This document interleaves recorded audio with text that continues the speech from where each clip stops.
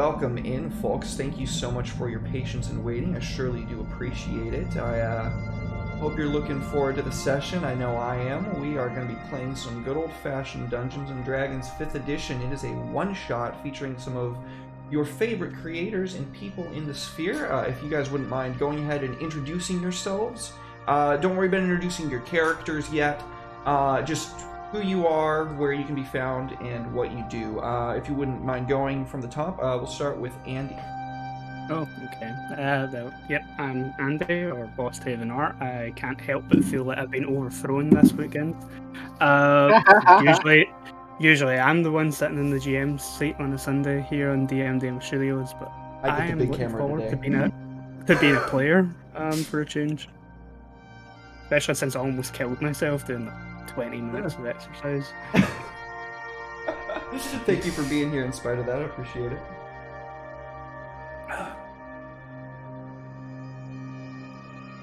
Well, hell yeah. Okay, Chuck. What's up, buddy? I'm Chuck. Chuck Does Things. And you can find me here on planet Earth and on this channel, usually on Sundays. Fantastic. That's all you're getting from me. Keep it short and sweet today. Yep. Very good. Paul. Hey, my name is Paul, aka Ampersand. You normally find me here, but on every other Saturday. So when those guys aren't playing, I normally am. You can also find me on my own channel with Homebrew Habit and Blades in the Dark on Thursday and Tuesday night, respectively. I'm all the way from the UK, so it's probably going to be quite late when I finish this. Very cool. Do you want to tell folks a little bit more about the show that you just launched per our agreement? Yes, absolutely. So we have just been launching Homebrew Habit and Kyle's Question specifically. Episode 3 will be out this Wednesday, where we interview Surefire Designs about branding, marketing, and what she describes as the hobbyification of D&D. So very excited about that. We interviewed Derek as episode 1 2 weeks ago, and a young lady called Sharmony, I think Sharmony, last week. And yeah, should be exciting. Should be good. Cool. Thank you for being here, Paul. Much appreciated. We're going to try our very best to end around the 4-hour mark tonight, because I know that would put us at pretty late for you, and I know you probably got work and stuff in the morning, so we're going to try our best not to fuck you over. Thank you for being here, though, Paul. Much love. Sean. Hi. I'm Sean with Delves for Donors.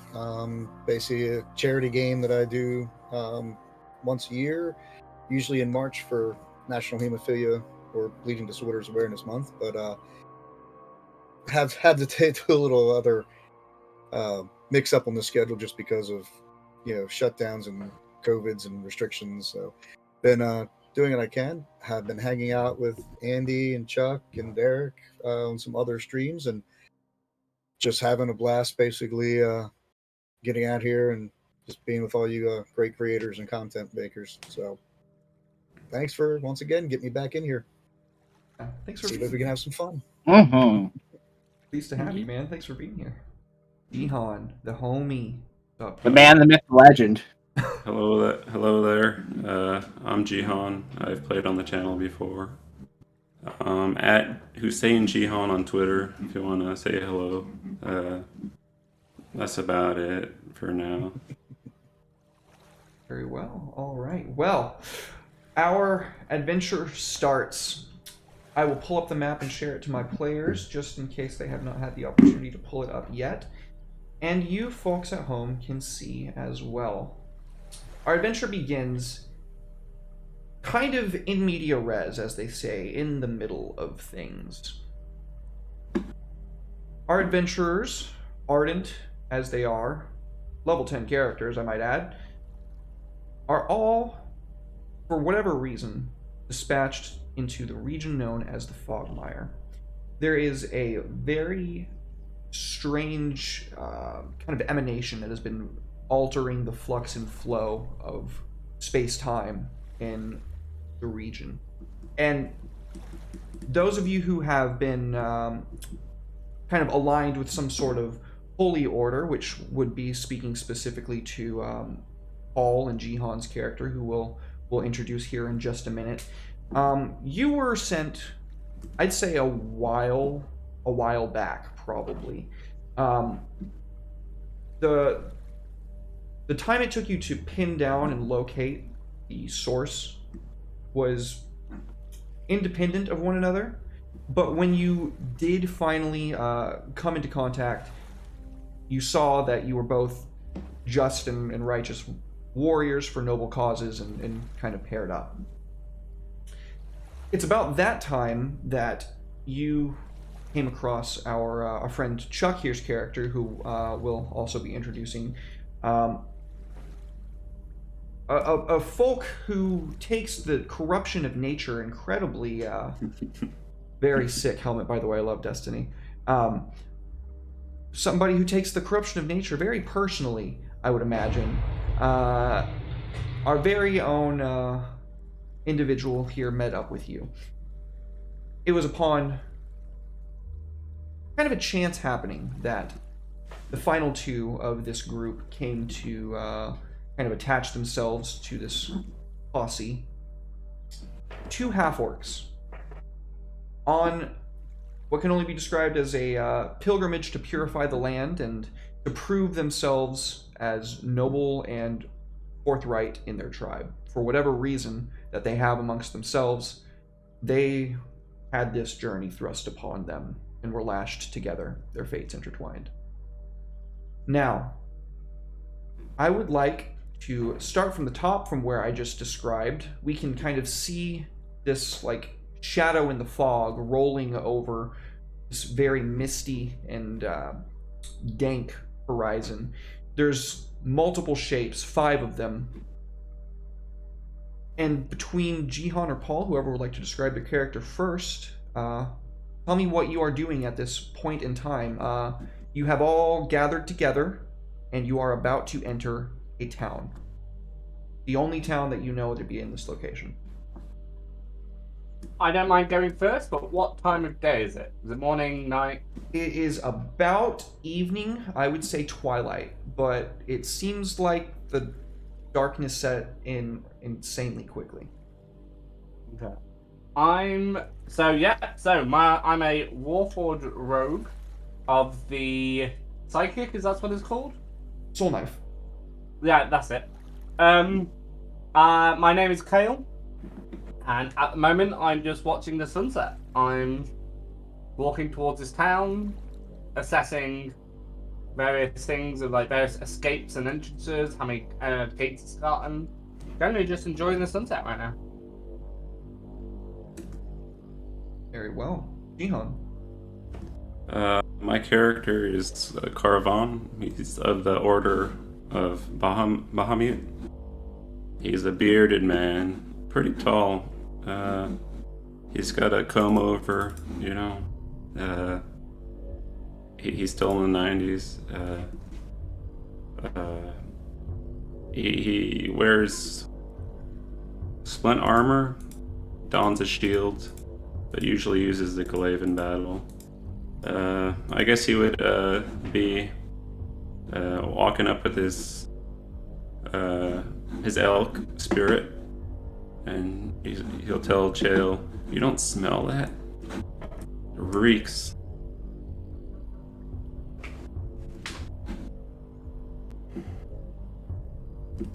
Smell? No, I don't smell anything. What do you smell? Evil. Oh, I smell evil everywhere. I must have become attuned to it. Yes. I've become null to the smell of evil. What with it surrounding us all. Sorry for my delay there. I forgot my name was Kyle, despite saying it about 30 seconds ago. It's all good. Next to the two folks, for lack of a better term, having this conversation, we can see a towering over the both of them. Chuck, would you like to describe your character? You see an old tabernacle, and it's weird. Very tall, but just draped in what looks better rags. Like, you can see it's supposed to be a robe, but it's like a patchwork of different leathers, furs, fabric that probably shouldn't be used for it. And all you can really see is this skeletal mask visage of what looks to be a furbolg on his face, covering most of it. And he seems to be pretty deep into a conversation with what looks to be a giant anteater.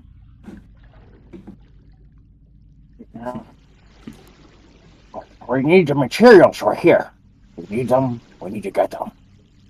And he looks over to everybody. He takes his mask off, and there's what was like this menacing mask. You just see this like almost bumpkin-looking furball with this overly wide nose and just thick, pointed jowls. Just you can hear the anteater muttering behind you. How are we going to find anything with all this rot? Well, the rot's good. It's necessary. We need it. Not rot this kind of rot. Life. This is bad rot. Can't eat this. I mean, we can. We won't live long, but it'll taste good. He licks up a small piece of fungus before spitting it back out immediately. Nah.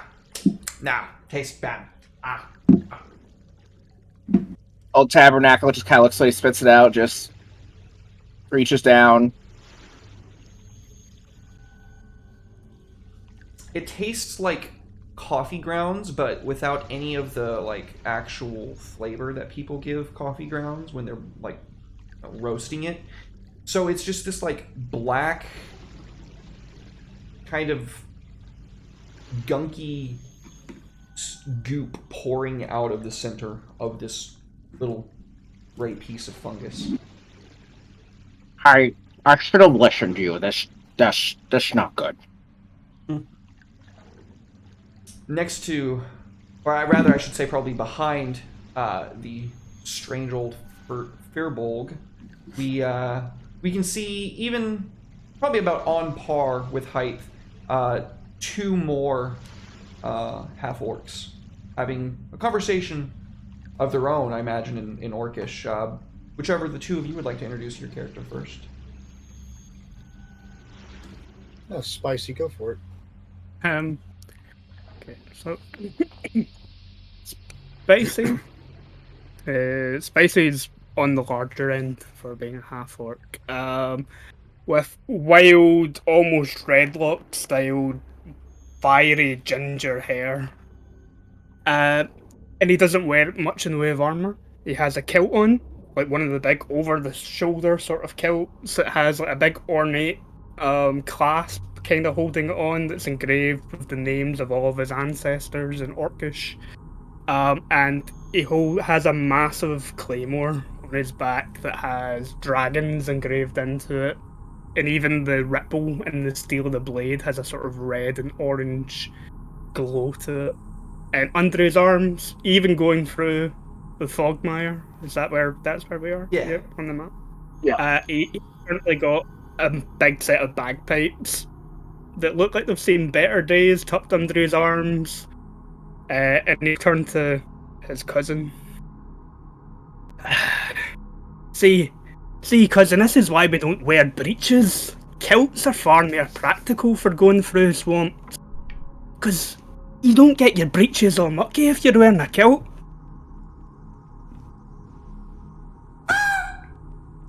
I'm It's sorry. not exactly. That was so Not cute. exactly what I'm worried about. That's why I'm riding on me pet here. At this point, you see Scar Arm McHaggis as he's on a drake, a winged drake, as we're going through the muck. Fang doesn't seem to mind so much, so as he's walking along, keeping my pants out of the mire. But Fang is a blue-scaled Drake, and Scar Arm has a sort of a spiky mohawk, but it has been dyed back from the regular black of the rest of his hair to this, gleaming blue that matches the scale colors of his Drake companion, but definitely seems to be wearing the well-worn leathers of a woodsman. Seeing that he's basically got that look of a hunter, look of someone used to living in the wilds, even though he sits there and still just seems to carry himself with a bit of an honor and dignity. He has no problem sleeping under a tree. So, but looks back over. He's like, when the ground gets a bit more solid, I'll be getting back off of Fang.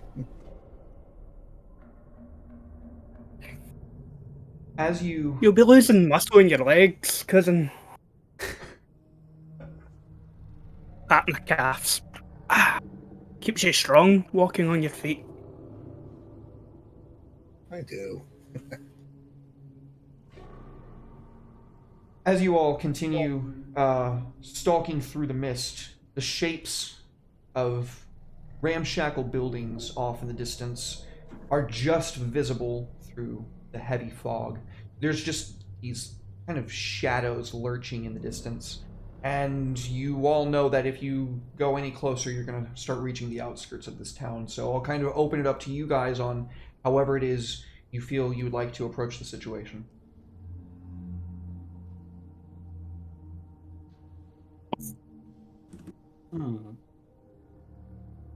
So now it's actually the town we're kind of coming into itself proper.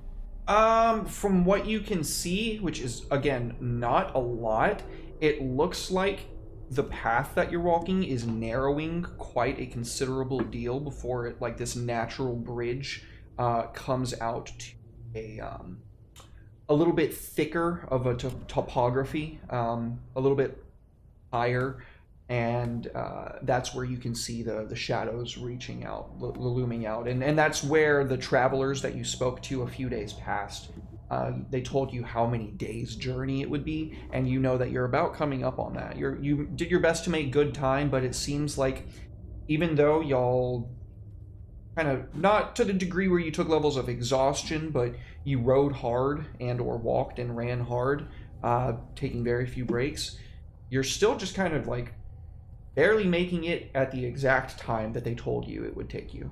They were like, it's going to take you 3.25 days to make it there. And you did as best you could to try to cram that down to 3 days, and you're still getting there at the exact amount of time.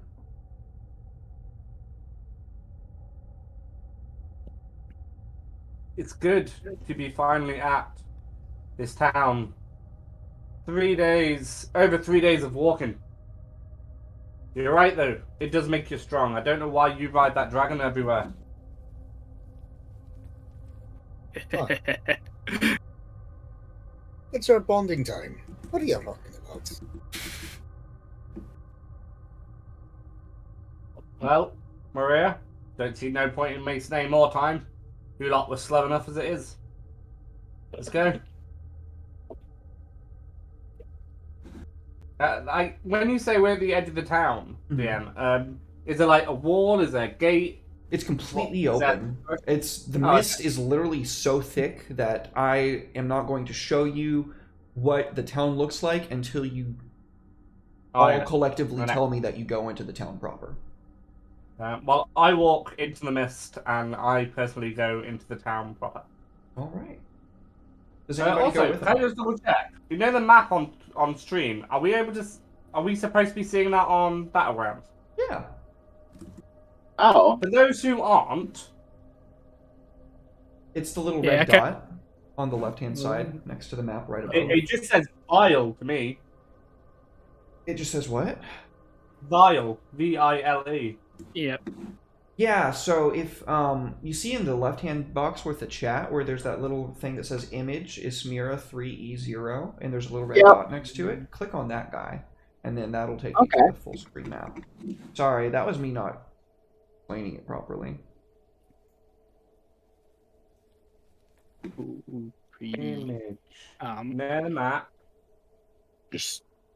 And is it Broomhaven that is the town that we're coming to? No, that is out of the Fogmire. Right. Okay. Yeah. The town that you're going to is not labeled on any map. Okay, that's what I just want to make sure. So, is anybody going with our Warforged? Yeah, I'm gonna go. Here you go. Yeah, Caravan will say no mercy for the weak, wicked. Justice. And I make my way forward into the town. So you said there's the makeshift bridge. Is there water right there? Natural bridge. There is natural bridge. Yeah. Ooh. So. Sorry, Go ahead. Old Tabernacle's gonna go up to the water, and can I do a nature check? Can you tell me, is it drinkable? Is it not drinkable? Which side of the bridge do you go on? Before I haven't crossed over, so this side. This side. Yep, I haven't crossed over yet. No, that's not what I'm asking, buddy. What's up? So, are you going to check this on the north side of the natural bridge or the south side of the natural bridge? Which side is closest to me? You'd walk in the middle of the road, so it's your call. We'll say the south side. South side. Go ahead and give me a nature check. Roll it into the dice tower if you wouldn't mind. Go to sorry, again, I'm not explaining things properly. So on your character sheet, on your main page, there is a little thing down at the bottom. It's a magnifying glass right below floating tabs. Click on that little guy. That's going to populate your floating tab access point. It's got your actions on it, it's got your skills, it's got your abilities, and it's got your inventory. In this case, you'd want to go to your skills. So click the little skills button, and then it's going to populate your skills. Down next to nature, nature should be clicked for you. Down next to nature, go ahead and drag that where it says +8 into the dice tower for me.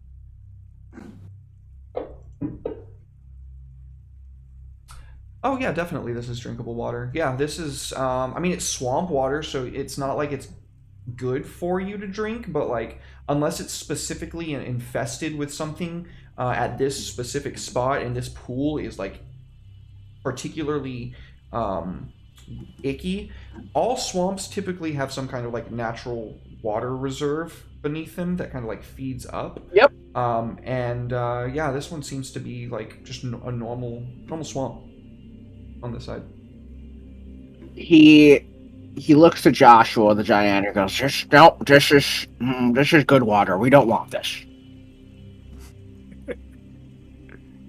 We need to make sure if they drink it, they die. So, Old Tabernacle will follow suit and follow the others.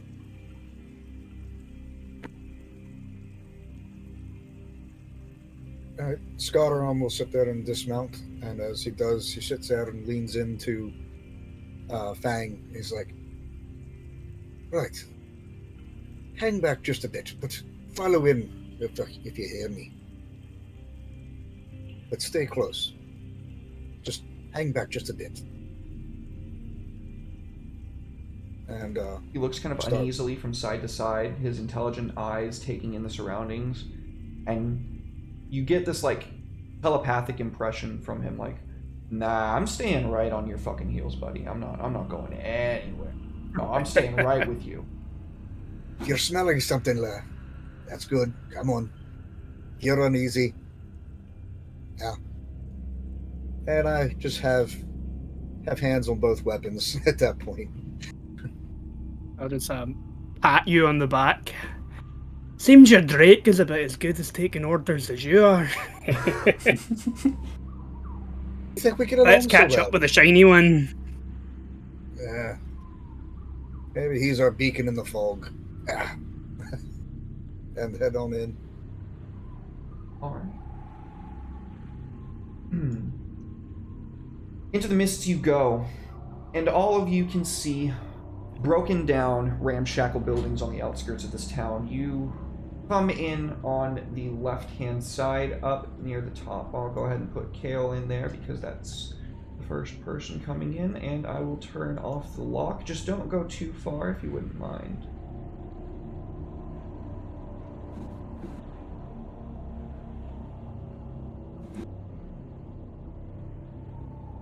Fishing hamlet.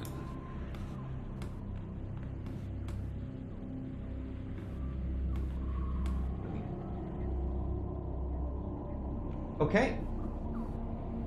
So, as you get closer to the town, this natural bridge widens back into what you can see makes up the topography that I laid out earlier. On one side, there's this massive amount of jagged rock, and it kind of like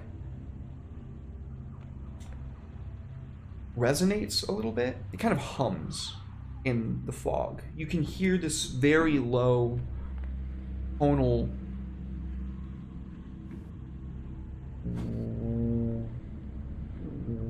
coming from, when you get closer, it's not coming from the rock, it's coming from somewhere way off in the distance, but impossible to locate. And as you look down, you can see that this part of the bog, everything's fucking weird over here. There's no wildlife to speak of, for one. For two, the water is this murky, grayish green. And there's just this unease that triggers something within your primal brain, makes your hackles stand on edge, and fills you with a sense of dread. What would you guys like to do? So, in here, how far into this mist and fog can we see? I would say that you could probably see up until... From where you're at, you can get a good general layout of the entirety of the town now that you're kind of here. The outskirts of it are broken down buildings that look completely uninhabited and abandoned. The inside is the only part that looks like it might actually house some people, and there is some chimney smoke coming from within that would belie folks dwelling therein. And there's this large central church that, though unkempt like everything here, does still seem to be the only thing that effort is still put into. The last thing that would probably catch your eye from where you're at is a stables up ahead of you, and directly adjacent to that, an inn. The outside of it says, the Old Bog Inn. Hey, well, what do you suppose they serve food-wise in a place like this? Probably as good of what we could find if we were to sit there and go fishing in the bog itself. Ugh. Maybe they've got strong drinks to make up for the fact that the food's going to be rubbish. Well, you always carry your spice kit. That's water skin. So, should we start with the inn? Might actually be something a little less confrontational, maybe?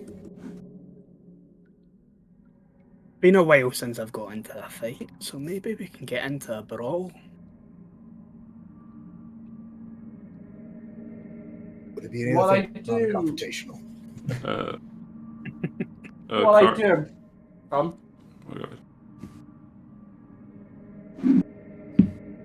Oh, we lost you. Oh. Let me reload. Okay, Paul, you were saying? While I've never understood your fleshy need for subsistence, a brawl in a bar does sound intriguing. If we're looking for a fight, why don't we just burn down the bar? I like the way you think, wee man. Even though you're the same height as me. Well, burning it down is going to basically take all the fight out of it. No, but when they run out, you punch them. Then you also you're burning up the ale. That's going to really upset us. True. Besides, we might burn down your strong drinks that you so covet. Might force the townsfolk into building a better pub. Or, if everything else catches, a better town. Skyrim looks around. Because this place looks like shit. That's going to convince them to do anything. No. Look at the place. It does smell like home. With that, I'm actually I'm gonna use Eyes to the Grave. Okay, remind me what that does again, please. I give the ability to sense the presence of undead, whose existence and sub blah blah blah. As an action, you can open your awareness to magically detect undead. Until the end of your next turn, you know the location of any undead within 60 feet that isn't behind total cover and isn't protected from divination magic. There is no undead nearby whatsoever. Okay.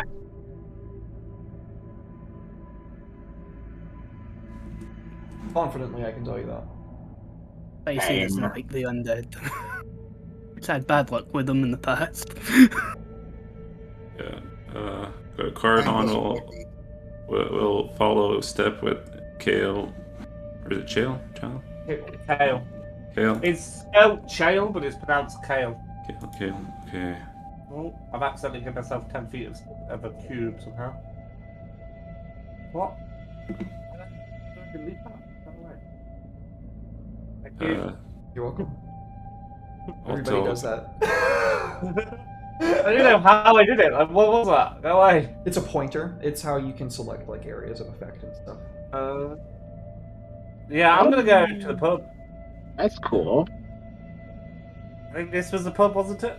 The one on the left. That's a smithy. You can see from the outside that this has a. It's not named at all, but you can definitely see the dark gray and black coal plumes of the smithy. Let's stop by there just to have a look what metalwork they're doing. Okay. Can I see anybody outside smithing? Give me a perception check, please. Whoever would like to, that is with Kale at this point, can also attempt it. Into the dice tower, if you would. I will follow. Oh, never mind. He rolled already. Oh. No, I didn't. Did I? I cannot. Dicey's heading straight for the pub. So what am I rolling there? Perception into the dice tower, please. P is perception. Yep. Drag you over to the dice tower, drop you in. Okay. So both of you rolled high enough to see that there's nobody on the outside that is smithing. It seems that the actual smithy itself is built into the interior, and since you've been here, you've noticed that the temperature is frigid out. For a bog, you'd expect this to be like a cold bog, where you'd be seeing like clumps of ice and stuff in it, but there isn't any that you have seen. So building a smithy on the inside would be a lot more conducive to actually like the smithing process, because you'd be losing a lot of temperature if you built it on the outside. And knowing that gives you the opportunity to take a peer in a window, and without being seen, you can see an old, staunch man, burly and hairy, beating the ever-living shit out of some horseshoes, like beating them into position over his forge on the inside. Yeah. What a remarkably average thing to see in a smithy. I don't think I want to pick a fight with him, but maybe we'll find some more worthy foes or adversaries in the bar.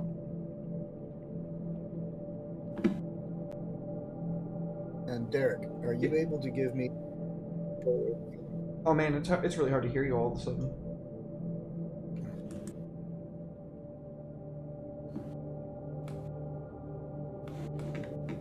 I have you turned up in Discord too. I'm not sure what's Oh, going there on you go. with that. Okay. That's better. I got my right mic turn. My correct mic turn. But I can't control Fang. So. Shit. Okay, sorry. We'll just take him off until we need him for combat. That will make it easy. We'll just note that he is following. Yeah. Well, he refused to leave your side at this point. He does not like the smell of this area. Well, just realizing that my character speed is 30, but it should be 40 because I've got the fast movement feat. Okay. Thank you for pointing that out now. So This is the saying pub. this one was a bar, yeah? Yeah, this is a pub bar. Yep. Okay. I'm gonna. Tabernacle, are you holding back, or are you going with them? No, I'm trying to figure out the map. I am going with them. Okay, who's next? What sort of door is it? It is a wooden door. It is kind of like banded with iron, but the exterior is mostly unremarkable wooden, and there's like iron accents. I'm gonna go through the door foot first. Fire a kick. I would probably say that since you were investigating the other place, everybody else arrived to the pub before you. Yeah, no, that's fair. That's fair. That's fair. I was heading straight to the pub. Yeah, that's fair. That's exactly how I was going to enter. Oh, okay. Sorry, he steals your thunder. I just No, that's okay. kick the door open. Take a look around inside. Yeah. What's it like inside this dingy shithole of a pub? There is no resistance when you push. It's just it flies open with a sound like thunder. On the inside, you startle the barkeep who is wiping away a glass, and nobody else. Nobody else is in here. There's nobody in this bar except for the person who's running it, it looks like. And he is giving you wide, very frightened eyes, one of which is clearly larger than the other. You can tell that from now, but it's definitely accented even more by like the disjointed, like, he's giving you that, like, oh my god, what the hell just happened type look. Hey, busy in here, eh? As you step What's your strongest drink? He kind of looks to what you can only imagine to be like a weapon hidden under the bar and considers it for a second and then thinks better of it and got ale. That's it.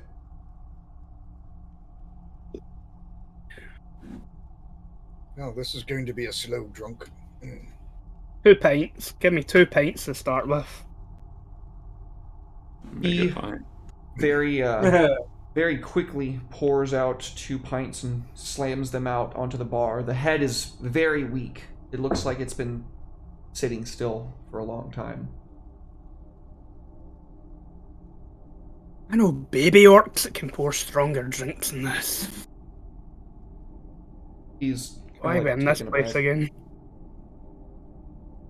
We're just like down one of the beers without even like taking a breath.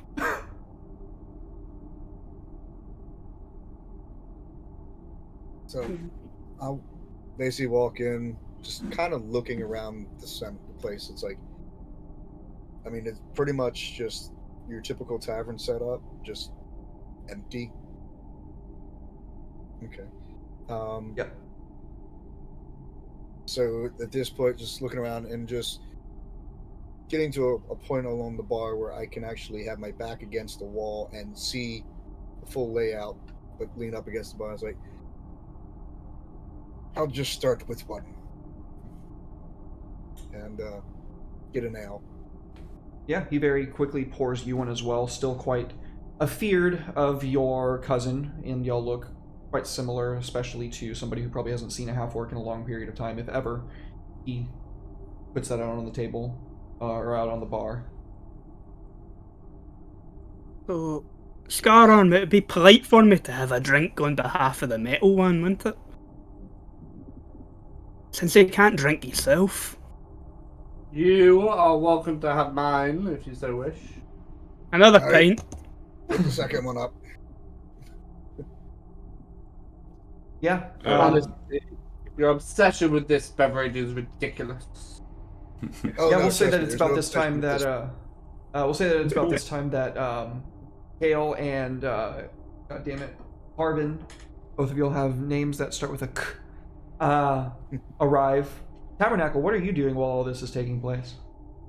Old Tabernacle's just kind of walking around, has like that geriatric Lost bit going on, just kind of walking around, looking at stuff. Every now and then you see him touch the wall, like lean down. You see him hunch down and like just look at the table, bite it a little bit. Tastes like old rotten wood and mildew. See him break off a piece, put it in his cloak. Your tavern looks like shit. So as you yell that at the man, we'll say that's when Hale and Carvin arrive.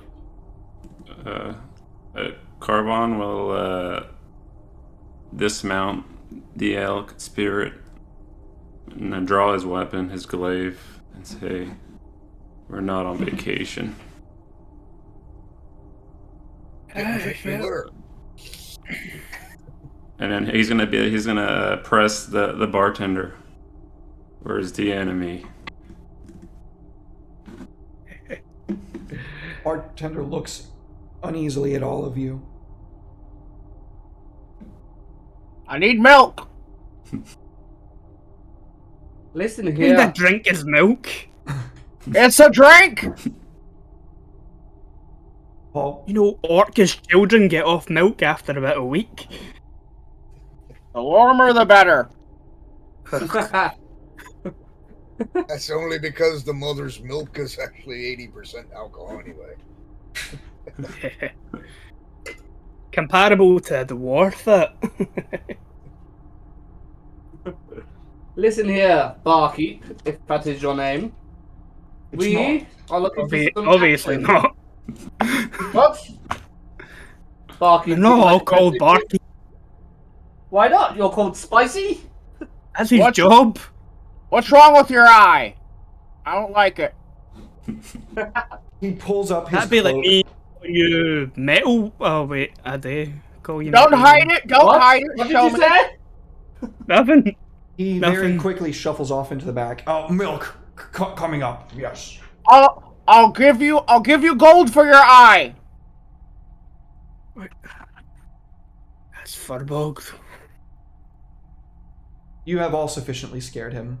Listen here, know- barkeep, if that is your name. Hey, what the fuck is up with your eye? Give it to me. Started to think he's not going to put up much of a fight. Maybe this isn't where we're supposed to be. I offered to buy it. I didn't tell him to just buy it. I look over at Spicy. I don't think he's coming back. How do we end up with these three? Honestly, the customer service here is I absolutely thought you ridiculous. picked him. I didn't pick him. I thought you picked him. I thought you picked them. I'm gonna walk back outside, just muttering to myself. If I was a mystery shopper, you would have gotten no stars. This is absolute abhorrent behavior. Yelp. Write the review. Well, I'll sit there and finish off my other ale. Old Tabernacle is gonna waste no time in going behind the bar and following where he went. I'll start the second pint. The third pint, actually. Carvon will take off outside. He'll be like, my spear's thirsting for blood. Okay. Well, let's go one at a time. You were saying, Sean. And he's like, well, you know, it might not be that they're all actually bad in the town, so make sure you check before you stick. Just saying, well, okay. I'm gonna finish this before we go. It's horrid, by the way. Just, well. Oh yeah, it's flat. It is terrible. I think I might have a plan for getting the townsfolk out to speak to his. That doesn't involve burning the pub down. That would have been a waste. Nobody would have came running. I look at the empty third pint glass and go, I'm not sure it would be a waste. I just meant for getting people to come out and fight. So, Chuck, you were following this barkeep. Are Yep. you trying to be stealthy about this? No. He is off in a hurry, but he opens the back door behind the kitchen and like stops as he notices you come into the kitchen and like closes the door very quickly and turns to you. What do you want? I'm getting you milk from the stable. Insight check, that motherfucker. Drag it into the tower, please. Yep. Horse milk. You're getting horse milk. You hope. He's getting you horse milk? What the fuck? No, he's not. You said stable, and my. No. I'm agreeing with you. Alright. Yeah, he passed the insight check. Yeah, this guy fucking is lying to you straight up.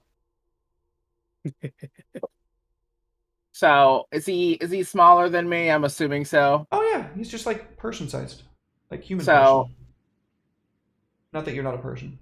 You're old Tabernacle's gonna approach him, just lowfully, just swaying, like just approaching, like not trying to be, just looking like a bumbling old dude walking up to him. So can we try that again, but without the lying? He backs up to the door, and you can hear a very distinctive, like, metal sound coming from behind him. And he says, "If you do something stupid, I'll kill you, and then I'll raise you, and you'll never know peace again."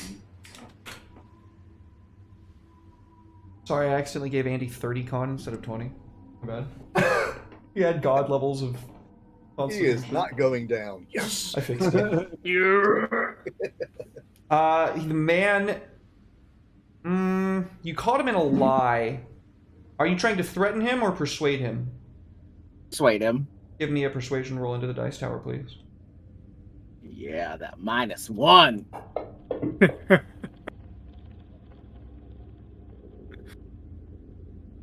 He is going to tear open the door as a free action.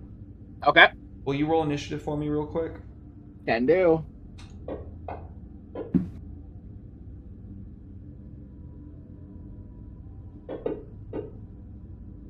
You beat him. He went actually slower than you. All right. So before he can even, where's it at? Main.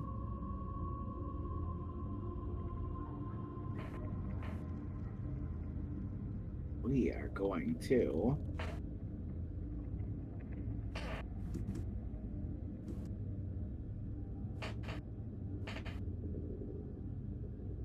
seeing this, you just see Tabernacle reaches into his robes and seems to be fiddling with something. It just pulls out like a handful of mud and looks like broken bones.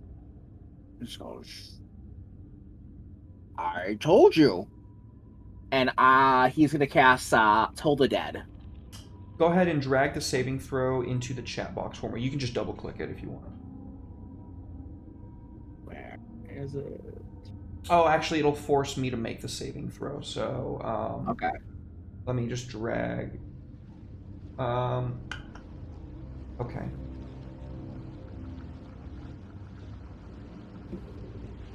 It's about to chug a lug for a second, so when that happens, don't freak out. Okay.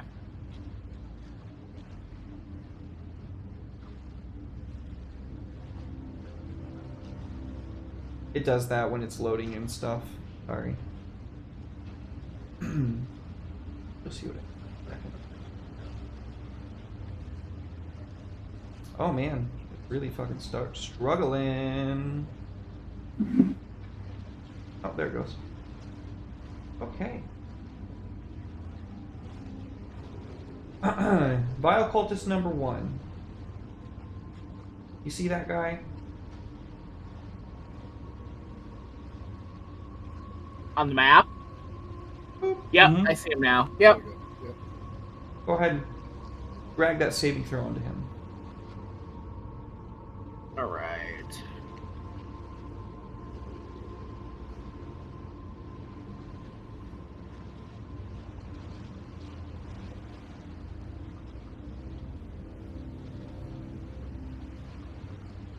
Do you see what I'm talking about when I say the saving throw? So if you go to No. Okay, that's fine.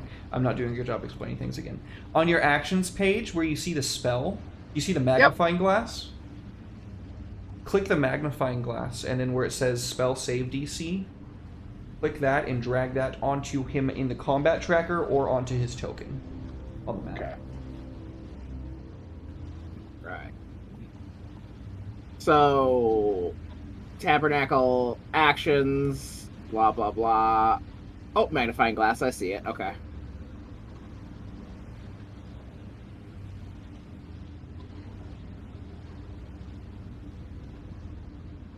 The magnifying glass isn't doing anything.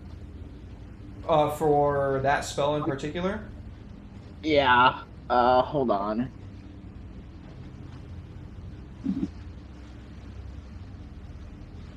Oh, never mind. I got it.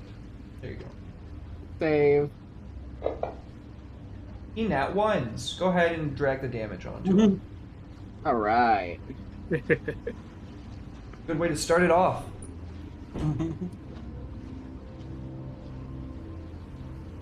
And then... Shouldn't that be more damage? Yeah, that yeah, should be more damage. It should be 2d8.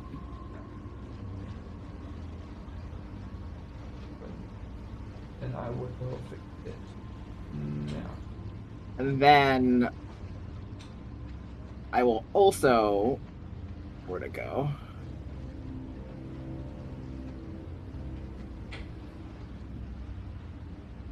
Use my Blessed Strike to add an additional 1d8 of radiant damage on top of it. Oh, he's already dead. Oh, okay. That works. Yeah, no, you annihilated him. That was a total of 14 points of damage. He is super fucking dead. How do you kill this guy? Oh, he just reaches out and you see the bone and the muck just shoot forward, and it just seems almost take this miniature skeletal, just these bursts of necrotic and radiant energy just wash over him, just like eat away at him as it goes past him. Yeah, there's not even a sound. There's not even a sound as he is just absolutely annihilated from this. He and his skeleton clatters to the ground, devoid of any viscera or meat or sinew or anything that's not bone. And you can see this skeleton. Give me a medicine check, actually, before we switch over to Parvon and Kale. Give me a medicine check. That's not a very humanly shaped skeleton. And now we go outside, out into the mist and the fog. And as we see our very, very nice friends gathered out to here, what are you guys saying to one another? Just talk about past battles and past victories, maybe. Oh. I can. So, as you step out into the mist, you can see before you is a gathered crowd. There is quite a number of these folks, and they do not look particularly enthused about your presence. They look you up and down and say something in a language that none of you recognize. One of them spits in front of you, in between the two of you. What do you guys do? Toms, fellas! And I bring my sword out. Yeah, at this time, Carvon would already have his weapon out. He's like, you finally show yourselves, vermin. One steps forward and says, in broken common, "You would do well to leave here, foreigners."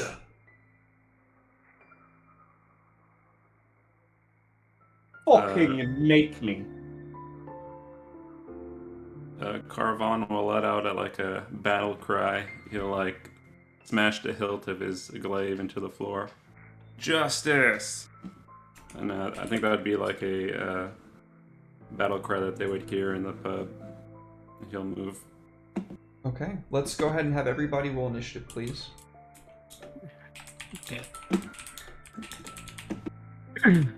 There's space, so he's not going to get to play his bagpipes. Oh, I wouldn't say never.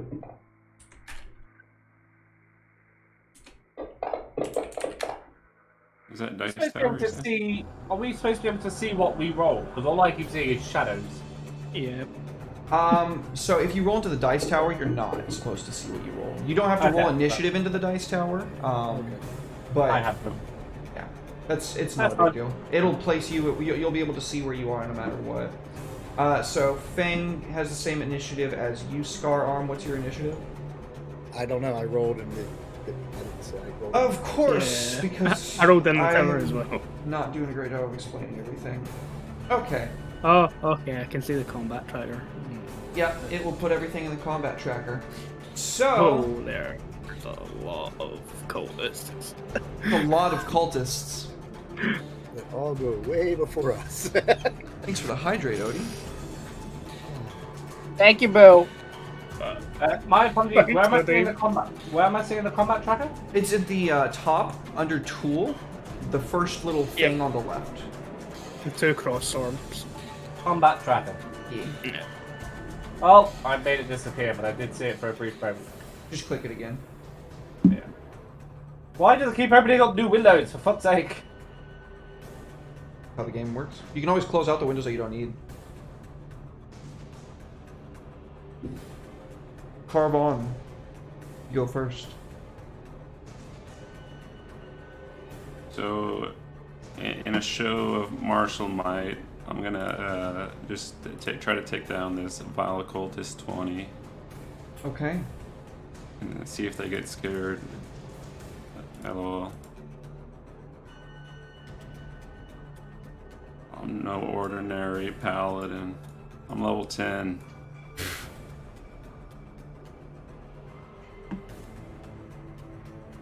Definitely a hit. Okay.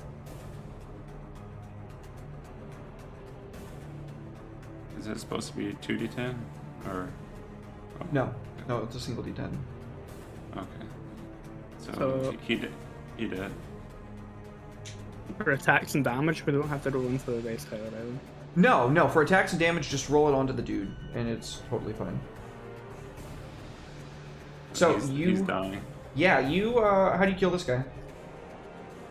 I just cut him in half. Like, I'm on my Mount Spirit, and I just do like a diagonal slash. And just, like, wring the blood, just like striking again. Oh, yeah. Yeah, so let's go ahead and get your guy out there. Where's your little guy? Finds, it should be on here. Spirit right there. And then we drag him right here. And he's getting added, and then where's he at? What's your initiative total? Mine? Mm-hmm. I rolled into the dice tower, I didn't see. It 21. doesn't tell you guys, even in the combat tracker? 21, thank you. There it is. Hi. Dragged him in there. Oh, it made him an enemy for some reason. I'm riding my enemy. Aren't we all riding our own enemies? Well, he is right on. You are right on top of him. Okay. My movement is what? 60 or 30? If I drag this into chat, you should be able to just click on that and then store it in your little panel at the bottom. Your movement is 50. Gosh. Alright. So I make my way up to the next one. Are they scared? Did they roll? Definitely not on the first one, no. No, they definitely expected something like this. Alright, so with my bonus action, I'm going to use my Polearm Master. Was it D4? Okay, so make an attack roll first. Alright. Check. And then I'll drag, and I'll make a second. Ow. Let's go ahead and Ooh, 1d4. Oops. not good. That is a miss, unfortunately, my dude. But that was my bonus action. Okay. And but my second attack, I'll let me see. I'll attack again. Okay. That's the second hit. Alright.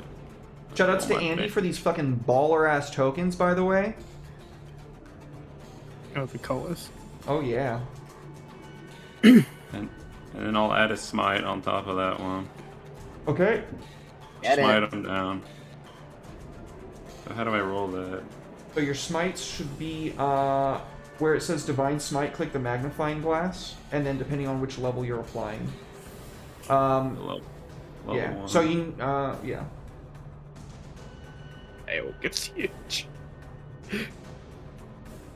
Oh, I don't think I did that right. Oh, for whatever reason it's coded to where you drag it onto yourself beforehand, which is stupid. Okay, so just roll 2d8 and I'll apply the damage to him. It's definitely gonna fucking kill him unless you roll, like, pitifully low. Right. Roll it onto him? No, just roll it.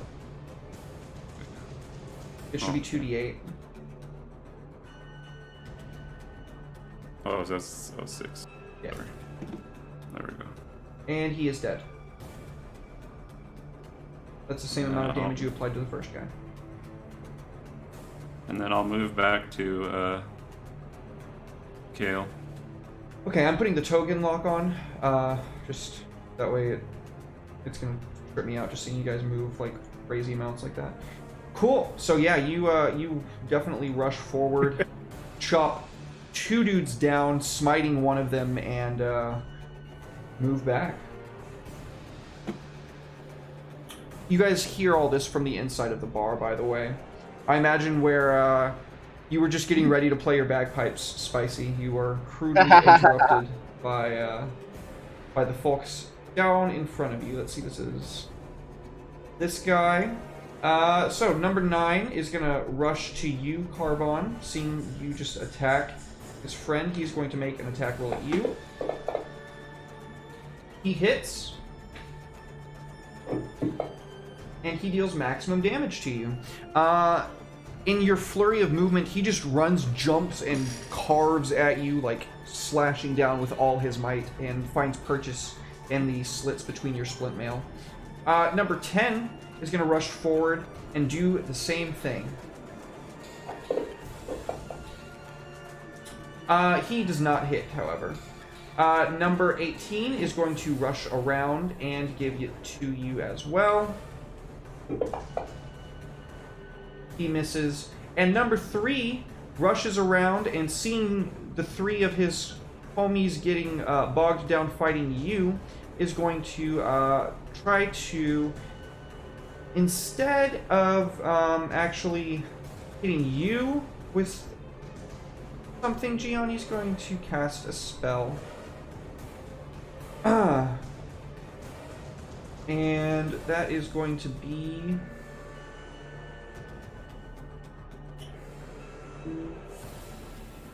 He's going to try to use Whole Person. Alright, Fantasy Grounds is freaking out on me right now. That's immaculately lame. Will you make a Wisdom saving throw for me, please, Paul? Yeah, sure. Hey, he gets a bonus from me, right?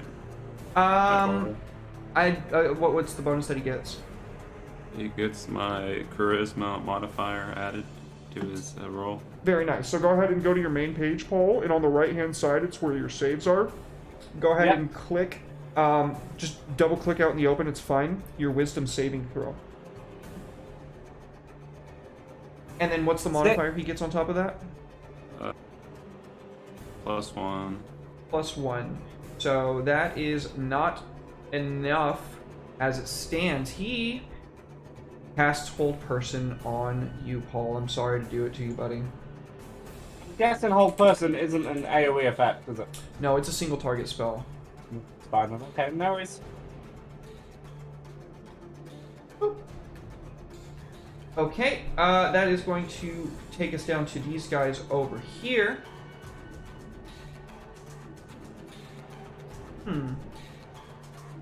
they are going to move into position and get ready to attack whoever comes out of the bar. And then that is going to take us to the party members, starting with Spicy.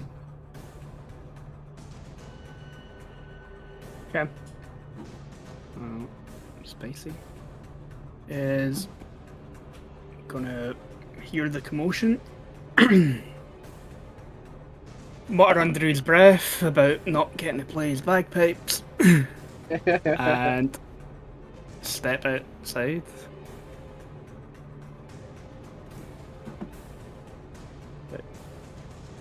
Here. These guys.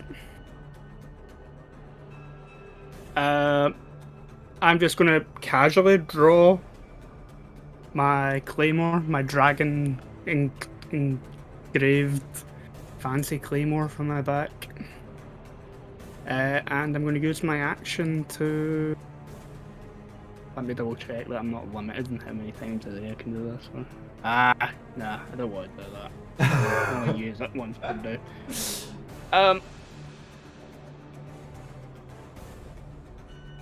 Can I move any further than that? Yeah, that was only 20 feet. Yeah. Let's move right up. Draw the sword and start laying the smackdown on some people. Alright. Okay. Where am I rolling the dice? So you can just, whoever it is that you're attacking, I would recommend dragging it onto the actual map, the token that you're attacking. There you go. Yep.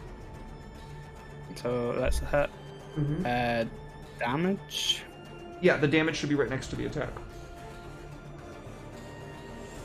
Yeah. And it does an extra 2d6 fire damage.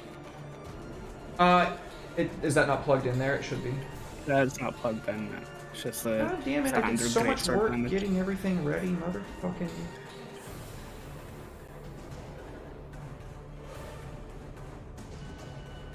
I can just roll another 2d6. I got it. It's there. I'll give him his hit points back, and you can re-roll it. Okay. Go ahead. A lot of d6s. Whoa! What the fuck? Whoa! I don't know what happened. Definitely not right. That's right. I think that's good. That's alright. Plus 4 G6. Yep, don't know why it's done that. Because your sword really hates this guy. A new issue. There we go. I'll try again. Yeah. Oh, it's because he's unconscious, so it's auto-critting on him. That's what it is. I didn't remove the effect from him. He's dead either way, and you have another attack, and you have movement, so go ahead and hit it right on the next one that you decide to slay. Yep, okay, I'll go for this then.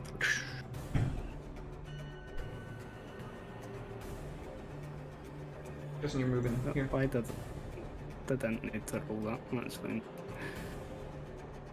Okay. Oh. Yeah. So yeah, I'll just swagger out of the tavern, drawing that great sword.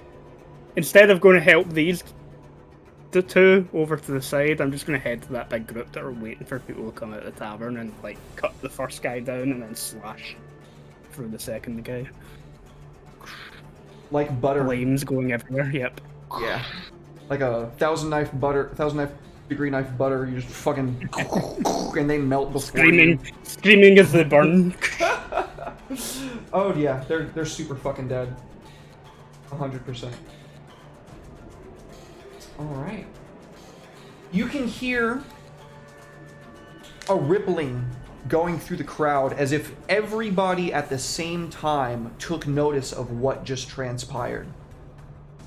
And off in the distance, there's this rumbling, and there's this circle of clouds that begins spinning and swirling over the church, and there's this funnel that begins slowly coming down towards it. Scar Arm McHaggis, it is your turn. Okay. And I am checking something real quick to see of my choice. Good. I just had to make sure before this. All right. So. Sorry, Andy, were you done? I'm sorry. I didn't even fucking ask. Oh, yeah, no, I was done. Yeah, I moved. I assumed. I make that fucking assumption all the time. I'm so sorry. Put some fills down. He's like, well, something better to do than drink this milk. Puts the mug down. Starts coming out after Spicy. And gets out to this point. And then sees what's going on. And will basically whistle. Bang! Lunchtime! And basically seeing that, basically coming over here, because noticing that Kyle is not doing anything, just kind of standing even more still than I've noticed him. So I'm gonna come over to this point and attack this one. As I'm coming out, pulling out both the longsword and the Morning Star, and I will attack on this Fanatic 3. Okay. So, first strike is with the Dragon's Wraith, and you said you just drag the dice to the token on the enemy. Okay.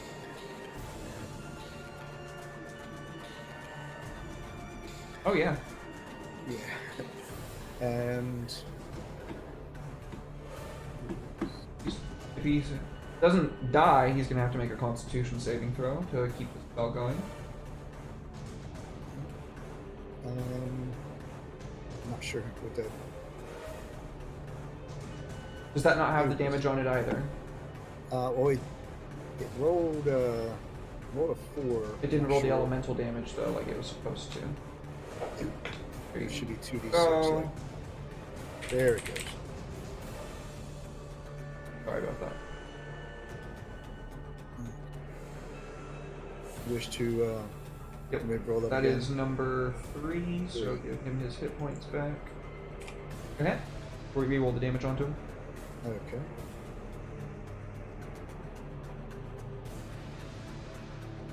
Oh yeah, that's gonna be much harder of a saving throw for him to have to make now. Also, you are no longer paralyzed. Anybody of my choice within 5 feet of the target being struck takes 5 lightning damage. Okay, so that is number 10. So, yep. I forgot that 9 does that. They were all spaced away, though. None of them were 5 feet next to each other on your side, Andy, so no harm, no foul there. But yes, yours does also do that. Okay. And he's still standing? Yeah, he's beefier than the regular boys. But he did lose the spell. You did just knock the concentration off of him, freeing your friend. Alright, so in that case, next is like, oh, toughy, as the Morning Star comes swinging in from the other side. Give it to him. And... Bonk. Alright, and then...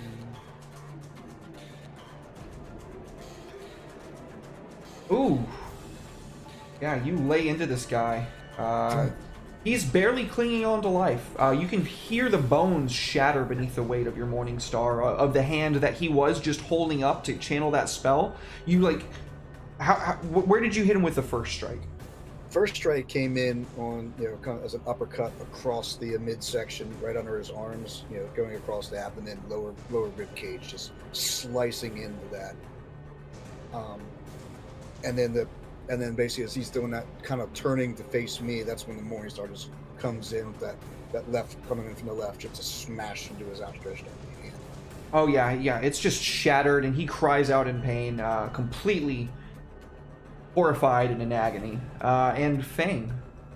And at that point, Fang sees me over here, so he okay, why are you not good at this? I want to try to come down to down that side there. And he basically... You want him adjacent to you, or where I have him? Nope, right where you just had him. Okay. Yeah. sees that, and he'll just sit there, and he will come in with the. He comes in with his bite. All right. Because I told him to eat, so he's coming in for his attack. Okay, now I see the list of attacks, but it doesn't show the actual like dice or something. I just dragged it into the chat. I see. All right, I see it. And he just comes running in to bite in on top of it. I might have to do that each time we go to a new map. Just remind me. Definitely a hit. And then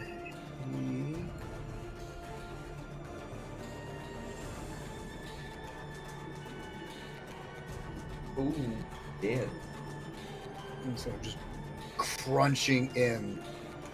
And you see he just takes and drags him back a couple of feet, just shaking the body. He puts it down and starts getting that full mouthful out, and then looks over at the rest of them. They hiss back. Is that your turn?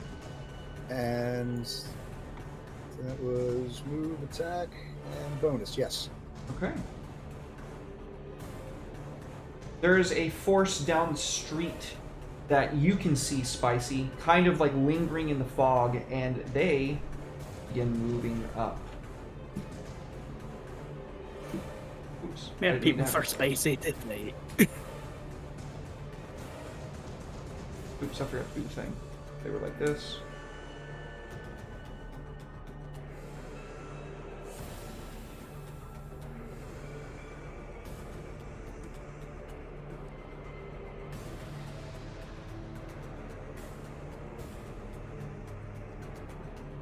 Move, my minions!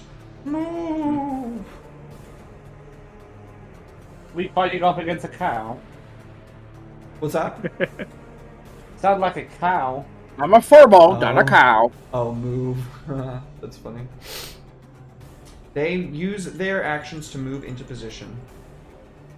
Ooh. I didn't realise I could do that with a great sword. With great weapon master. Yeah. Kale. I can take a -5 on the attack roll and extra damage. Not that I need it for these guys. So I've never played a rogue before, and I don't normally play games. So correct me if I'm wrong, but I'm going to attack the number 10 with my rapier. Okay. Dagger rapier. Do I just grab that to him? No. There you go, that did something. Do you know what Paul asked me for his magic item for at first? A cannon. A fucking cannon. Yeah, I did want a cannon. I did. Proud of you. You didn't want to let me have it. No, dude. I said, how are you gonna get a fucking cannon around in a swamp, dude? I was gonna drag it behind me. The thing is huge. So it's literally size huge. The thing would weigh tons, literal tons. I've lost how I attack things, Derek. How do I attack? On your actions page, on the actions tab, up at the very top, Right. your rapier, the little +9. Yeah. Drag that onto him. Somebody. Actions.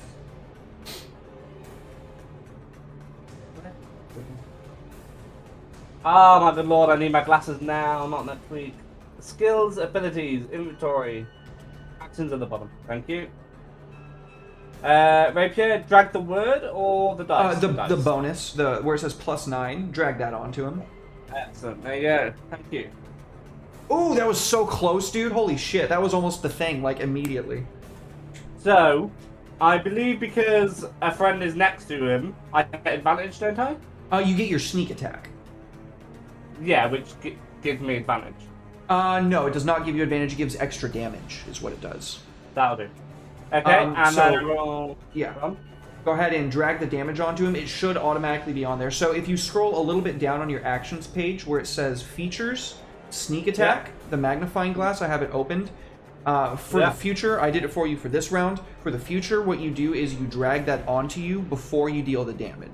And then it'll automatically apply the damage when you deal the damage with your attack roll. So go ahead and drag your the damage next to the +9 for your rapier onto the enemy. Stabby, stabby. 13. Your sneak attack should be significantly stronger than that. Whoop. Okay, roll another 3d6 for me, please.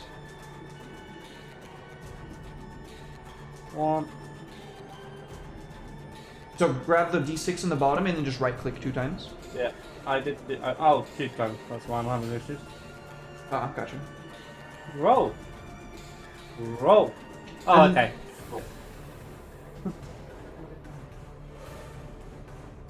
There you go.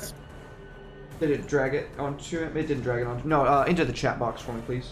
Just 3d6 in the chat box. Into the chat box. 1, 2. Hey, it's better.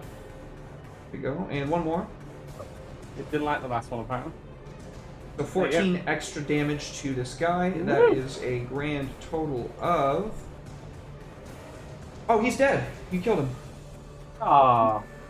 You one-shot him. So I'm gonna do it as like, I don't know if anyone watches wrestling, but like a Superman punch from instead. So just jump into the air, stab him right through, pull it out. I'm gonna spin, and I'm gonna throw, I believe, one of my psychic knives, psychic blades. Okay. To number 9. Very nice. So, right above that, go ahead and it's the same amount of damage as your dagger. So just go ahead and use your dagger for the attack roll and damage. Excuse me, it should be a short. It should be a short sword at this point because you're level 10. Let me give you one. I do not have one of those. Yep, I'll fix that real quick. Fix it now, Derek. I'm sorry. Look, level 10 characters, making 5 of them. Okay. Yeah. It was a lot. It was a lot. In less than a week. There you go. So that should be your good. All I need to know, Paul, is tell me you cocked the fist first and punched the ground. Did you? Yeah! Yeah! Yeah. So you hit with that one too, and then just roll the damage like normal. The short sword damage onto him. Do I still get my sneak attack damage or not? No, you can only use your sneak attack damage once per turn. Roll it onto you. Number 9. Oh, max damage 7. That was the wrong damage die. That was supposed to be the side blade. Oh yeah. D6 plus 4. Sorry. You're good. It's because you said dagger earlier. My bad, buddy. My fault. Same amount of damage. Same amount of damage. So it's number 9. Yeah, he is very much hurting. He has very little hit points remaining, and oops, that's the wrong. I scale up and so down. He is bleeding internally, and there is a gout of psionic force just erupting from his chest. That's how I like my man. I believe that's all I can do. I could be wrong. You do have a bonus action. You could dash, disengage, or hide. Unless you use, is it your bonus action to throw your side blade? I think so. Yeah, I think my then psychic blade's a bonus action. Okay. And yeah, I'm done. I'm happy. I killed one. Okay, that takes us to Old Tabernacle. I'm just going into a loo now that I've had my turn. Okay. Yeah, I'm gonna go grab water. Cool. Old Tabernacle.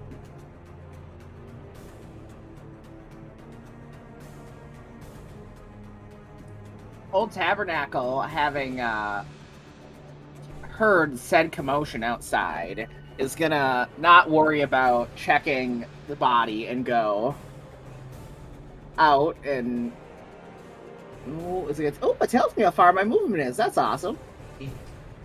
Only when the lock is on, though. If the lock isn't on, it doesn't tell you have to hold Alt. But there's a lot of nuances that I'm not trusting you guys to have to fucking learn, because the simple shit, I'm doing a very shit job of explaining. So I will come out. I will see the group here. And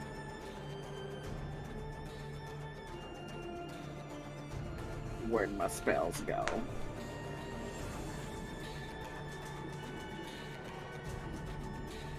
Nine's taking damage, correct? 9 has taken damage. Yeah, it should show you the health bar next to them. That little bar next to them, that's their health.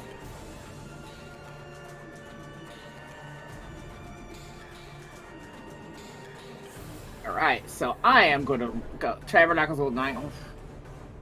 I guess we're just killing now. Let's do it. The one who started the killing. Yep. Nobody saw that. I was like, you didn't see that. Nobody saw that. And we are once again gonna swing out with Toll the Dead. Okay. So I will drag that save over.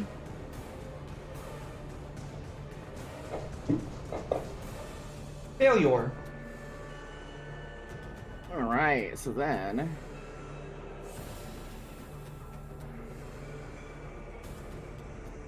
Super fucking dead.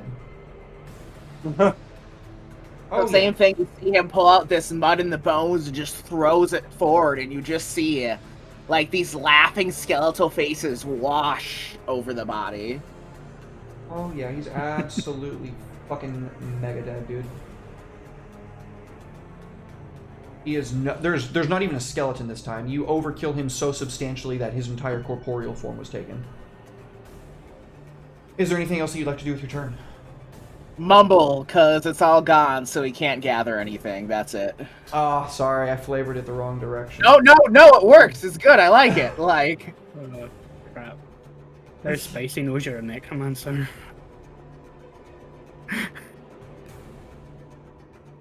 Just looking at Spicy. So back to the top of the turn order. Arvon and Spirit. Alright. Arvon will take the attack action. He's tired of all these cultists already.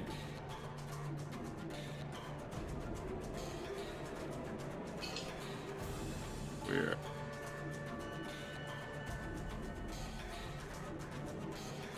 Ooh, cut down. He's gonna move to help the homies over here. And then he'll attack again. Almost. Man, both you and Paul have something very special that happens on a crit, and I want that to happen this session. I really do. Kills again. He is down as well. For the last one, he's gonna use his bonus action, Polearm Master. Okay. Hit? You said that's a D4? Yeah. I have a D4. It should... Is it not up there? Sorry. Is it D4? Oh, I see it on the top. It has no name. Yeah. I'll give it a name. Polearm Masters. Right. There you go, buddy. He is hit.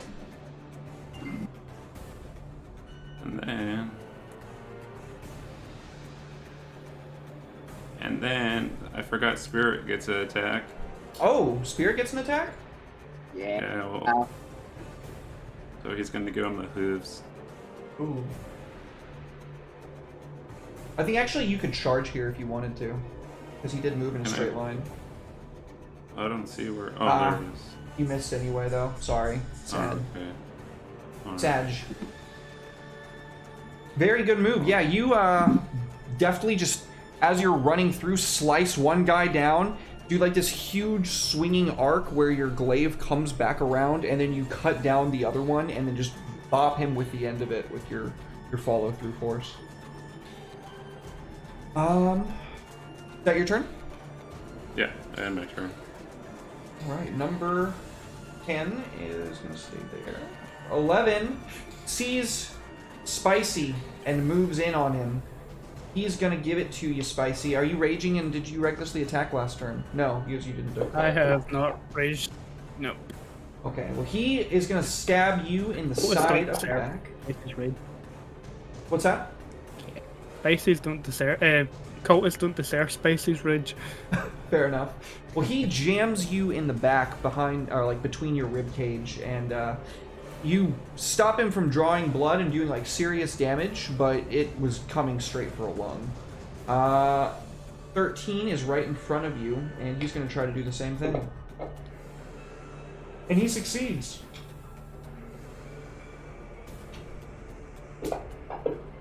Minimum damage, though. You just kind of like block this blow. Number 15. You know what? They're just going to crowd in around the barbarian. Bring it, you smelly bastard. Ooh, they're all getting some in on you, dude. That's alright. Spicy's got shit AC. Yeah, they start laying into you. Oh, no hits. A lot of hits. Oh. And Spicy McHaggis, it is, let's see. Oh, we missed number 5 right here. Number 5 is the one that just got hit by Carbon. So number 5, let's make sure we give him his attack. That's a miss. Okay. Spicy McHaggis, it's your turn. Okay. The rage or not the rage? I wish I could whirlwind like a Diablo style barbarian. It looks like it's already applied on you, if I'm being honest. You only took half damage from all that. Let me see you mad, big boy. Get mad. I think you might have activated it earlier on accident when you were just toying around with stuff. Oh, crap. Yeah, let's say we're raging. I'll give it up to you. Do you want to rage or not? Because I can apply the rest of that full amount of damage to you. It's your choice. Yeah, were you raging before, or are you raging now? I wasn't planning on raging. Okay. I'm going to rage now. Okay, so then we'll go ahead and apply that. After being stabbed 3 times. So you took a total of 5, 10, 12 damage. You were actually at 12 wounds. That's all good. Now I'm going to rage. Okay. I can rage 4 times a day as a level 10 barbarian. Yeah. And I get to add +4 damage to the It should be automatically applied and everything. So I'm gonna... Has already the damage already been applied? Yep. It's... I'm looking at it right now. And you said it's 4, so let me go ahead and... There you go. Okay. Here you go. Okay. But I'm an ancestral guardian barbarian. So when I rage, a load of spooky ghost people appear. Oh yeah. So yeah, while you're raging, the first creature you hit with an attack on your turn becomes the target of the warriors, which hinders its attacks until the start of the next turn. Not that they're going to survive this attack, but just so other people are aware that there are spooky half-orc Highlander barbarian bastards all now surrounding me. Oh yeah, fucking sick. And yeah, I'm just gonna go for the guy in front of me. Oh, I wanted to crit so bad. Yeah. Damage. Yeah. That's dead. That's a very dead dude. Spicy McHaggis and the very dead dude. That's the next Harry Potter sequel, but Harry Potter's Scottish cousin. Then I get the second attack, which is going to be on the next to me. Even though it was a 2, you still hit. Yeah. Level 10 That's characters. Just a lazy swipe with the sword off to the side. Is there anything else I can do? So I've taken my bonus action to rage, my action to... You have movement, and that's it. So I'm feeling Spicy McHaggis is feeling kind of like a big dick half-orc right now. Spicy McHaggis is always feeling like a big dick half-orc. Like, part of the song talks about how big his schlong is, so... Very nice. It lasts for a minute. Okay. That's a kilt for his kilt, just for his dick.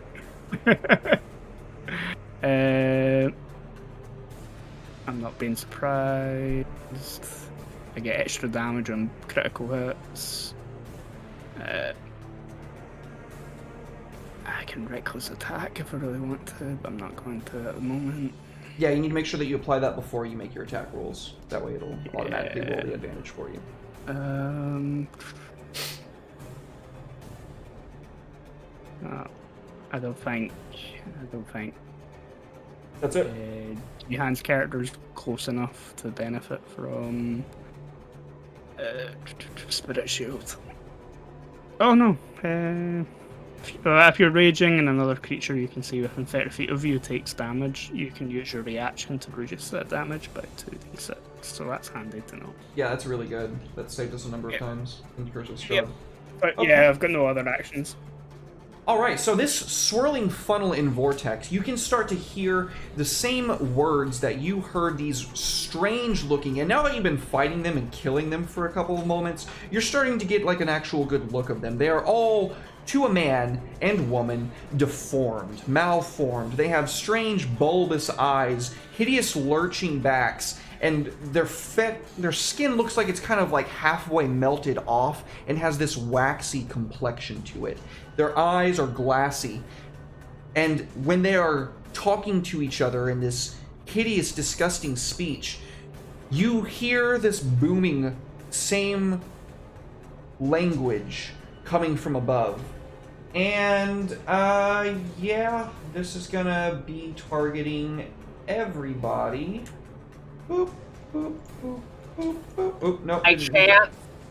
By chance, do I understand the language or no? What languages do you speak? Hold on, let me pull my list back up. Hey, where'd my sheet go? Give me back my sheet.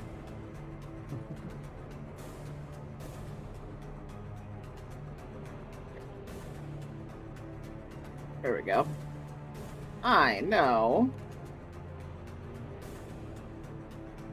Common, deep speech, elvish, giant, orc.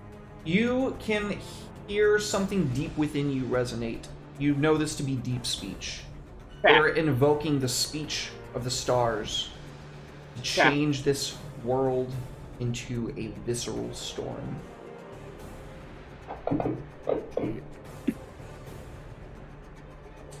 And lightning begins arcing down towards everybody. All of you that saved took half. Everybody that failed the saving throw took the full amount of 21 damage as multiple bolts of lightning just arc down from this funnel, scouring the earth and hitting several of you straight in the chest. And that is going to be... What's up? Sorry, unless I'm mistaken, I believe my uncanny dodge means if I succeed on a dexterity saving throw, I take no damage. You're right. Thank you for pointing that out. Oh, it looks like it automatically applied that to you, Kale. You took no damage from it. It's already got it on you. Thank you, Fantasy Grounds. Very cool. And I should be resistant to lightning. Okay. Do you not have that in your resistance? That's my bad. I see everybody else has got all these little things up here, but I don't see it on mine because the blue Drake companion that I chose. So I could... Yep. So let's see special defenses. Lightning resistance. So you would have taken 10. So it said I took half, but then I should have You would have taken 5. 5. There you go. Okay. All right. That's your turn, Scararm. Okay, so at that point, he's like, "Oh, so that's how we're going to play. Let's dance." And he will move. Now, Spicy, are you getting that one behind you? Yeah. Always go forward, just cut straight in front of you. Alright. Then I'm going to... Come on. There. And so I'm gonna come up to here and just sit there and look at him. And it's like, "Got your back, cuz!" As he sits there and will come in with his strikes. And that should give him... Now, do you do the flanking advantage? Or Nope. No change for flanking. No, just... I don't like it. Not a problem. That's what I want to verify. Alright. And so this is... First one is with Dragon's Wrath.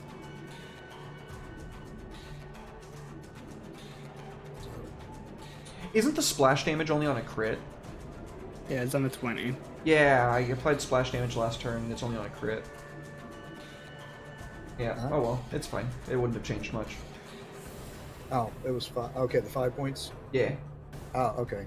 Sorry about that. Yeah. Oh, you're good. Yeah. I just remembered. Okay. And so... that hit? 24? Oh, yeah, actually, definitely. It'll tell you when it hits down at the bottom. Actually, it gave a flanking bonus, so... Oh yeah, I turned it on up for a +2. I'm trying it out. I'm testing it out. Not the full advantage though. That means that pack tactics does nothing. Okay. And Yeah, it's it used to be a +2. And that's why I made it the +2. it seemed less powerful as a +2, but still, you know, a lot 22 bonus. points. He's super fucking dead, dude. I believe it says here, instant death. Yeah. How do you cut this guy down?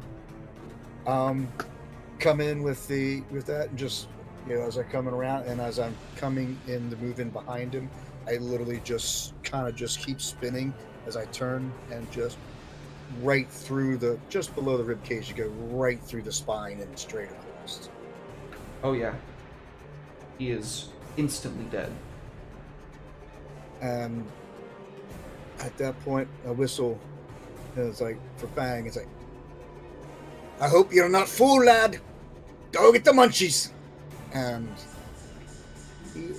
Fang is, as my bonus action, Fang is coming down. Okay, I'm just wanting to move my whole map. Okay. So Yeah, he's you're gonna have to just tell me where you want him, sorry. Okay, so yep, that is perfect right there. Okay. And he is going to sit there on vial number 5. He is going to sit there, and he smells the blood on that one, and that gets him going. So he is coming in for the fight on him. All right. And like, all right,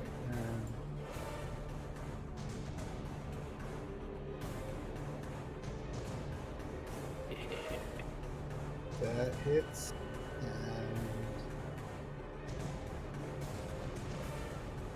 Ooh, super dead.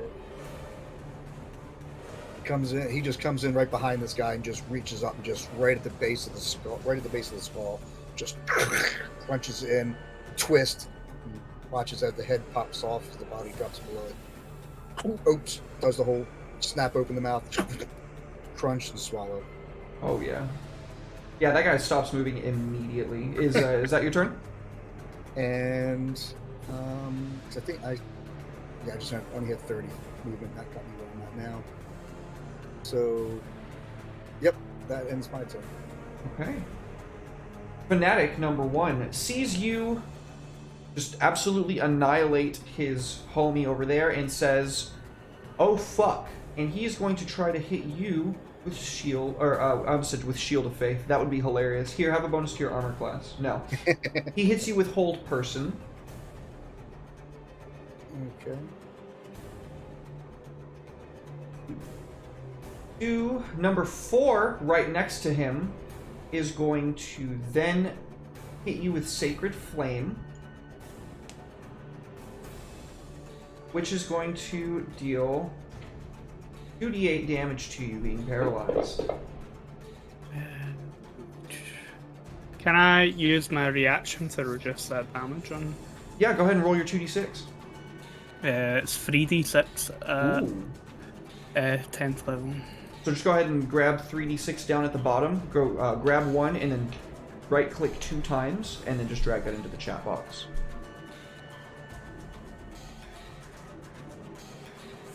So you only take 1 damage there instead. Don't worry, cousin. The ancestors are looking after us. I'd reply, but I can't. So. Number 5 is locked into combat with you, Spicy McHaggis, and he is going to.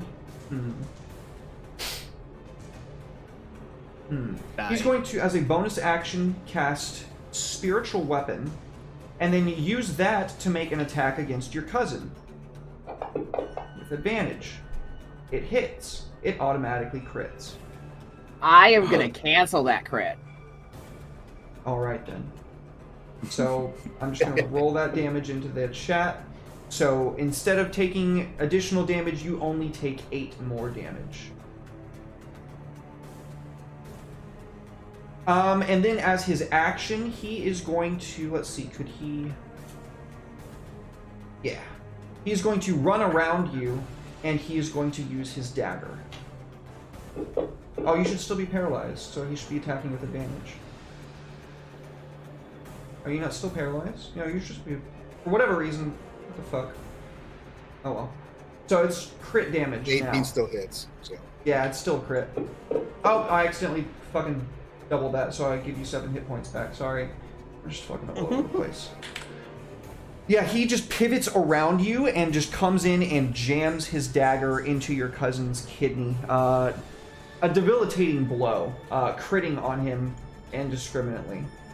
Number 7 is right next to you, Spicy, still, and he is going to try to hit you with the old hole person. And you fail the saving throw. You are paralyzed now too. Which finally takes us to Fanatic number 9, who is going to rush over here, as a bonus action, cast Spiritual Weapon on Spicy. Is he within my range for a opportunity attack? Yeah, because you have reach. Thank you for reminding me. Alright. I strike him down. Alright. Reverse Uno card him. Technically he hasn't moved yet. He's just used a bonus action, but he's going to move, so go ahead.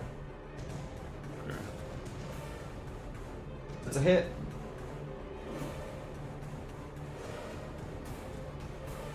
That's damage. Can I smite him down? Absolutely. Just roll the however many d8s for whatever level you're burning, and I hope you're keeping track of your smite slots. Alright. This is your 3rd smite, right? A second. Your 2nd smite? Yeah. Okay. So that is an additional 6 damage to this guy. He is wounded, but he is still moving. If only you were 2 levels higher and you had Sentinel. He had Spiritual Weapon up. Is it concentration? Thank you for reminding me, Jihan. See, this is... I fucking love you, dude. Actually, Spiritual Weapon is not... My table, dude. I figured out all of this. It's not a concentration. He's right, actually. It is not a concentration. But he would have passed anyway with a 17. I played many a War Priest. I tried to save you. So that is a crit on Spicy McHaggis, and now he's going to try to attack him with his dagger. That is a miss. So even though he hits you with a spiritual weapon, his dagger is just not Chad enough to penetrate your abs. Wow. And it is Kale's turn. Okie dokie then. I'm going to find myself again because I've lost myself. I am. Yeah, what I'm going to do is I'm going to run towards number 9. Okay. I'm going to leap on the back of Bang and try to come down in sort of chopping motion. Okay. Awkwardly, I seem to be struggling about moving my character. So you drag out to where you want to move, and then I have to okay it. So like wherever Oh, it is okay. you want to put yourself. I want to put myself in position. Yeah, you don't move one at a time. You just move to where you are trying to move. I'm trying to. It keeps telling me I'm moving 25 feet. Oh, there we go. This is really good software and really bad. No, it's okay. Like I said, there's a really steep learning curve. I wouldn't hold it against any of Yeah. you guys, except for Jihan, because he knows better by now, but he also is very familiar with it. Alright, so I'm going to attack with my rapier. No! That's an automatic miss. Fuck. Oh. That's a I crit. give you Fail. my inspiration. Nobody has inspiration, I'm sorry. Nobody came dressed up. Well, actually, Chuck did came dressed up. He has the mask, so Chuck's the only person that has inspiration. Let me I'm give wearing it a hat. I'm only one. That's fine. I'm still going to try and attack him with my psychic blade, though. Give it to him, dude. I came wearing the kilt. Okay, you're right. You did wear a kilt. You get it too. Thank you for Clan Mahagus. You did wear a kilt. Is this something else that you didn't tag me in? Because I've not heard of this. No, this I don't tell people. Oh, okay. I just spring it on them. 22 to hit my sire. Definitely. Go ahead and roll the damage onto him, please. D6 plus 3, attack! 6. 6 damage to number 6. Alright. Anything else? I'm going to use my ability to get out of the way. Okay. You're disengaged. Yeah. You used your bonus action to make a side blade attack. You do have mobile, however. That is the feat that's that I what chose I mean. for you. So that means that this guy doesn't get an attack of opportunity against you, but the one next to him does. So number 7 is going to try to swing at you with his dagger as you move out. Okay, do it. Oh, who did I swing on? Why did I swing with advantage? I shouldn't have had advantage on that.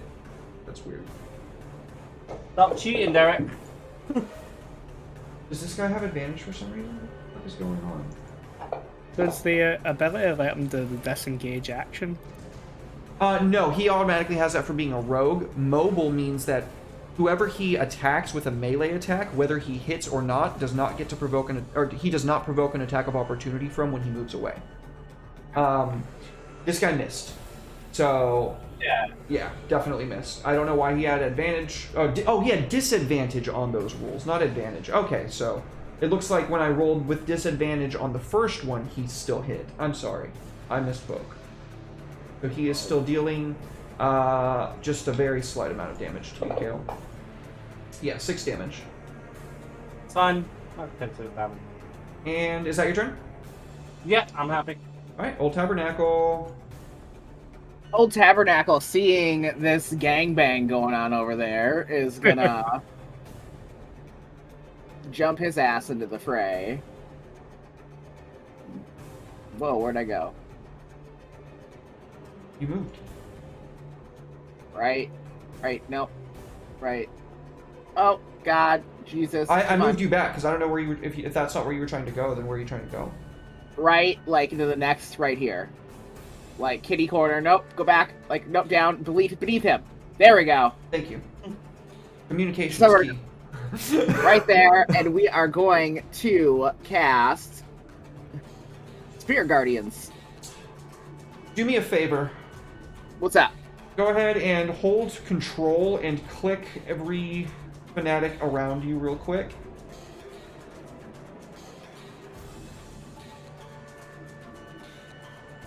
And then go ahead. Is that last one in range? Yep, it's within 30. Wow. Oh, okay. no, never mind. No, 15. Hold on. Yeah, that's what So last one's out of range. There we go. Now go ahead and drag that saving throw into the chat box, please. Okay. And now go ahead and do the same thing with the damage. Just drag the damage into the chat box. Fails. So that automatically applies everything to everybody that he had selected. That's how you get through everybody making saving throws really quickly and what have you. Phenomenal. Nice. Yeah, absolutely. You see... Go ahead and paint us a picture. What does it look like when you cast your spell? He comes up with the same thing. You see just, this time he grabs into the ground, you just see his fingers like almost like he elongate as the bones are pressing out of the flesh. And then you just see these dark, fiendish spirits come out and just start lashing about around him. Oh, yeah, sick. The people are getting, like, ripped apart, like, atomized at these wounds. It's like the pieces that it scrapes off are, like, turning to dust and, like, kind of freezing in place the second it leaves them. Hell yeah, dude. Anything else on your turn? Nope, that's it. Back to Carvin. Carving his way through shit.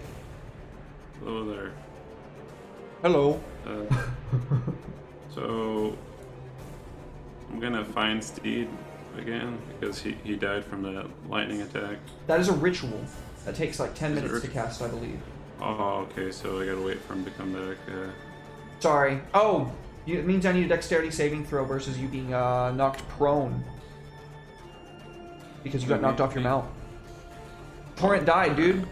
How dare you kill Torrent? Right. Dexterity saving throw? Yes, please. Okay.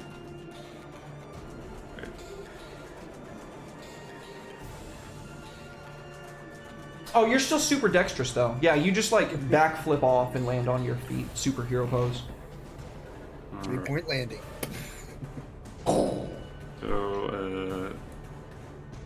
Carvon not feeling like walking, but he does it anyways. He goes after fanatic number 7. Go for it, dude. Oh, you rushed into his way. He misses his rad, you know. Those spinners, the 20-inch rims. 20-inch rims, dude. Give it to him, dude. Ooh, it's teasing us. It's teasing us so hard. It's only 19. I want to see the crits. Then he'll use his bonus action to see if he can. Well, actually, I don't think I can finish him off with bonus action. Let me go with attack again. You only attacked once, right? Yeah. Okay. 8. So I can re-roll that, right, if I want to. With what? With one of my features. Which I don't one know. is it? You tell me, buddy. Is Polar Master let you do that, or what? It was one of them. It says great weapon fighting. When you never mind. It has to be a 1 or 2. You have great weapon fighting? I don't know. You put it in my. I don't see that. I see paladin Polar action. Master. You Are you see looking at fighting yours? style? Oh, Fighting style? shit, you're right. You do that. You do get that. Yeah, you're right. I forgot about that. Yep. Oh, okay. Is that only for damage? or That's is that only for damage. Oh, okay. Never mind. Alright. I can't Yeah, read. because a glaive is a two-handed weapon, and you get to, yeah. So Alright. you get that as well. Okay. And then I smack him. And I smack him again. There's the crit. There it is. Jihan, do me a huge favor and tell us all what happens when you crit with this glaive. Well, I'm using the haft, so I'm just gonna, I guess, as I'm towering over this guy, I just like bring it down on him with a swift strike with the butt of the glaive. Okay, go ahead and roll damage, and then we will share with folks what this does. Glaive of Sharpness. You need to roll another d20 for me, buddy. Oh, Just a flat d20. Ah, damn it. If that was another d20, if that was another 20, you lop off one of their limbs. damn. But you definitely, yeah, you fuck that guy up. He is barely standing. Can I re-roll one of the damage dice? Would that do it? You can re-roll it too. Alright. Oh, never mind. Keep the 2. Okay. Is that your turn? Yeah. Vile cultist number. Ooh, all the cultists are inside elsewhere. Spicy Macagus. Okay, I'm incapacitated and paralyzed. Question on that. They took damage, didn't they? Yeah, it automatically rolled it for me. Concentration check right there. Okay. 18. Alright, so just want to make sure that they all. Yep. No, it automatically does that. So I can't do anything. You can attempt the wisdom saving throw again at the end of your turn. Yeah, Hey, and you get a So bonus from my aura. Yeah. that's pretty much all I can do then. Okay. I know you guys brought level 10 characters. Did you see that butt fuckery that I just pulled on you last round? That barely did shit to you. Is it advantage that your aura gives? Kian? No, it gives you a +1 to your roll. +1. Okay. Just how do I add? I'll just remember. We'll remember it, and if you if it's that close to his, see, I'll look. No, that's definitely a success. Yeah.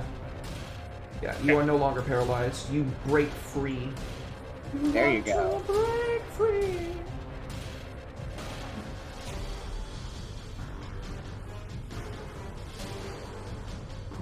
That's me.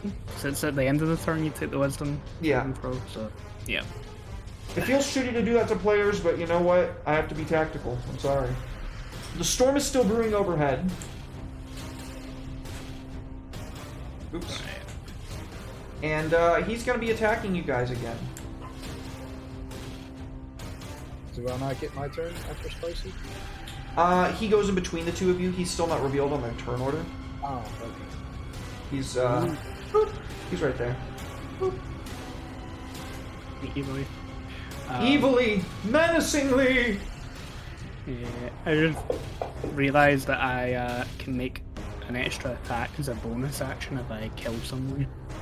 Ooh, that's nice. That I've not been doing. He calls down more lightning, scouring all of you with it. Oh crap, I'm taking damage. It's Scar Arm McHaggis's turn.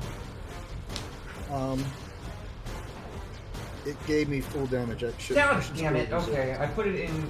Okay, let's see. Is that where it goes? Let's... Do any of you have any type of...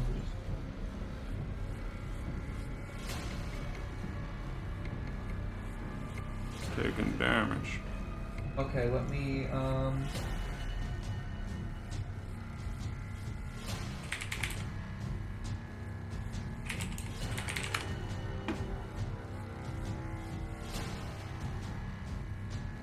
There you go. Okay, so 27 cut in half is 13, so instead you should at 30...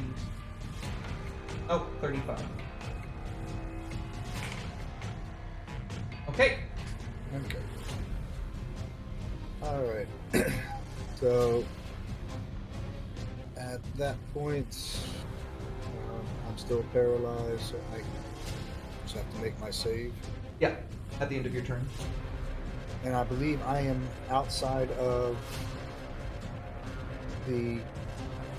It's 10 feet, so... Yeah, outside.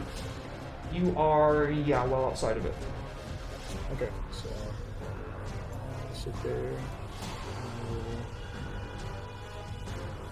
It's definitely a pass. So 15 on that. Alright, and... So... Then the question I would have for you about Fang is, last order I gave him was to keep munching. Yeah, they follow the last order. He can go. Okay, so in that case, you know, he basically sits there. He would attack whoever is closest to him without moving. Yep, he is going for number 7.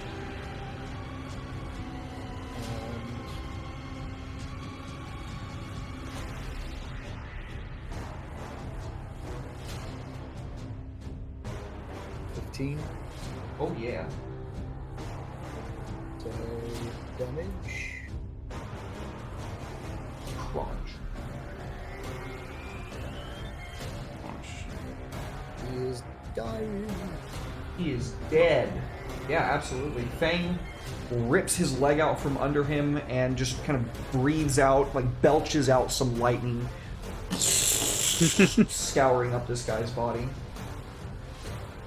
And then he's gonna sit there and with the little bits and pieces of this roll dripping off of his fangs. He just looks up at the next one there, number 9. Just looks at him and just starts, you know, doing that throaty, rumbling growl. Like a crocodile. Yeah, number 1. Number 1 is going to see that none of these folks look to be paralyzed anymore, and is gonna kind of freak out about that and try to make that paralysis come back on Arvon. But Carvon passes the saving throw. Yeah. Number 4. What's that? Trying to paralyze a paladin. Ooh, number 4 is taking damage. Oh, thank you. He needs to make a wisdom saving throw, yeah? Yep. He nat 1, so go ahead and just roll that damage onto him for me, please. Can do. Grid on and stuff. Takes 10 damage. So he's suffering through it, but as he just charges down in, he is trying to cast a very nasty spell on Carbon. Oh, but you deflect with your shield, which is good. Yeah! That was really going to hurt. Number 5 is right next to Scar Mikagus, and he's going to try to do the same thing to him. Ooh, but Scar Arm is just too fast. I'm moving now, you bugger. And then finally, number 9 is directly next to Spicy Mikagus and Old Tabernacle. And I think that wisdom save. At the start of their turn. Yep, all of them need to make that. Would you just go ahead and... Yep, can do. Thank you. Go ahead and throw that on. The damage. Can do. Oh, he doesn't even get to go. He gets shut down. Nice, Chuck. As he looks longingly at Spicy, he drops dead. Like, being this close, he just reaches into the mud and the dirt and just slams it forward. You just see it, like, crawl off of his arm and just down the body. Oh, yeah. Yeah, his hand was about to wreath in that same, like, dark green energy, but he just gets, like, pulled out from under him and just is no more. Kale. Oh, I've just double read my Psychic Blade attack. It's not a bonus action. If I want to do a second Psychic Blade attack, then it's a bonus action. Okay. Which I don't know. But it doesn't really matter right now because I want to attack number 5. That's alright. Okay. Ranged attack or melee attack? Melee attack. Okay. With my rapier. Move you in. Go ahead, buddy. That's a definite hit. If you wouldn't mind dragging it onto the token. Oh, my apologies, Jeff. No, you're good. It'll just automatically tell us if it hits or does, if it hits or not, and then when you drag the damage onto him, it'll automatically apply it to him. Damage. Oh yeah, you cut him good with your rapier. Excellent. And then two. How far have I thrown my side one? Does it sneak attack too? Yeah, actually it is sneak attack. Do you want to go ahead and roll 4d6 for me, and I'll apply that damage to him? Thank you for reminding me, Gene. 4d6s? Yeah, so just grab the d6 and then right-click 4 times while you're holding it, and then drag it into the chat window. Ta-da! Ooh, solid damage roll, so 19 more damage. Number 5. He's dead. Oh. Yeah! Yeah, you kill that guy in one hit too. I'm gonna swipe upwards, right from his like groin area, all the way through to his head, and he just peels like an armor skin. Ooh! And then I'm going to throw my side blade. I can throw it. That's an option. I just don't know how far. I believe it is 30 feet, if I'm not mistaken. I'll double check for you real quick on your abilities, your psychic blades. It has a normal range of 60 feet and no long range. Holy shit, you can throw that thing 60 feet. God damn. In which case, I'm going to use my normal side blade to attack number 1. Okay. Monster guy. There you go. Alright, and then hit him with that damage.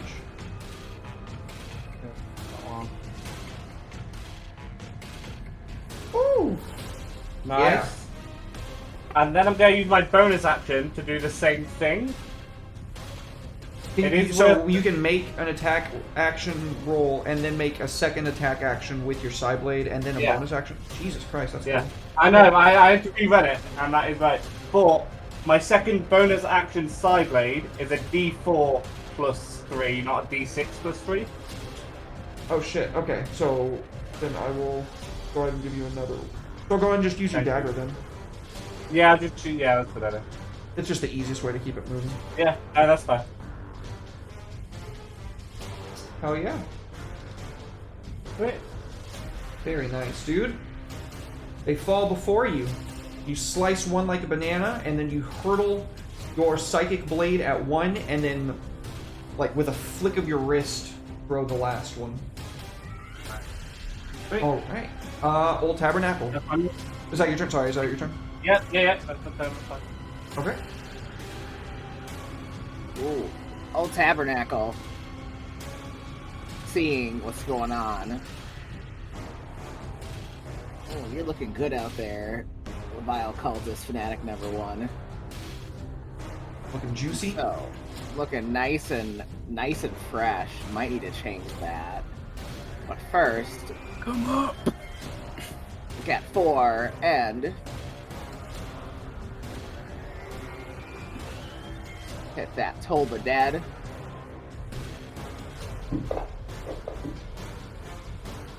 Ooh, yeah. Yeah.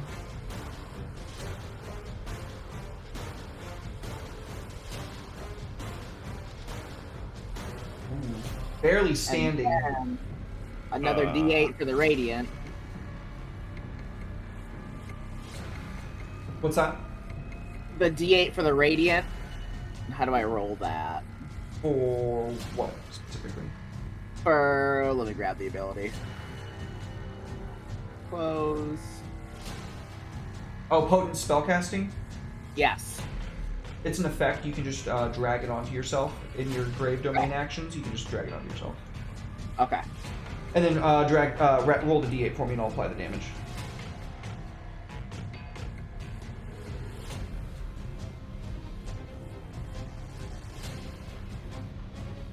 Just in the chat, it's fine. I'm trying to get it to work like it's main.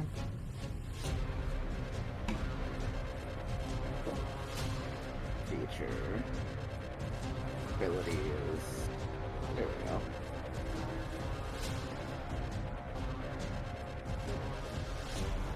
Why aren't you working? It's already applied to you.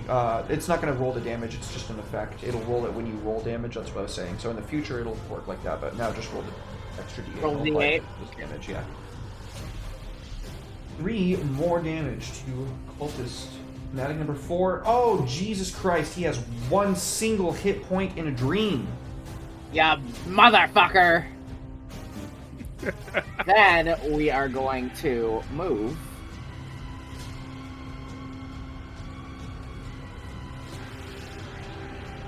Right here to get 1 in that lovely range of them guardians. Go ahead and... Oh, it'll be on their turn, yeah.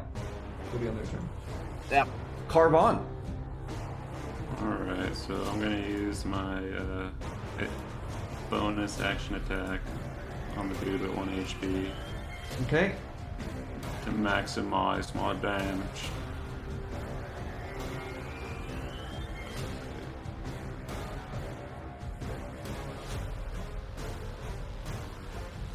Alright. And then He did. Minimum damage, you still kill him. Get him. I move in, finish the job. Hell yeah, dude. Yeah, you just Never snap that guy's head with your fucking the back end of your pole arm. Just keep going. Never should have come here. Oh, that was so close. That was almost another crit. Okay. Ooh! Max damage. And then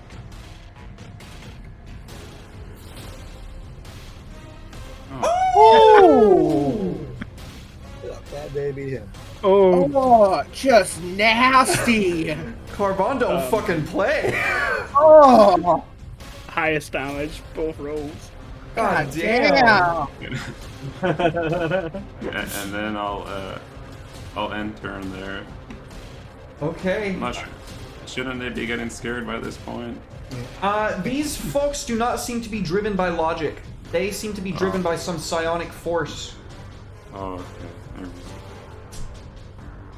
That is going to take us all the way down to this last little guy. Make that save, baby.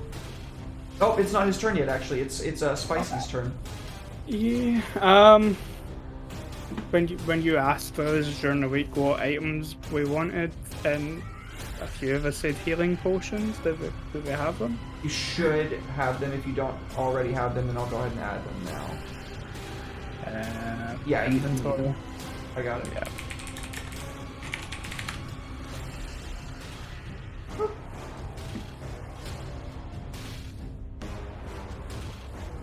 Oops, not 24, you about 4. Yeah, just all the money, spend it all in. Yeah. So is there a easy way to do this where it's going to automatically heal me, or? So you should be able to go ahead and let me.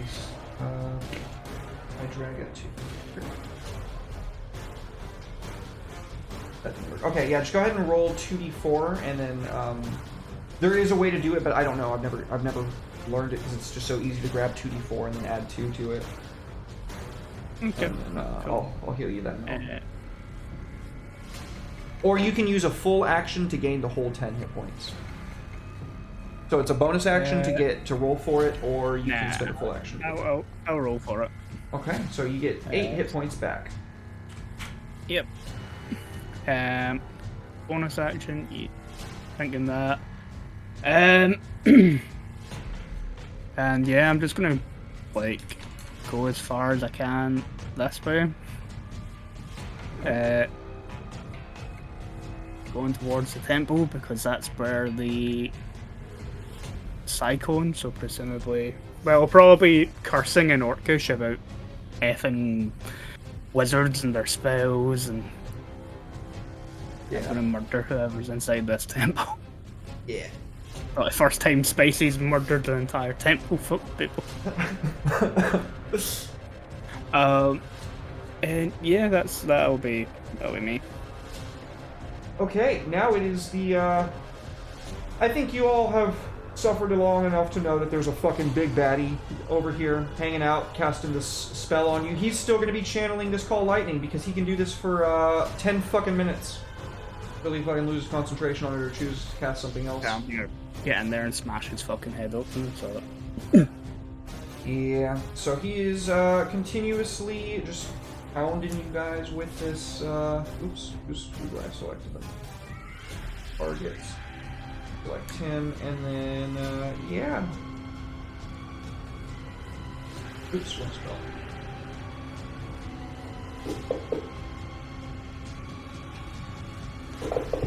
Oh, damn, everybody passed. Yeah. Okay, there we go, Scar Arm. That did it correctly that time. It says partially resisted.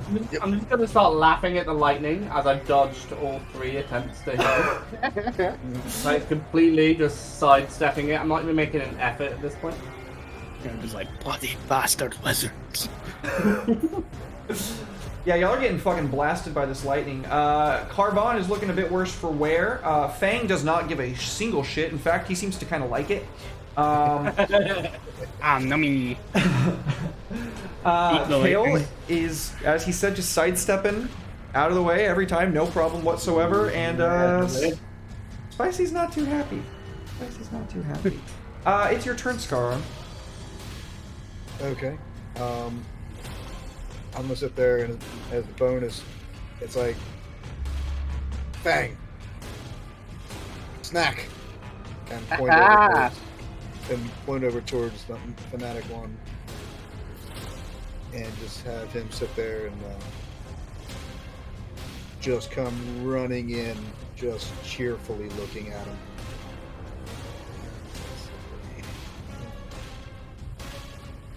Oh yeah.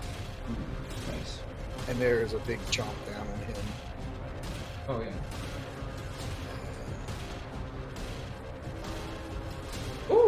solid damage too. Yeah. As he just sits there, just comes running and just almost the smile upon his face as he just lunges in and just bites straight down over the head. Just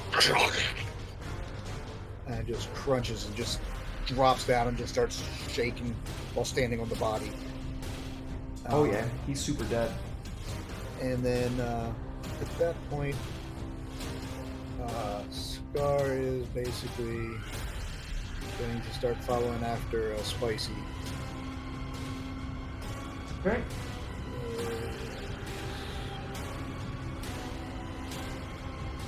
So he will.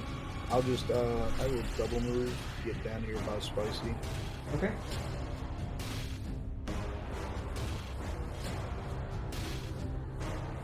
And kind of assess the, looking over at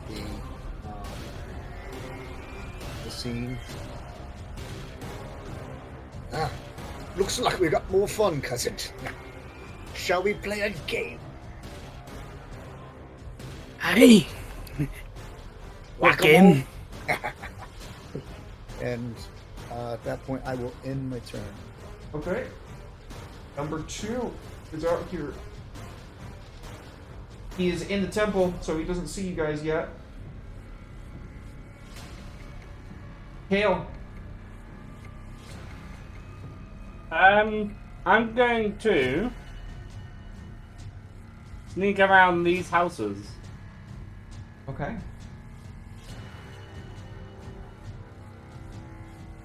Move. I should have took my bagpipes out to march down the street. You still have time.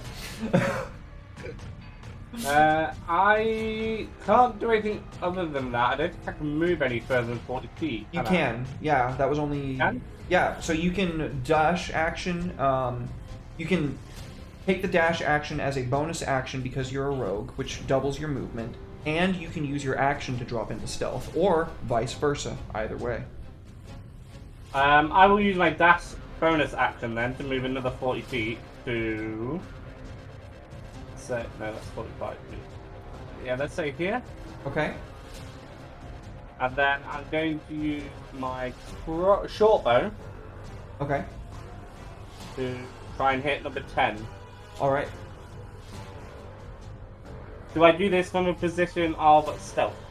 You didn't take the stealth action, so I cannot give that. I'll be right back. Cool. Hold on, I can't drop it on him because it's not on my screen. There you go. Short bow, drop onto you.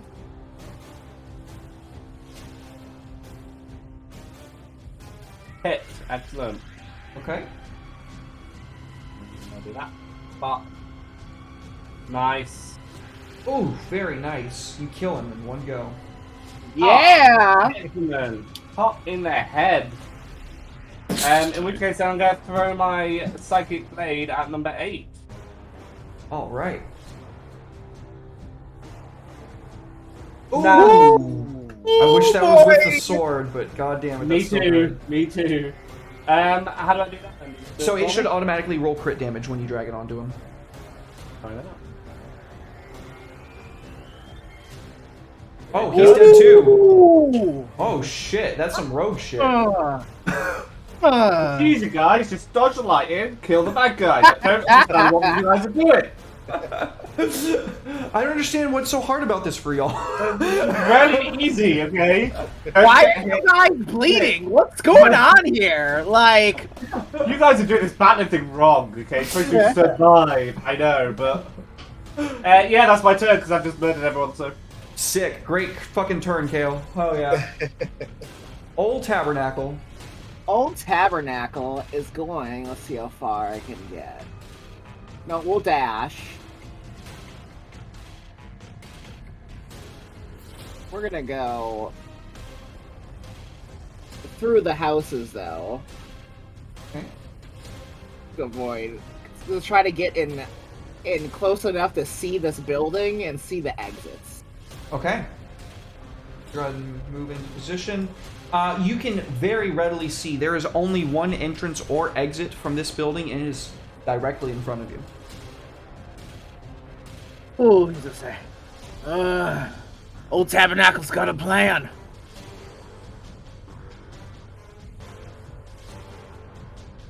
And he's just staring off, not saying what the plan is. Oh no. Oh no. We're gonna block the door.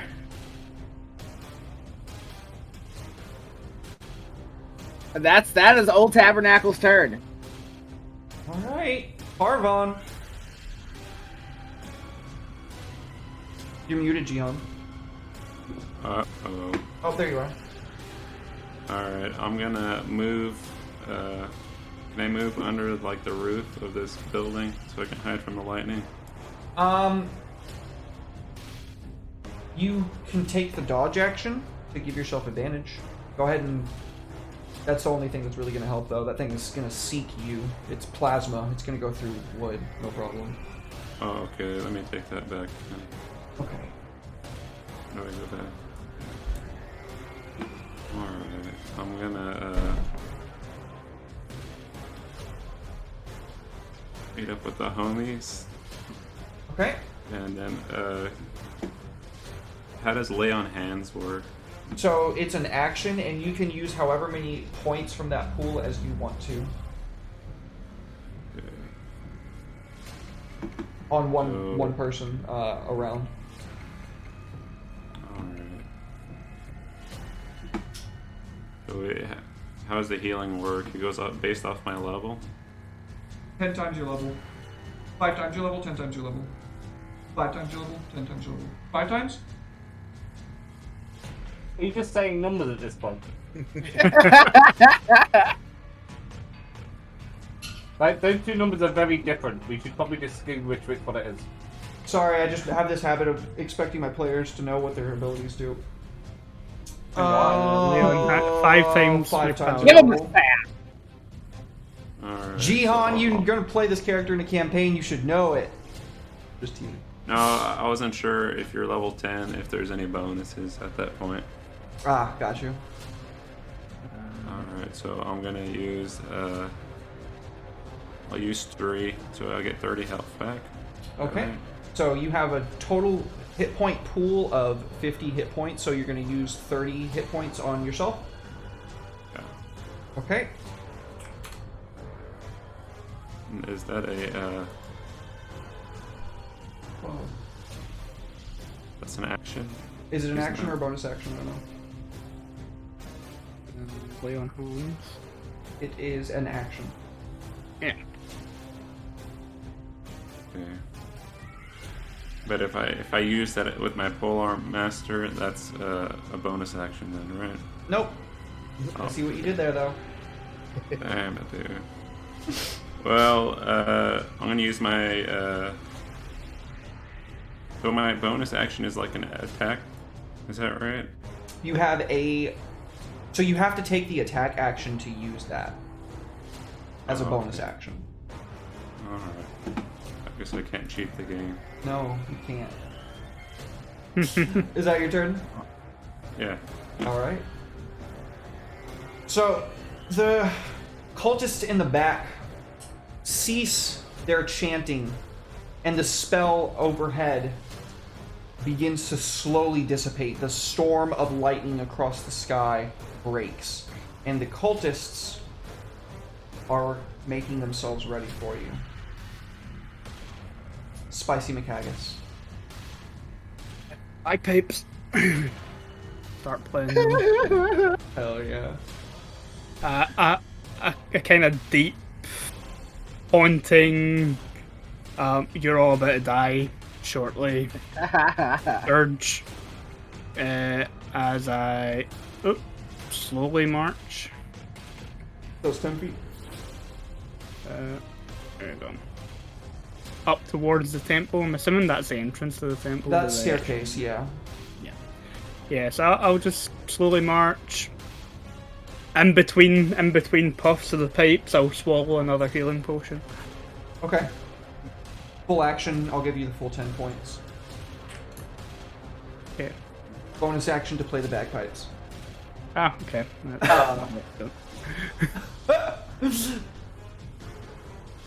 And that's me. Hell yeah. Alright, folks. Well, the Vile Priest is ready for you. You have come upon his domain, and he has ceased his big spell of calling lightning. We're going to take a quick break, about 5-10 minutes, and when we get back, we will go to the next phase of this fight. Don't go anywhere, anybody. We'll be right back.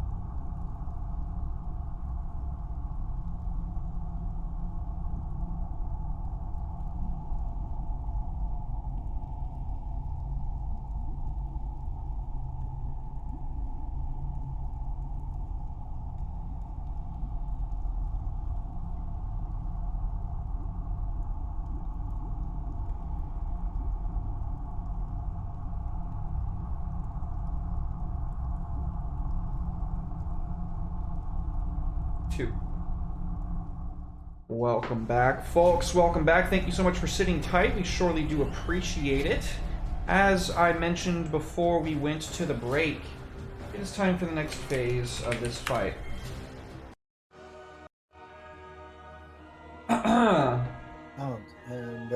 Also, I wanted to make sure I mentioned, I did see in the chat, we did have somebody say we had to hydrate, and right, we were in the middle of that end phase of the fight. Thank you, Odie. And thank you, Miramuse, so much for the 300 biddies. Much love to Miramuse. You? Yep, I know her. She's a lovely person. I thank her for coming in today to watch. Thank you so much, fam. Alright, so the priest is going to make an audible noise in this deep speech, beckoning you, demand for your lives. And, yeah, he's going to be targeting everybody with this.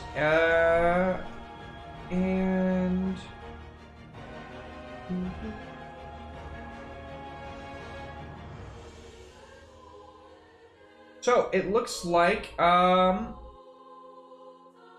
who of you got frightened? Old Tabernacle and Kale. Both of you are affected by this profoundly. Tabernacle, you are, like, capable of understanding what he's saying, and he's saying it in such a sinister and demeaning way that it's like having a supernatural force on your body and causing you to kick into overdrive. And this is acting as a conduit that lashes out to your Warforged companion nearby. And that is going to be Scar Arm McHaggis's turn. Alright, so feeling this kind of wash over, just shake it off and like, we need to be stopping this one. I don't like him trying to mess with my head. And start moving forward to the catch up with that Spicy.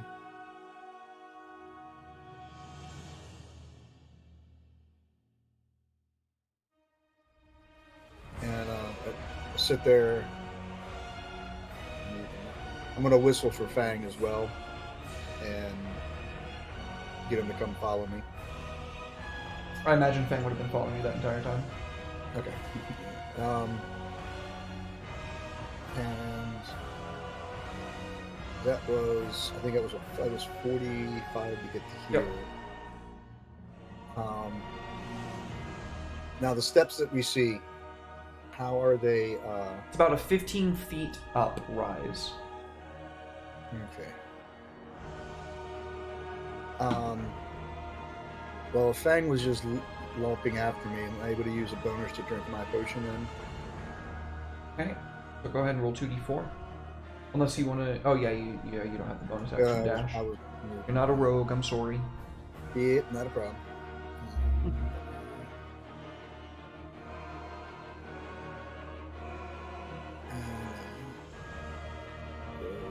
I don't know where that went. They're in the bottom, the d4s. No, I meant I rolled, but... Oh, I don't see them pop up. Sometimes it doesn't register them fully, so just do the 2 of them and just do it again for me, please. Okay. Sometimes it takes a second to load, sometimes it just doesn't register them for whatever reason. If it's not 100% in the chat box when you let go of the click, it's so particular.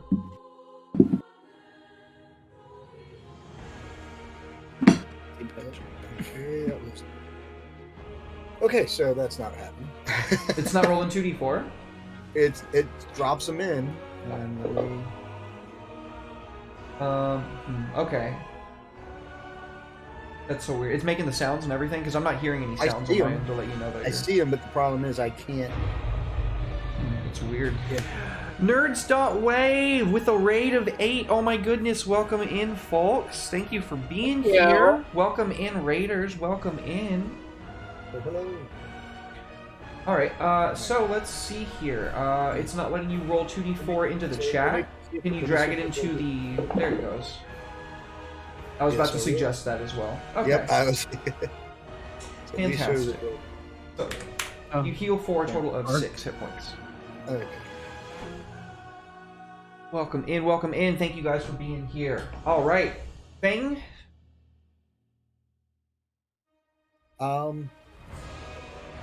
With Nothing to chomp on. He's kind of just waiting for.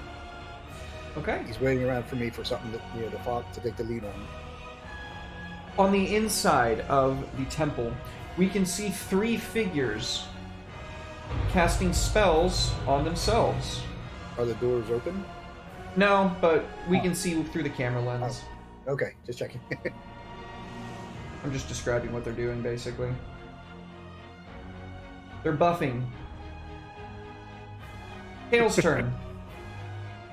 Did you take the 6 off? Of? Yes, I My did. hit point? Yeah. The 6 Okay. wounds off? Yeah. I'll It just check scales that. up instead of down. Okay, no, I was just checking that. I couldn't remember what I was at before. You were at 42. You should be at 36 now. Yep, okay.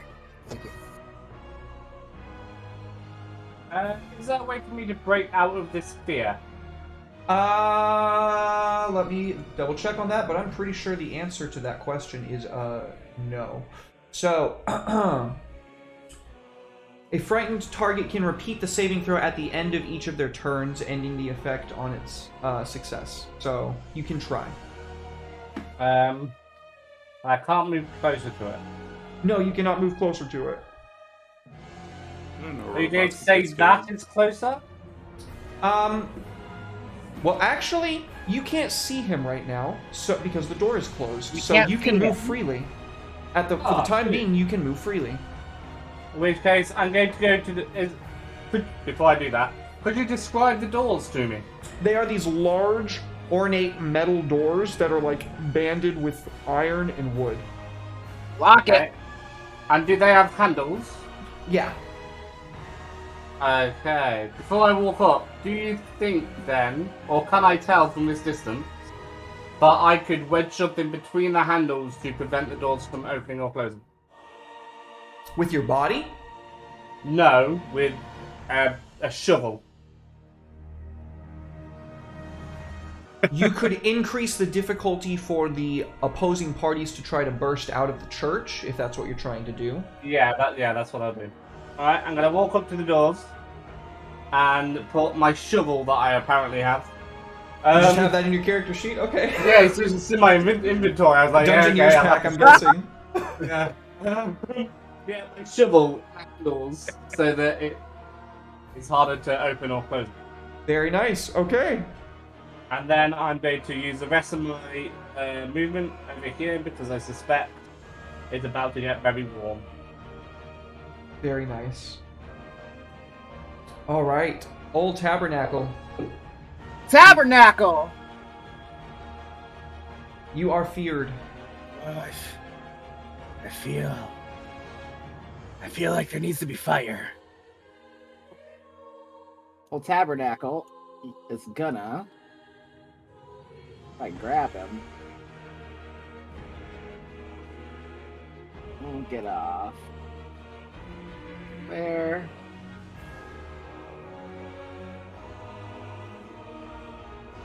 And we are gonna cast Flame Strike. Give it to him, dude. Just right on the top of that fucking temple. Okay, so here's the thing. The temple is made of wood and banded iron. Yep. So go ahead and select everybody like I taught you with control. Yep.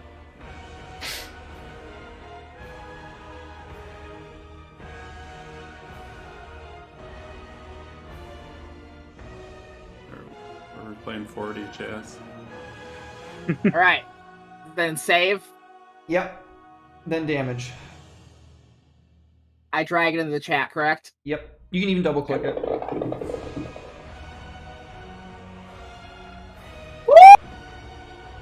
I see a lot of failures there. That's nice.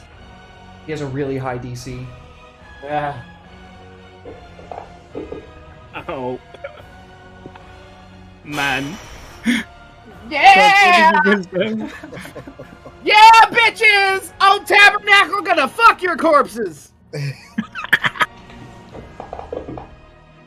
After that, yeah. They take an additional Did it only roll? Oh no, it rolled both. Okay. Dang, dude. They're going to take an additional 16 damage from the roof collapsing down on top of them and splashing over them with bludgeoning and fire damage.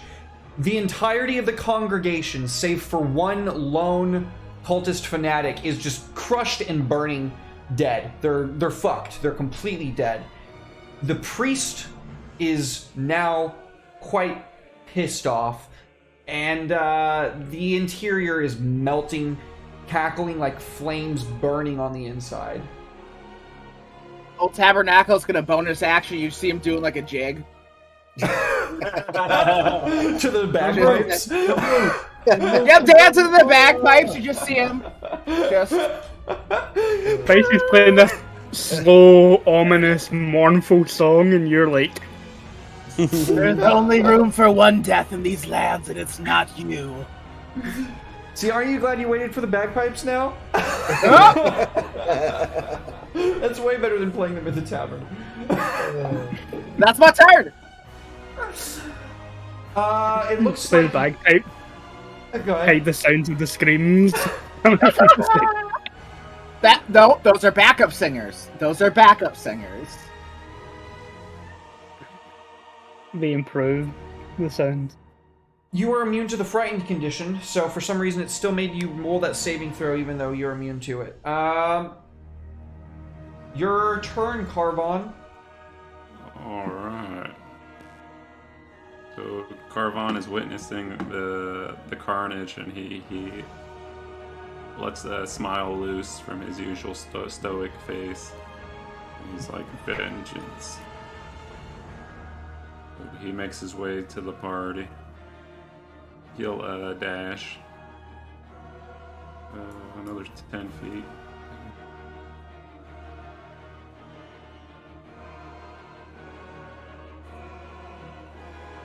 What bonus actions do I got? Not many as a paladin. You can cast a smite onto your weapon, but that's about it. That would burn the spell slot now, though. No, I'll end my turn here. Okay. Spicy McHaggis. What can I do? It's burning down. I suppose I'll go and join. No.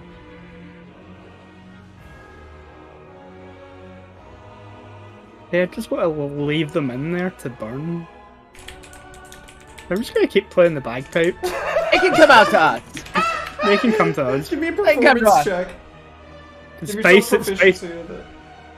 Proficiency check with bagpipes. Yeah, let me put that on there for you. I'm actually gonna add this real quick so that you have it.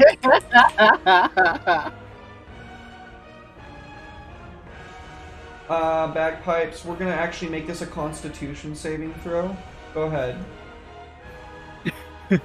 Or no saving throw, Constitution-based Constitution skill saving check. throw. Constitution-based skill check. Sorry. So that is on there as bagpipes in your skills now.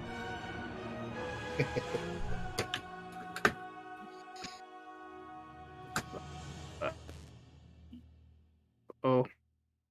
Up here. Yeah. It won't let me draw it. You just double click the there. +9. There we go. Yeah.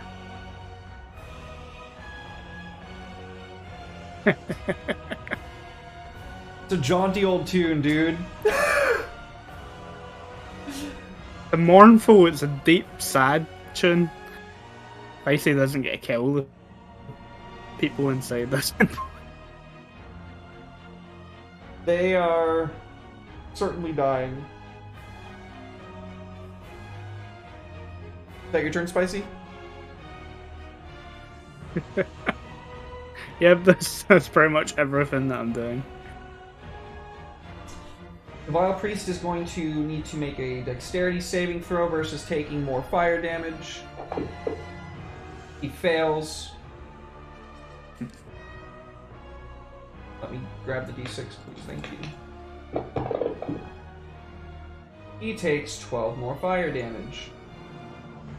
So as he is kind of melting and screaming inside of this, he is going to create water around himself and put out the fire in his immediate vicinity. He stops burning. What's up? Am I still afraid of him? Let's see. Is this a concentration ability? Well, he's next to me now. It is not a concentration ability, so yeah, you are still frightened of him, actually. You're within 10 feet of me, so you'd be... oh, okay. shit. You're right. So yeah, you're no longer afeared. Yeah, if you're within 10 feet of Carbon, that ends the fear effect on you. Thank you. You give me bravery where before I had none. I didn't know robots could get scared. Honestly, it's a new feeling. I'm not a fan. What is this? I don't like this. This is not nice. It smells like cooked fish here, doesn't it? Like, there's a glitch in the Definitely. Matrix for him. Detroit, become human. Scar Mikagus, it is your turn. So are we going to be making a breach or what? And I'm gonna go ahead and I'm gonna move to the base of the stairs here, and now you said I know the doors were wooden. Yeah, the iron. Oh, everything's melting now. Like the doors are busted open. Like everything's. You can see inside. Okay. So is this fanatic still standing? Barely. And can see the priest in the back and then casting up his. Yeah, he just cast control water over himself and like put out the fire around him. All right. So at that point, I'm gonna pull my bow and pull back, and I'm actually gonna use one of my spells for this one.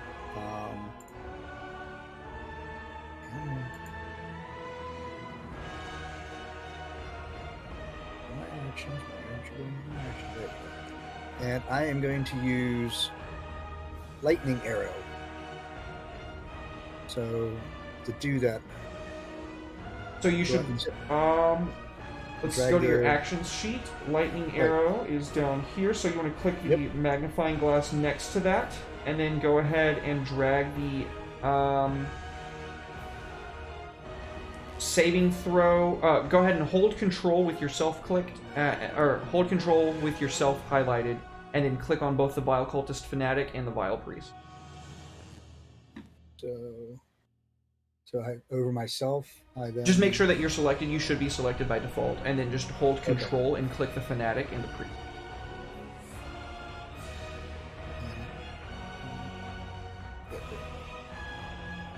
And then double click the Dex save right there.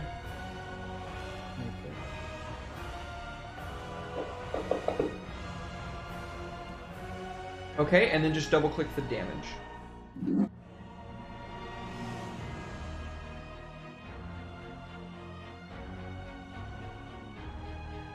Oh yeah.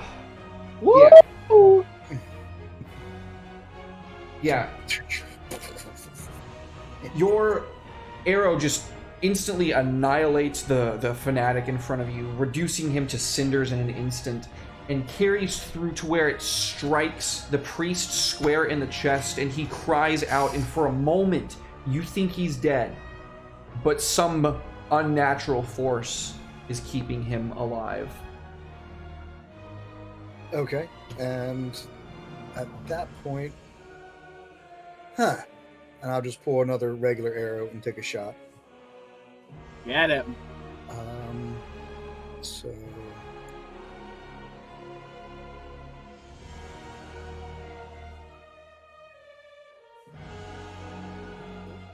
So 19 hit him? Oh yeah. Yes. Alright. And then just then damage.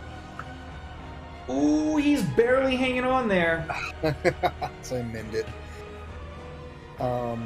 Thing? And well, that's fire, not lightning in there, so Yeah. he's not resistant to that. So he's gonna move up, but he's not gonna go in. He's just kind of looking at me like, yeah, I'm not running into that. Yeah. But he's like, yeah, no, I'll run a lot of places. That's not one right now. And yeah, so unfortunately, I don't think I got anything else that is. Oh, I guess that would have been casting 2 spells at once. All right, so that ends my turn. Kale, are you going to kill the heretic? Bring it home for Mama? That is my plan. How close can I get without being in the fire? The top of the stairs is the last safe zone. And you said that he cast surrounded by water thingy, so he isn't standing in fire. Yeah, it's literally just where he's standing.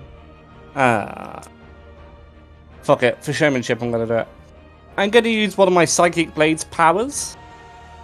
I can roll a d6, and that number times by 10, I can throw my knife and teleport to it. Ooh. Very cool. Hopefully, the d6 will allow me to do it far enough. So, roll d6. Fuck. Oh, fuck! Damn it. You hate to see it. Is that plus anything? Is that like 30 plus? No. Damn it. No. It's not. I'm sorry. In which case, I will fire my crossbow. Where's my crossbow? There you are. Crossbow. Attack. A nat 1! Oh no! He...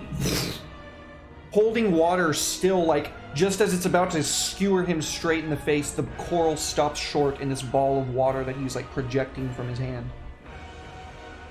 In which case, I'm going to use my psychic... Actually, yeah, my first psychic blade, because that first thing was a bonus action. Oh. The wall of water expands as his second hand just comes up and makes it like a huge shield of liquid in front of him. So no, in answer to your question, Derek, I'm not going to kill him. I've decided to spare his life. I thought it was a sure thing. I'm sorry. Yeah. You tried to kill him. He chose to really hard. He chose to stay alive. I am my turn. I just get sad at the dice. Old Tabernacle's looking at him. Does he look wet? Yeah. There's a shield of water in front of him, of the two of you. Be a shame if that bitch got scalded. So, we're gonna flame strike that bitch. You're gonna use another 5th level spell right now? Yep, drop it right on that bitch. How you like that boiling water? Okay. Make a save. I'd be careful. That water is nearly impenetrable. Okay. It blocks everything, including psychic damage. Apparently. I saw that. Thank you for you noticed, did you? Yeah. Thank you. Go ahead and drag the save on him. Actually, so let's say if I was trying to use my advantage on my divine intervention, would it be allowed? Yeah. Okay. Actions. He's not 17th level, so it's not a sure thing that it goes off yet.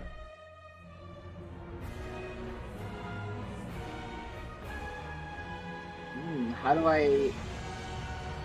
Can I roll it on the sheet? Doesn't look like I can. So, let's see here. Where is your... It's right under features.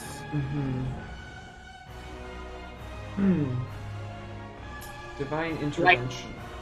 Like, I click the button, it just says... Feature Roll summary. percentile dice. Okay.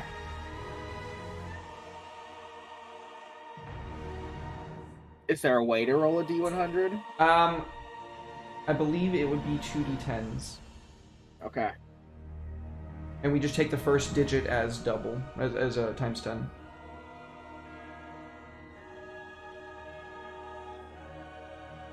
Oh. So is that a 10 or a 0? That means you have a potential to roll a 100 right now. Bah! That's an 8. So 8 total? Mm-hmm. Oh, it succeeds! Yeah. Woo! Yeah. Who's your Yeah, god? What's that baby boy's name? Necronomalus? Oh no. Okay. You just see old Tabernacle begins to pull off his robes. And you just see flesh barely hanging onto the bone, muscle, sinew, just all tight. Disgusting. And you just see him walking towards and looking at the occultist. You hold no power here. I have seen death, and you are not it. And he would simply like the ground to swallow this motherfucker whole. And that is what he is requesting. The church erupts into the form of the great jaws of a dragon. The entire ground beneath it makes manifest this massive maw of bone made from stone. An earthquake the likes of which none of you have ever seen splits the entirety of the town in two. And as it does, this pinkish blue-purple flame erupts from beneath, snaps this priest up in an instant, and with a shadow of a laughter that resonates through your very bones, the priest is no more. I'm gonna need charisma saving throws from everybody except for Tabernacle. No, even Tabernacle.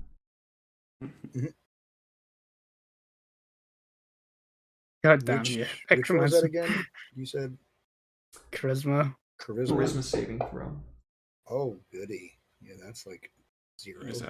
You can add a 1 to it. So 13 total.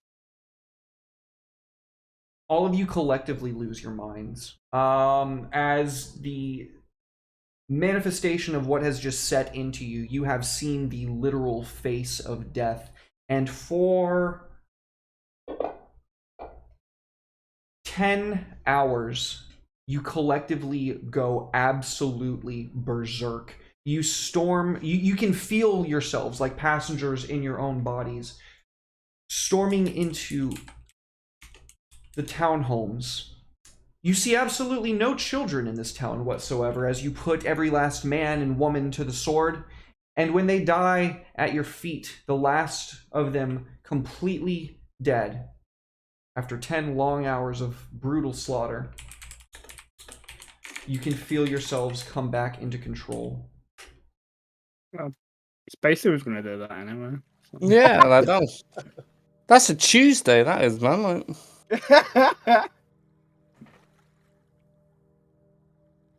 Tabernacle's literally just doing the hotline bling dance covered in blood through the city.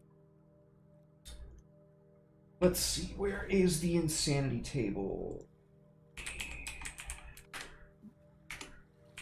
Once my mind is my own again, I look over to the Tabernacle and I'm just like, never do that again. I'm the one who's supposed to be in my head, not some insanity brought on by you. I didn't even think that was gonna work. Spicy is going to grab Tabernacle by the scruff of the neck. Oh, like your whole hand, like is just gonna like one just.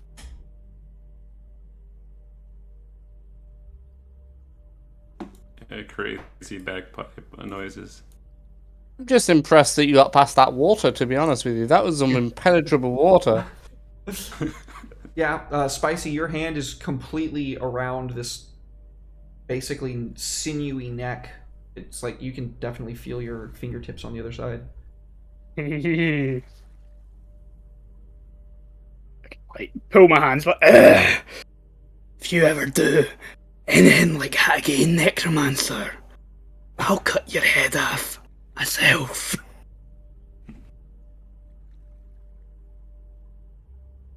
Death is the only adventure left.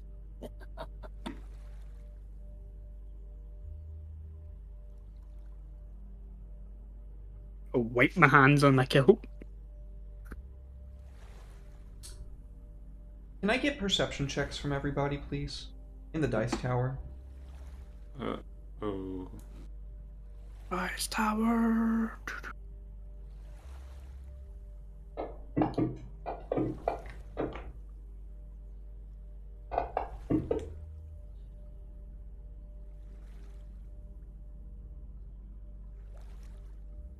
Just waiting on yours, Paul.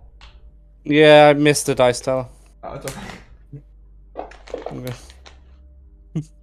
Oh, holy fuck. Okay, so. Wonderful.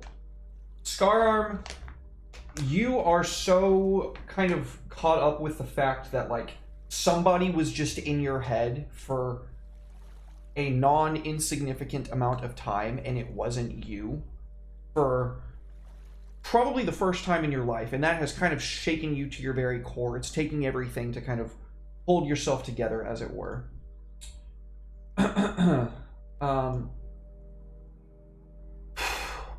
Carvon, what just happened deeply, deeply affected you. You've heard some kind of rumors of some force beyond all recognizable power that has ever kind of existed, and you think you've just seen a glimpse of that.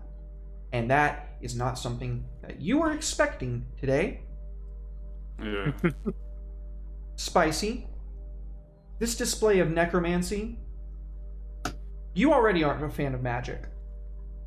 But this dude just invoked the highest magnitude of necromantic power that has ever existed, and that makes you feel however you imagine Spicy would react to that. For me, I imagine he'd be angry, so it makes sense that you kind of threaten his existence for a moment there.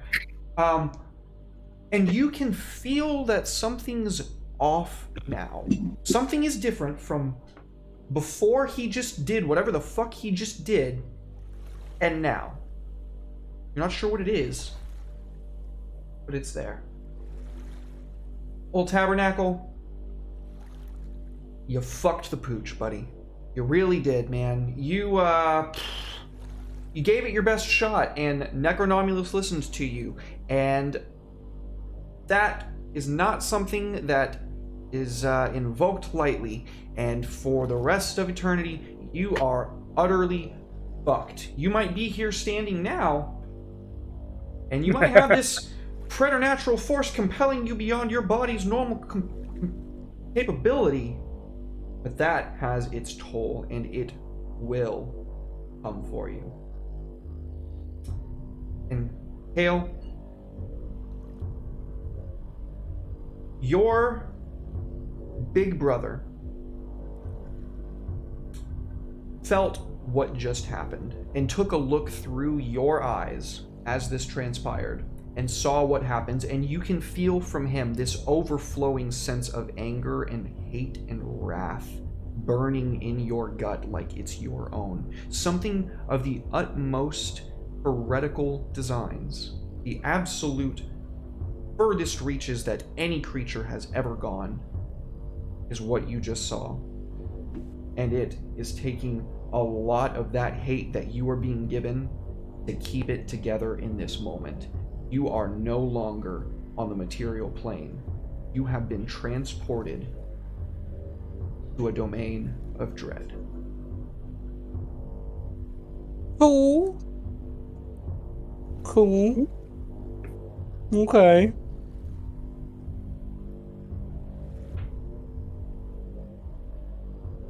Folks, what do y'all do? Do we know that he left? Who's he? Kale?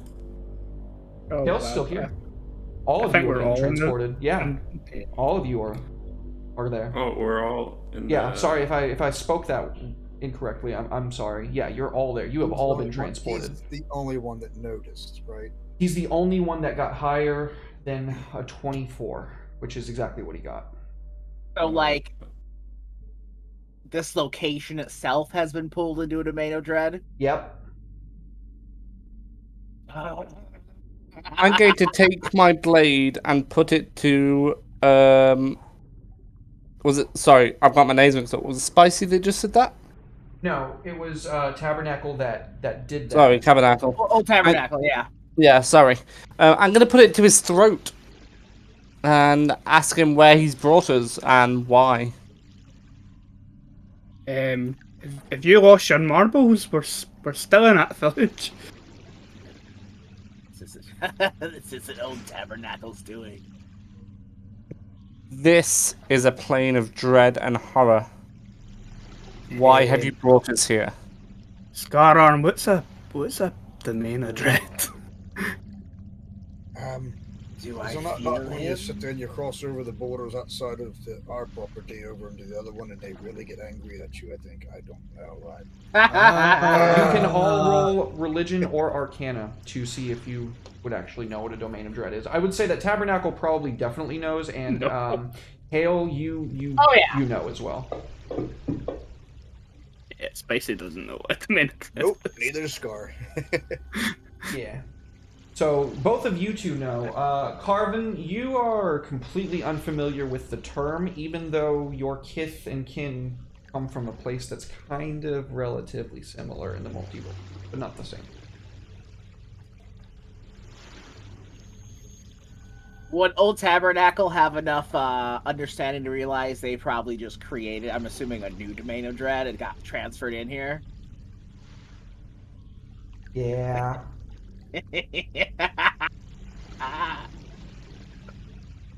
We're here. We're here forever now. Hell is the truth. Where are we? I don't think it has a name.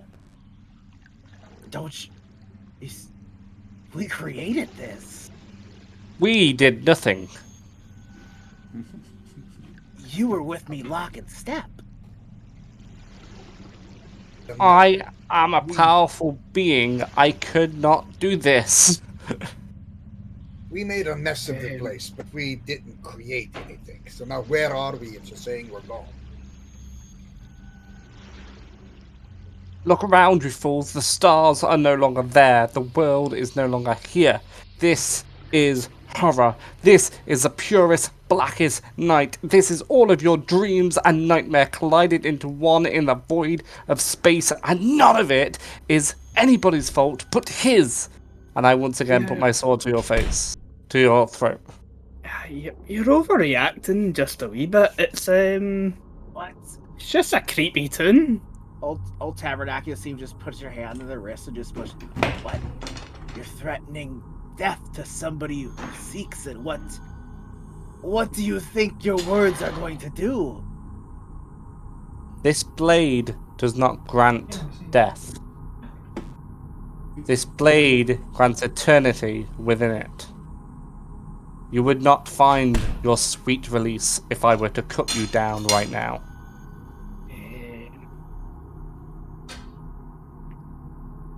He just kind of goes silent for a moment. If you're saying that we're now stuck somewhere, maybe not killing off those that potentially can still be on our side. I have no knowledge of how we got here, but I'm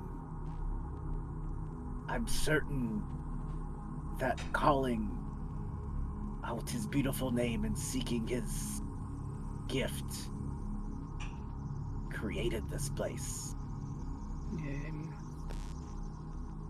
I hear your words, and you might be right. For now, I shall let this fool live, and I resheath my blade. For the record, this place. I didn't anticipate that. I'll lean in a caravan No. Caravan, you're smarter than Spicy. You know what they're talking about. No idea.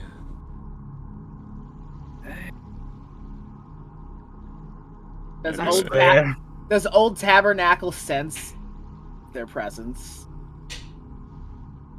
Necronomulus's presence? Yep. It's everywhere. It is tangible. Every last recreation of this village that you just did this to is being reconstituted with the very essence of death itself.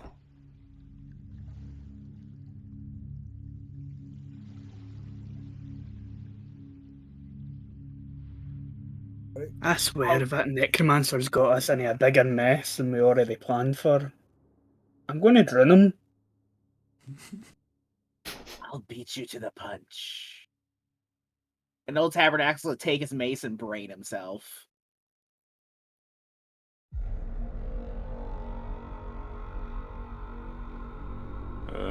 Carvon is gonna pull his shield out with his emblem on there and beseech Bahamut. My duty's not done. Bring us back. So first of all, have you guys seen Dead Space or played Dead Space? Remember the scene where the guy goes with his head on the wall and it just explodes? That's what Old Tabernacle does.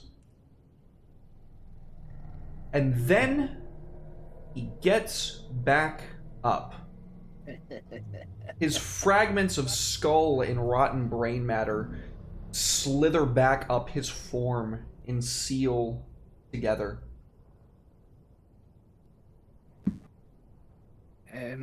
So now, is this my domain? Yep. He just goes running! Just goes running and laughing. I was wrong, Kyle. You can kill him now. So what do you guys do about it? There's no nothing. He's just running, just running and laughing. Do I have a chance to throw a blade at him before he can run out of... Yeah. Oh no, he's not even trying to run away from you. He's just... Oh, circling. Running around in circles, like... Just laugh, yeah! I don't... He just brained himself with a mace. I don't think we can... You said you could basically put him in eternity in your sword. Is that still a thing? If I can catch him, I can kill him. Can I expel them? In a circle like a chicken. Yes or no? Give me a charisma check. Woo! You've got shit charisma, do you know?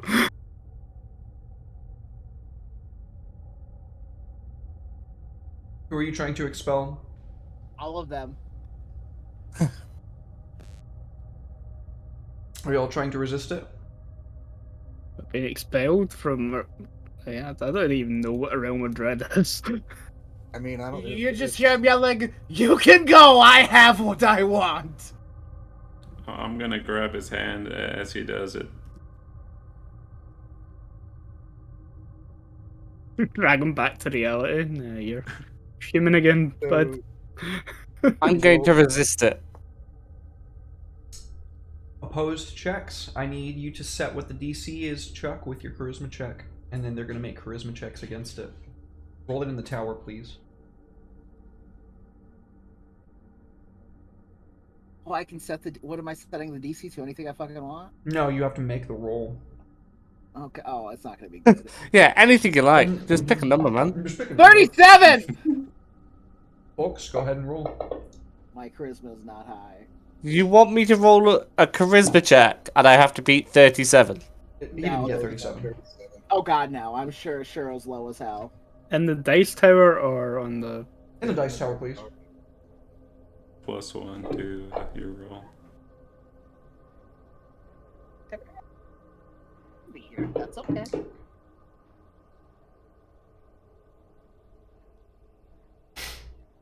Kale and Spicy are the only ones that fail. You are new and young in your status of obtaining a domain of dread, Old Tabernacle, and these powers are foreign to you. You're like a toddler playing with building blocks and just trying to arrange them in a position that makes sense. And it does against Kale and Spicy. In fact, Kale, his entire form seemed to be just actively rejecting this place. So even though he's trying as hard as he can to stay and fight you, all you have to do is be like, nope, just pluck that cord and he is banished to the prime material plane. Spicy is quite taken off guard by this. He looks taken aback for a moment, and then for the moment, it takes you an efforted second, but you focus and he disappears back to the prime material. The others, they pass. You wish to stay here with me? Your duty not done. You must come.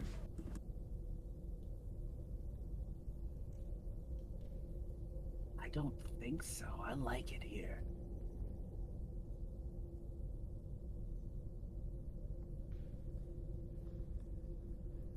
Duty.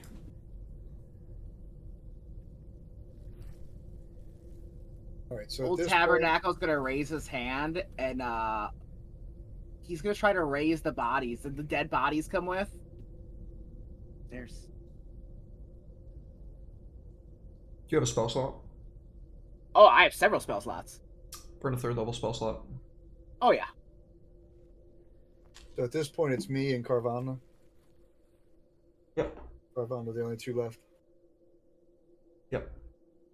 I die. Nope. Am I back where I was when I started? You're back in the town. Or what's left That'll of it. do. That'll do. That's what I wanted. That's okay. I was going to be really pissed if you just killed my character. Nope. Oh no, Old Tabernacle's trying to send people back. Oh, that's fine. Where'd the others go?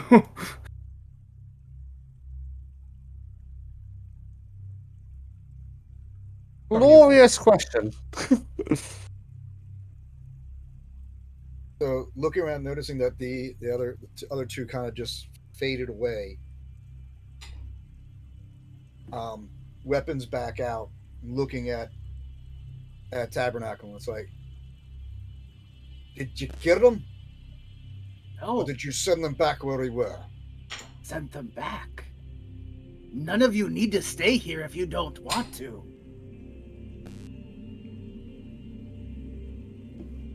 You said that you're the one that now made this. Now, is this yours to be playing in?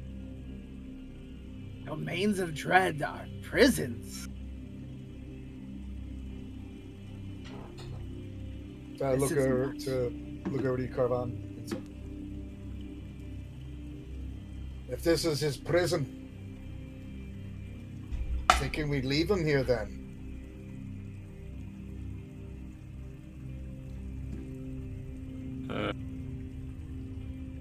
Can I roll an insight against their persuasion, I guess?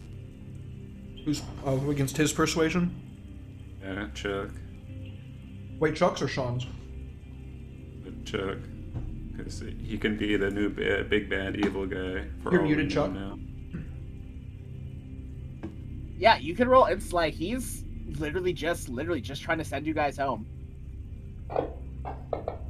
Like he is this. You get the sense there's nothing but death around him. This is exactly what he wanted. Yeah, this is his dream. Ruin his dream, break his dream. He's telling the truth. Ball take off, man. He's an oath breaker. We have no more ties with this guy.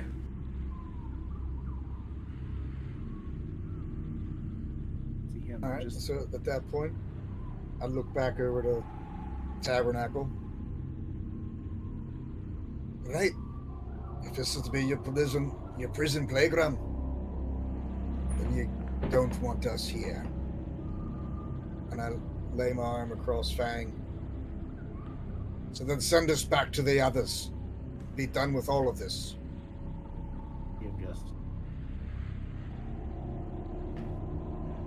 Both of you are sent back? Well, I should say the 3 of you are sent back.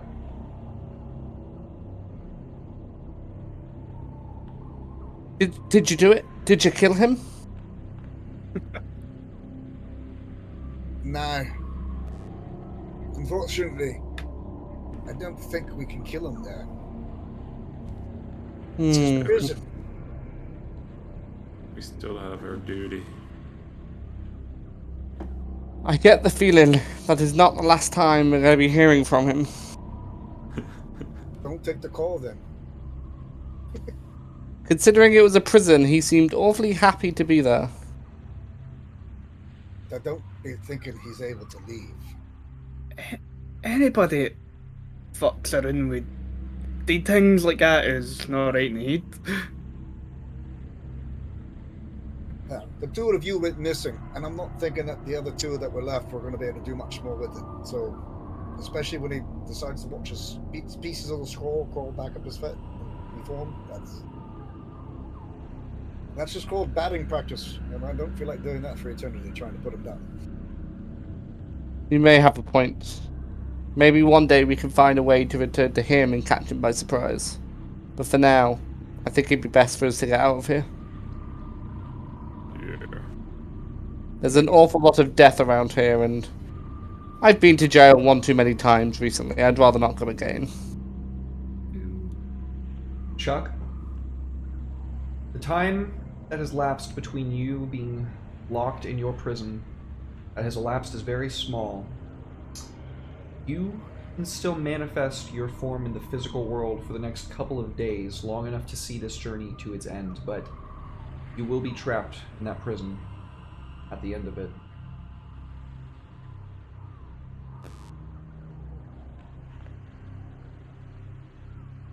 You see everybody's talking, then just see it slowly, the mud and the dirt begin to form itself up from the ground up, the bones pulling in, creating this silhouette of a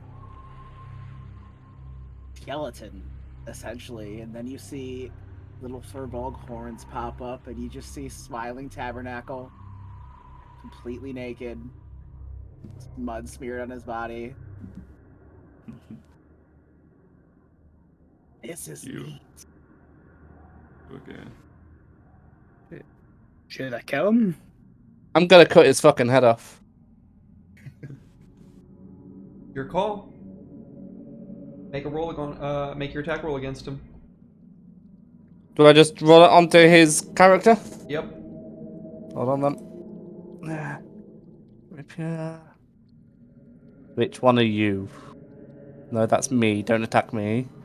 Spicy, Scar. Oh, the last one I picked. Okay.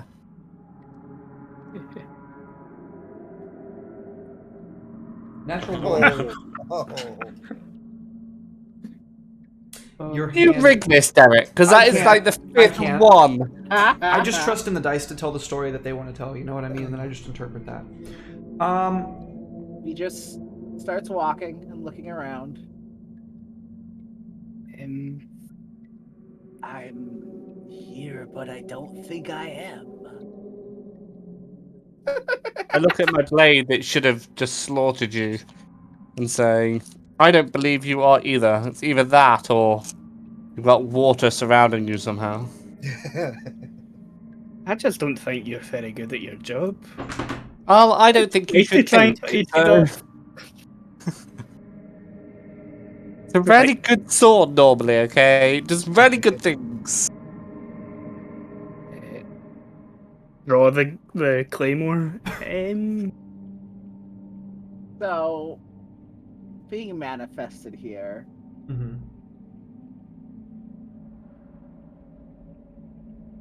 This body dies, you just bring it back. For the next couple of days that you have this connection to the material plane, death is just like a temporary setback for you.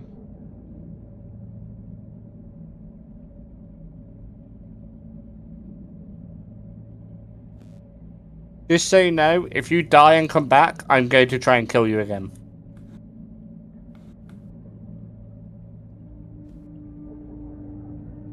Just completely aloof, just staring off. You are tethered to the strongest being in my homebrew setting. Oh, I'm excited.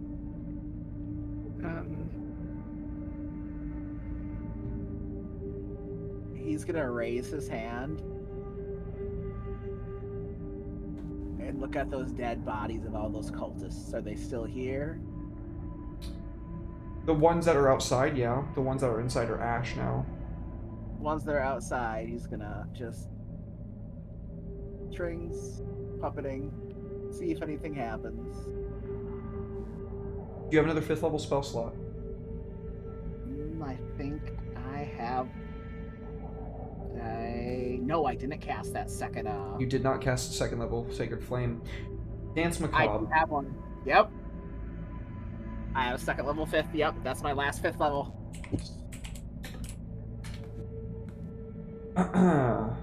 Boop. Go ahead and share to the class what that spell does for me, buddy. You see him looking around, and you see it gets the fingers out and you see the bodies just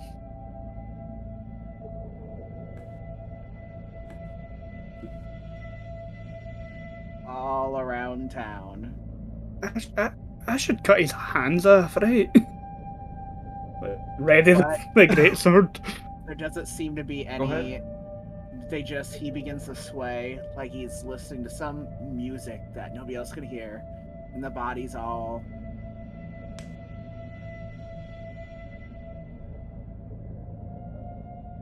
And literally, unless anybody intercedes, that's all. For now, then. Anybody else want to take a swing at this crackhead? I'm thinking that we are better off of just getting out of this town. Do you want to Out come to away your from new this home? corruption.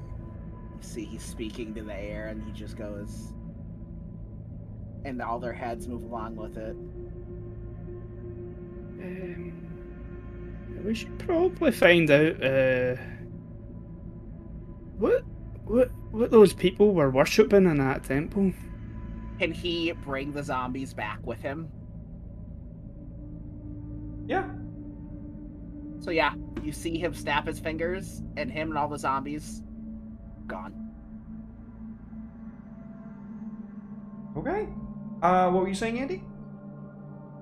We should probably find out what they were worshipping in the temple. Is the church died down a little bit in terms of flames, or is it still very much on when fire? The ground opened up, like the sudden air displacement just course. put all the flames out at once. Yeah, definitely. So there's nothing left of the church, is there? I wouldn't say there's nothing left in the church, but there's no fire left in the church. It was like a split even on the ground. So can I have a look around the church to see if there is anything? Yeah, both you and Andy said that you wanted to do that. If both of y'all want to make investigation checks. I do a ritual. What's that, Gian? I want to do a ritual to get my steed back. Okay, I'll go ahead and put that back out there for you. Feeling naked. Naked and afraid.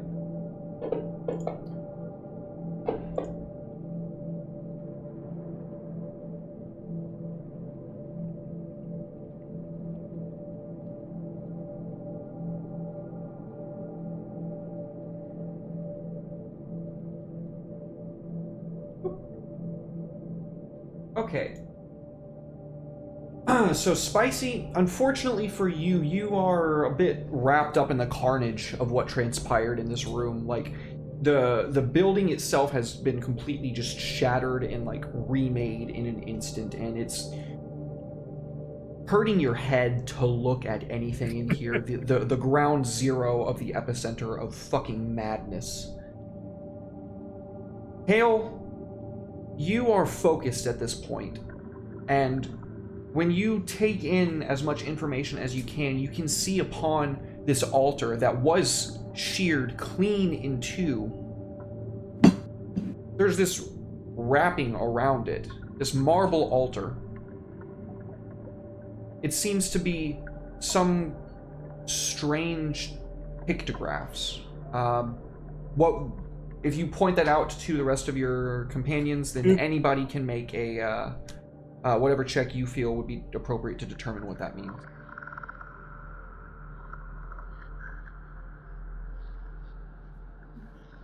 Anybody except for Tabarnacle want to come look at this?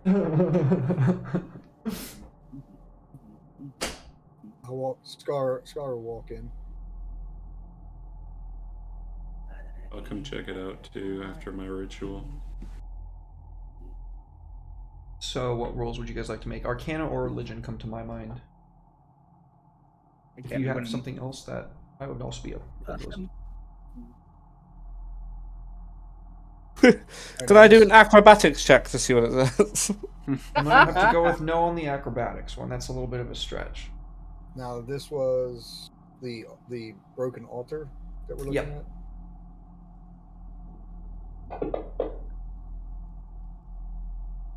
Well, at least Arcana, I have a very smart. I guess for me.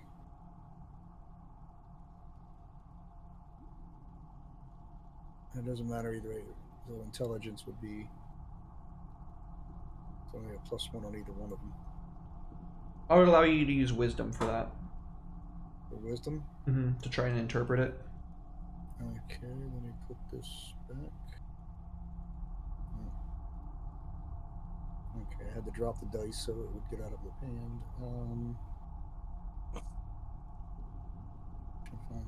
Well, actually, it doesn't matter. Either one of those is a +1. Okay. Although I do see that I had, on my original character I sent you, I had stealth as a skill. Oh, is it not listed? Sorry. Yeah, so stealth and nature just need to reverse. Oop. There you go. Okay, and so religion.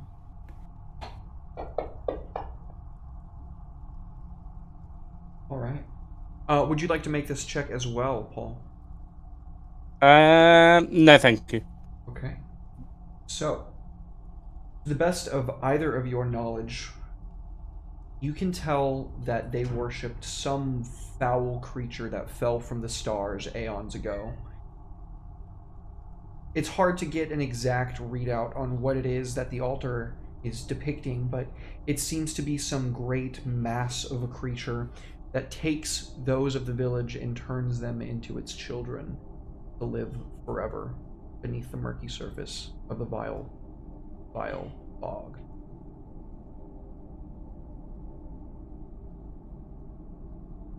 There's We've no got one wanting literature. to take all the dead with them. We've got another one wanting to make them.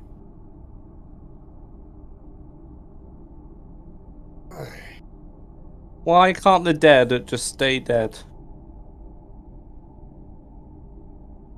And why are people so keen to be undead? Well, didn't they sit there and say once before that all the power corrupts? Well, evidently, he's got all the power and he's corrupted. Oh, we burned the bog. Tabernacle's back. Well, if we're heading to a bog, I've got one thing I need to do before we go. I will, because this one can be cast as ritual. Thank you. I will sit there and take. I will take the extra time to do it as a ritual and cast water breathing on the party. And what the party, sorry? Water breathing.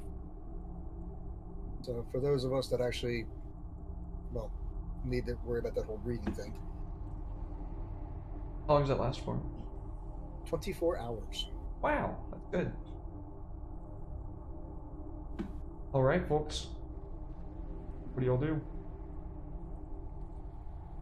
Did I go outside and divine sense to see if there's a way to pinpoint the evil that we're here to unevil?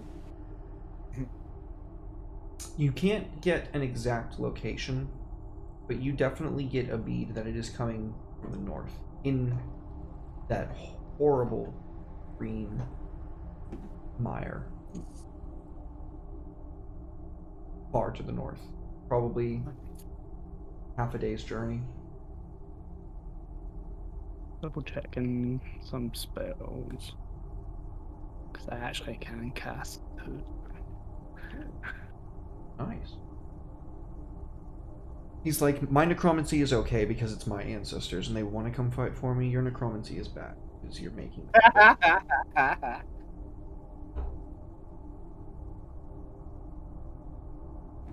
Sounds like I can spell. Oh, Tabernacle just starts walking that direction. Yeah, me too, but mostly so I can keep an eye on him. Alright, let's take off. You good, Andy, or you needed to look up something still? Yeah, I'm just looking up between the augury spell and the clairvoyant spell. I didn't do that right. I didn't do that right. Yeah. So auguries. Hey, wait for me.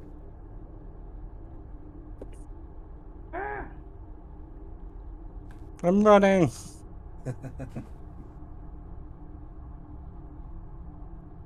There's not a star on heaven that we can reach. I'm falling, yeah, I'm breaking free. Yeah. To be the star of something new. Let's It go. feels so right just to be here with you. Go hunt this bastard. Stream's over. We're just gonna sing High School Musical now, and we'll go home. We're fine. Good Lord of a Swamp. Domain, indeed. That's something I get to add to my lore and work with Chuck on. That's fun. Chuck makes cool shit too. There's a swamp dread domain. Yep. Okay, so what is this green building? This is what used to be a bridge house. It appears completely ramshackle and run down. The way across is not accessible from here. In fact, it appears that the narrowest point is directly to your north, where these two jagged outcroppings meet.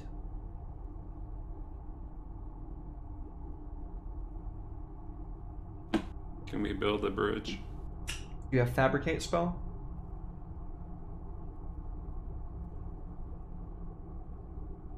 And we jump. You could jump. I'm gonna jump. Alright, me too. I'm jumping. A watch. You effortlessly make it across the gap. Yeah. What, Andy? Spike's not that dumb, go first. That's fair, but it is not that big of a gap. It is, I believe, let's see here, it is a 10-foot gap, and yeah, you could very easily make that. Actually, it's even less because the edge isn't properly there. It's about a 5-foot gap. You all like readily make it across. Seeing the shiny boy and the holy boy get across, I'll jump. Take my hand. No. Well, after, as I said, about half a day's journey,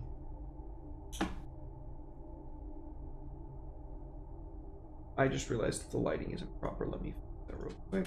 It should. Wee.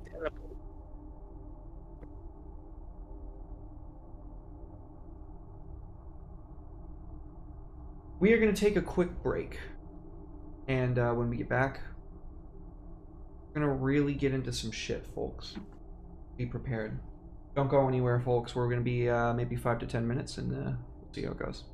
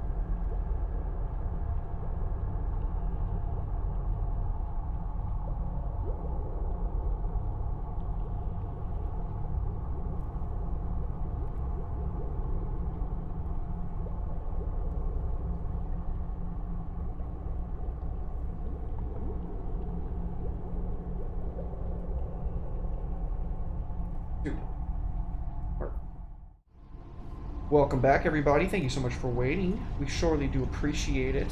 We come right back into it. Our party has made this trek through the better part of this eve, until finally, after quite a long time of trekking through muck and mire and horrible, horrible smells, they come to a large, very, very large hunk of what looks like solid iron sticking out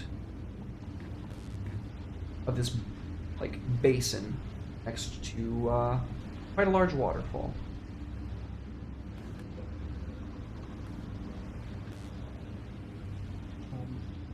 During the course of this, would we have you said we had to travel for most of the day? Yeah. At any point during that, would we be able to actually take a short rest? Yeah. So maybe apply some hit die? Yeah, you can do that on your main page. If you go down to the bottom, it has a little short rest thing, and then I'll go ahead and just hit the little short rest button for everybody. Go. So that refreshes whatever abilities refresh on a short rest and all that good stuff. Do we roll the hit dice? Yep, you roll your hit dice. I get how many? You have 10 total. What the? Amazing. Where's this short rest button? It's down at the bottom, the little hit dice button. Oh, I can see hit dice. Yeah, you just press that. Oh, okay. Close enough.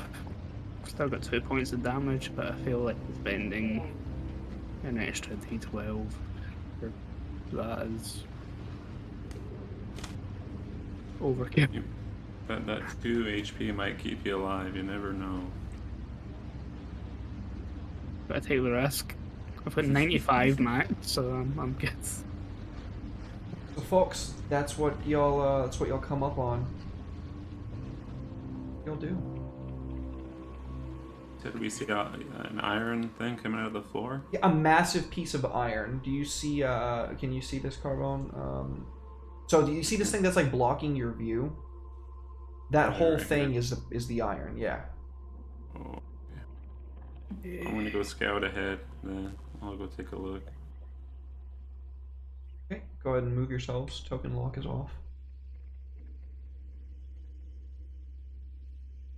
You're me. Oh, we still can't see. We gotta go around. So you move up. I'm gonna go ahead and put the lock back on. Water. Yeah. So, Kale, you were jumping in the water? Oh, I don't want to do that, sorry. Okay. So you approach this stinking, festering pit. There is this absolutely horrific smell exuding off of the water here. It's rotten and reeking. The plant life in here seems to be some strange alien life form that is capable of thriving in this grotesque basin. Looks lovely. Jump on in. So I can move through it with the. Is it deep? You don't know from where you are. All right. I drop a rock in there and see if it hits the floor. It and the surface quickly swallows it back up. Oh, quicksand. Is this area walkable? Can we walk the bank? Yes. I'm gonna follow the river around. Okay. I'll join.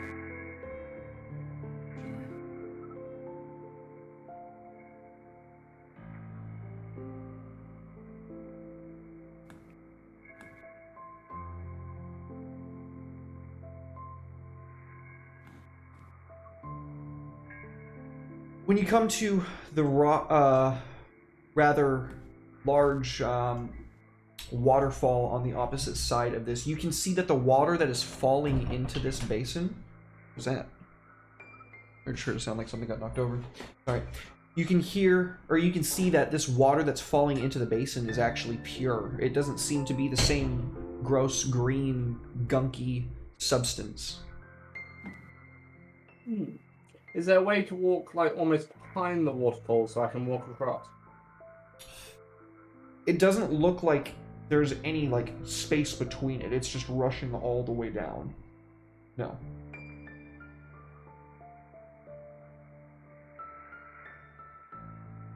Well, I'll try to go across.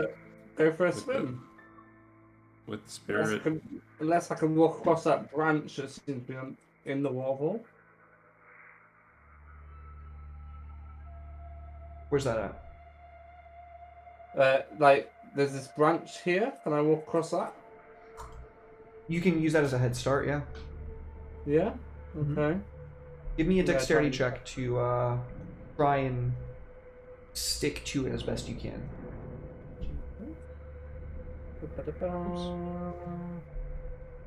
No, I've already made it most of the way now. It's fine. Can I try and do acrobatics instead? Yeah. I don't think that's a branch.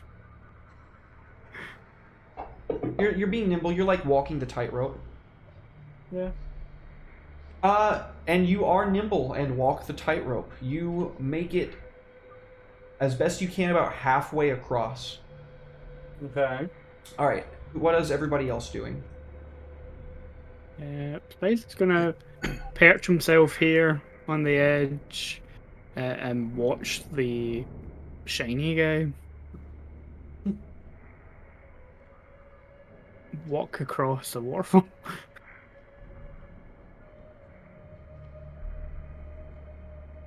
Oh, sorry. I realized I didn't acknowledge it. I just expected everybody to know. Yeah, Chuck had to go do dad stuff. So his character basically got like the ultimate good ending for his character, even though it's like a terrible ending. So he just walked out with a massive dub. He had to peace out though. He had to go do dad stuff.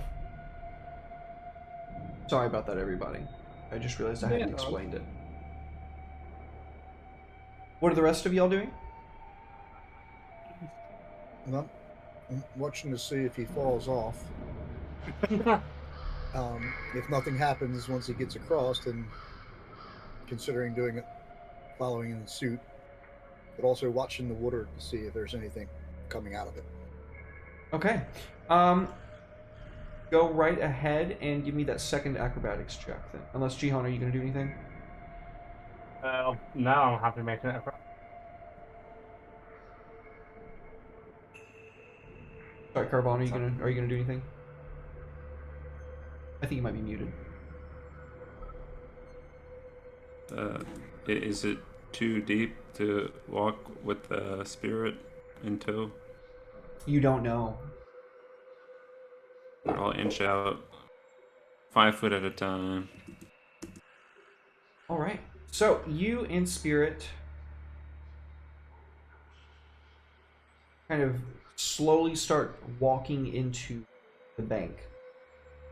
Kale, you easily make it the rest of the way across and very dexterously clamber up the other side. Just do that, guys. Look, okay? Dot lightning, hit enemies, walk across the bridge. This big ol' elk sinks in for a moment and then steps out, and like you can feel its telepathic link with you, sending you vibes like, yeah, I don't like this. You know what? Can we go over here? How do you highlight? You don't really.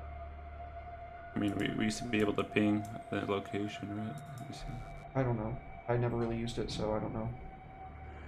You can use a pointer. Draw an arrow. I mean, can I go over here?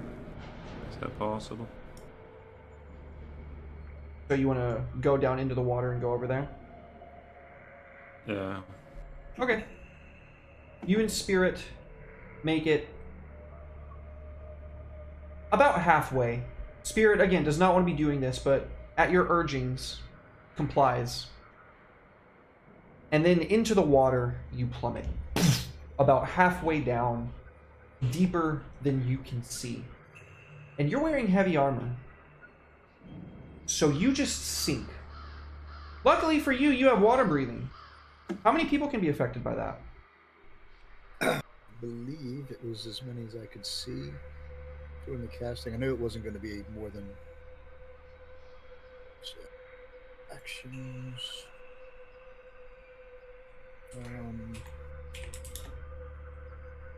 Up to 10 willing creatures. That's So we pretty definitely good. were within the not full number we had. So I cast it on all of us and the 2 mounts that we had out. So everybody that was there with us. Okay. You're both not drowning, but you are sunk down into the water immediately. Can we continue on the bottom of the? I need a strength check from Spirit. Spirit. Can you post that thing again? I lost it. Yep. I can't open it anymore. It does that any time that they even come back. Oh, okay. Spirit. Strength check.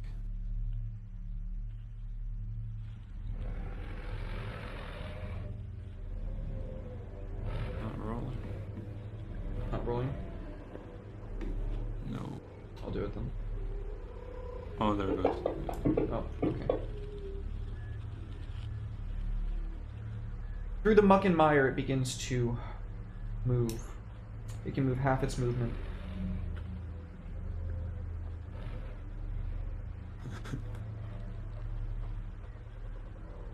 And as it is moving underneath, you can hear something.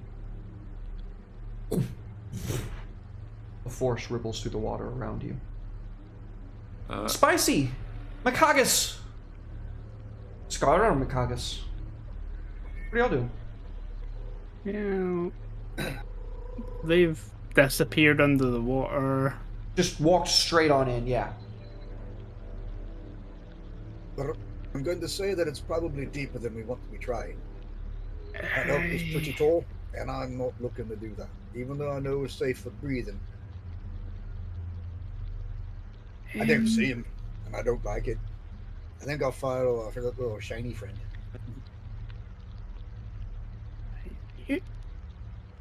Spacey's not, light on his feet. May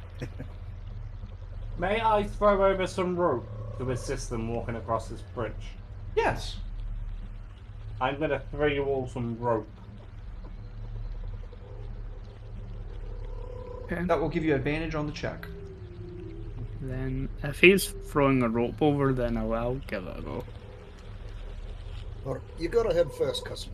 I will sit there and hold the rope for you to help steady it for you. But I'm stronger, so But I'm a bit more dexterous than you, I think. I also have a +6 to my dex save, so. You could just tie it to a rock. Is it a cliff face or a rock?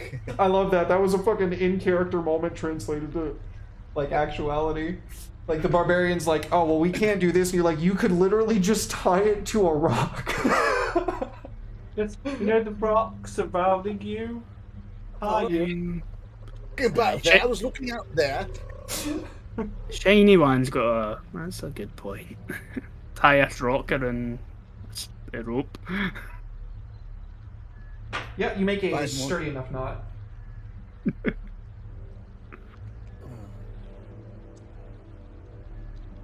They don't have knot tying anymore. That'd be under survival. Oh, no, I don't you- care. No, you're using an item. An item should give you an advantage in some way, shape, or form. Yeah, I will take... Well, what? Is it an acrobatics check? Yeah, that makes most sense to me. With advantage? Did I just check the little advantage thing Yep, down here where the modifiers and stuff are? that's right. Yeah, and then I just drag it, the skill. You can just double-click it, or you can drag it into the tower. You're full. I don't mind if everybody sees. Into the door. Okay. Oh, no, you got a natural 20. Yeah, you, pull yourself halfway across this rope bridge, definitely. Right. And then God will sit there and do the same thing. Baby, only one at a time. That's too smart for half orcs. Not even a problem at all. Fang's just kind of watching and waiting until they get across. So he's not moving across there yet. See, the Drake is smarter than the two half orc. He's got a flying speed. He's like, guys, I could just fly over. He's just waiting for him to get and flap, flap, flap, flap. Okay. Second acrobatics check? Is that? Not yet. What are you doing right now? Back to the top of the turn order, Kale. I'm watching these two morons like the rope. To be honest, Okay. nothing. I'm just watching the. I go back up a bit so they've got space to come aboard. But yeah, I'm just watching two idiots try and navigate a rope bridge. To be honest. All right. Cool beans. Like passing off advice that is willfully ignored. Can I get another strength check? Get to from your Spirit? rock. What are you complaining about? Sorry, DM. Say again.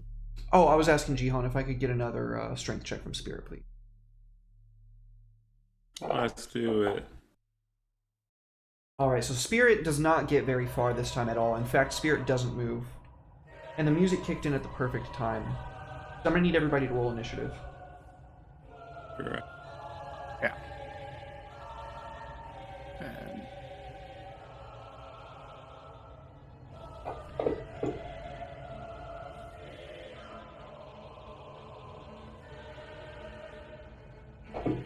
I have advantage on initiative roll.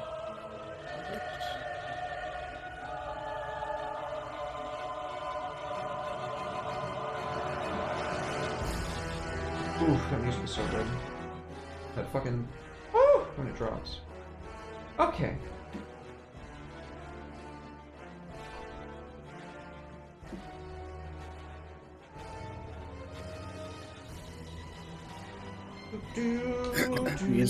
Music just got edgy. Oh yeah.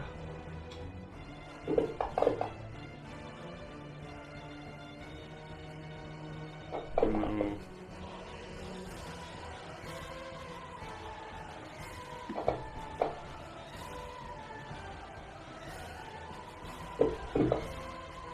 Your mount is slain outright. So as the stirring sound in the water quickens around you, there's suddenly a and your mount just disappears. You are now coming down to the bottom on your feet. And now something is attacking you with advantage on the first one. I have a reaction from, can I use Blessing of the Raven Queen as a reaction? What's that one? To teleport 30 feet. In reaction to your horse being taken out? Because this is technically happening Yeah. at the same time insofar as like how the initiative order goes. Yes. No, actually, I'm talking myself back around. Yep. Okay. I'll go You have to be the able to rest of the see it. way. Let me ask you that. Do you have? Is it a point that you have to be able to see? Because you can't see dick. Can't see. Red Panda 4, thank you so much for the raid. Welcome in, raiders. Welcome in. Do I have night vision? You're in heavy obscurement. You're in like murky swamp water, dude. Oh, I thought it was clear. No, the waterfall that's falling into this is clear. The basin, I said, Oh, is okay. very disgusting and like a icky biome, unnatural. I wouldn't have gone in if I knew that. I definitely explained that. I'm sorry. Unlucky. Alright. Okay. Advantage attack coming at you.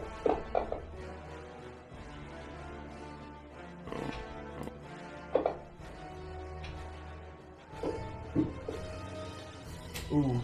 You are quick enough to catch the second one, but the first one comes in with this horrible bite. It clomps down onto your shoulder in the weak parts of your armor. And, yeah. Does have a swim speed of 40 feet.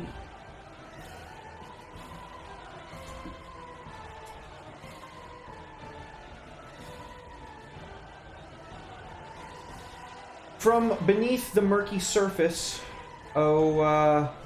Haggis cousins.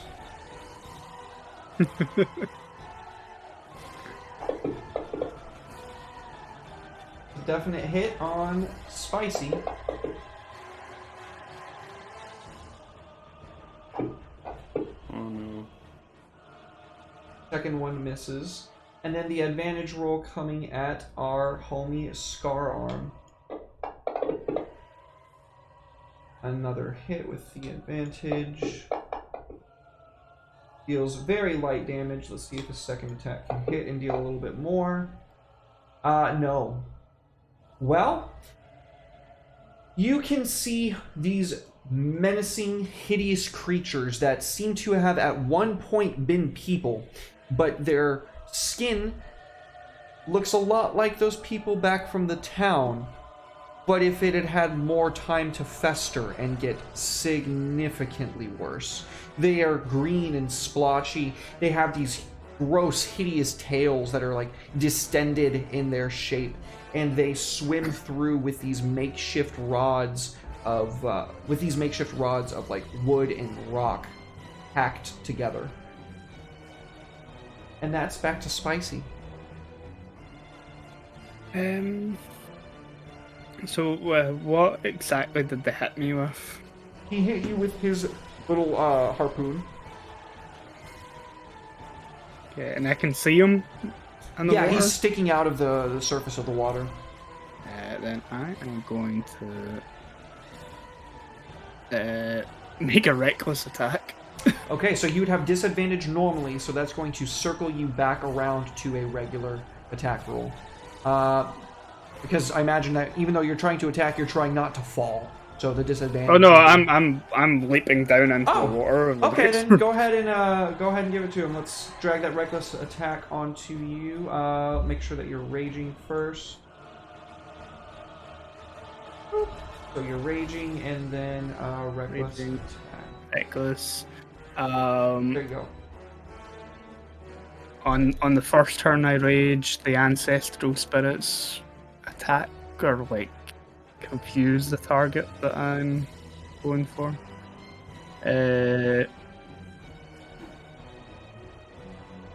Which does something gives them disadvantage if they're attacking other people. Yeah. So is it just a regular attack roll? It'll be with advantage. It should be automatic though. I dragged it onto you. Oh. Right. Great sword. Oh yeah. Cool.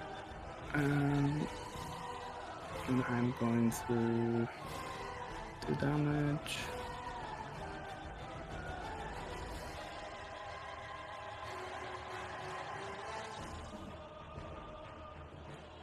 Okay, and then the second swing while I'm in the water. Mm-hmm. That one will be made at disadvantage, so you will need to go ahead and click disadvantage. When you do it, it should automatically even out to a regular attack roll. Oh, going absolutely ham on him in the water. Still a hit.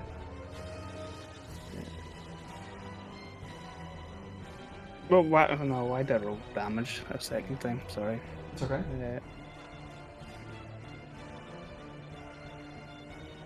Oh yeah.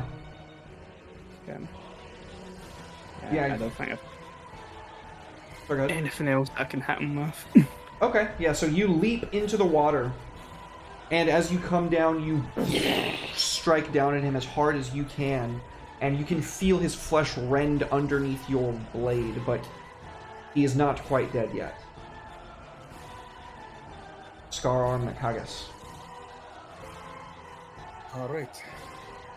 So, seeing how this is all starting to go,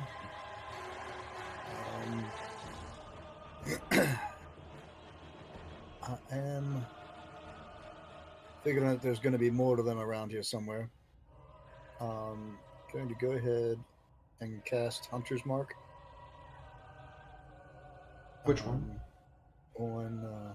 You can drag it onto him. If you click the magnifying glass next to Hunter's Mark, you can drag it onto him. The effect. Yeah. The abyss wings. May their aim be true. Aw, that's so nice of Chuck. He's giving you all a blast. He's not here anymore, so it counts. Okay. Alright, so I take. Okay, I drag it from here. Do I drag it? This is on myself or on. Drag the Hunter's Mark onto the target that you're marking, please. Okay. Down four. Okay.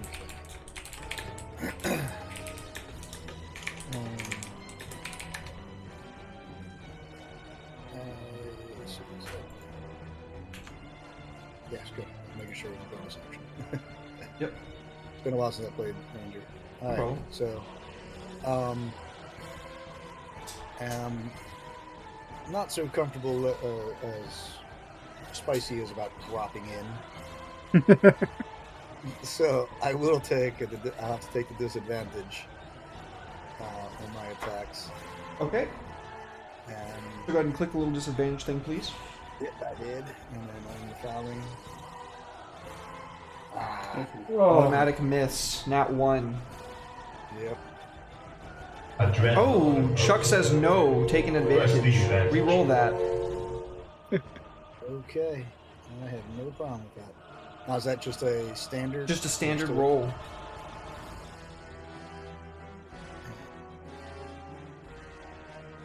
There you go. That's a hit. Thank you, Chuck. Thank you. Thank you very much. Flexing on him with them souls. Woo! All right.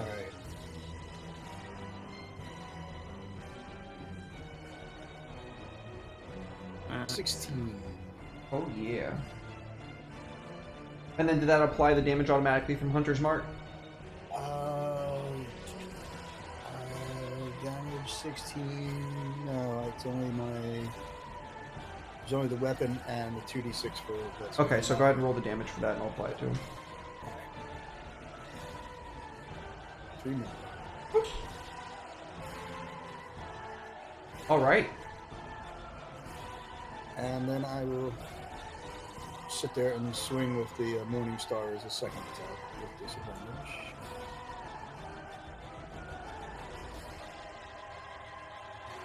Dang it!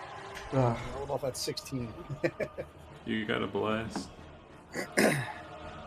Well, You with could a roll an 3, extra d6 with that bless. A Dreadlord imposes their will. Press the advantage. Another no disadvantage. Okay, re-roll that again. Damn, Chuck. Out here straight dropping souls. Okay. Chuck is don't need to he has a dreadlord. Indubitably. Oh, another nat 1! Oh, motherfucker, dude. It went from 19 to 1. I was like, dang it. Sorry, buddy. Alright. Nope. Yeah, that second one's going to miss no matter what. So. Yeah.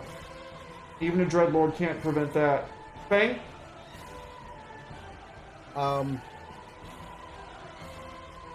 Well, I had to use my bonus action Okay. to cast, so he's only going to be able to sit there and... He can move if he wants, but he can't attack. He can just take the dodge action, which is his... Yeah, he'll take his Biggest dodge thing. action. I move 5 feet. You are swimming. You need to give me an athletics check. And then you can move up to Okay. half your movement if you pass. Oh, is that an action? No. I don't think Athletics? so. Yeah. Okay. So I'm kind of close to the surface, right? Not really, no. If you got a little bit closer to the... If you could pass your check and get a little bit closer to the rock, then you could maybe pull yourself out. No. +6. Do I make it? 15 is just enough. I'm going to go ahead and delete the shape of the rock so that you can all see it. There you go. It was just kind of getting in the way. Am I still at a disadvantage?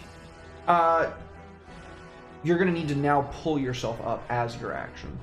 Pull yourself out and, like, climb up the rock. Correct. Oh, we lost you on cam.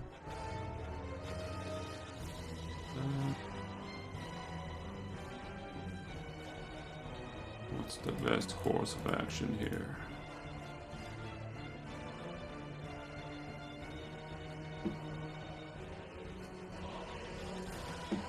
If you're going to Well, attack, let you're me- still at disadvantage. That's what you were asking. Sorry, I realized I didn't answer that question. Well, I'm gonna have to attack, because I can't leave Spicy down there. Okay. So, you know, the man has his morals and his code, you know, band of brothers. Alright. So, for disadvantage.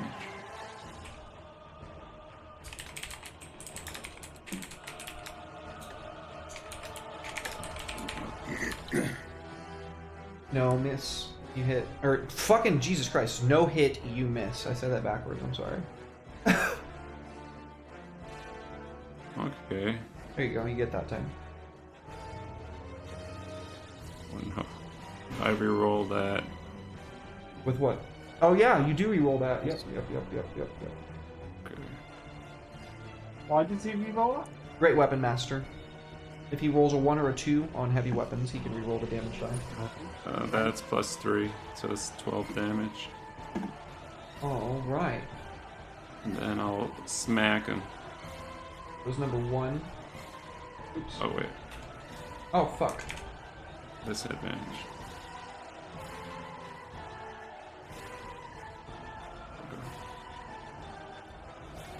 Oof. Okay. Alright, so you get a hit on the guy. Okay.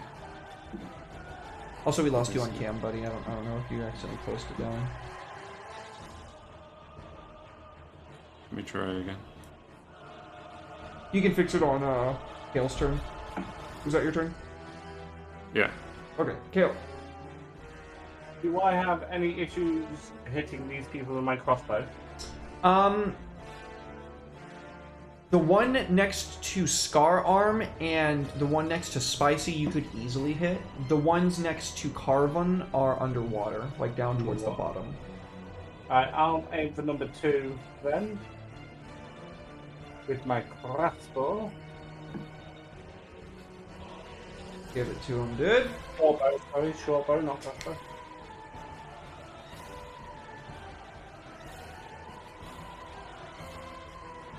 Hit. Definitely. Yeah.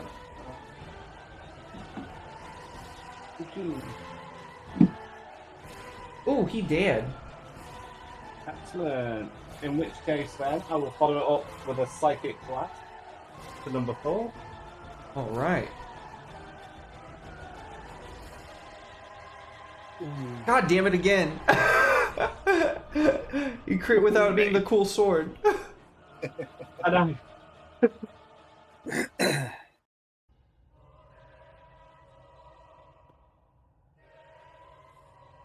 Blam! And you can use your sneak attack damage on this one. Go ahead and roll an additional 4d6. Because he is within 5 feet of your homie.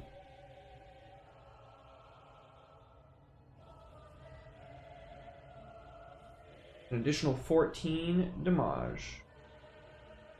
That was to number...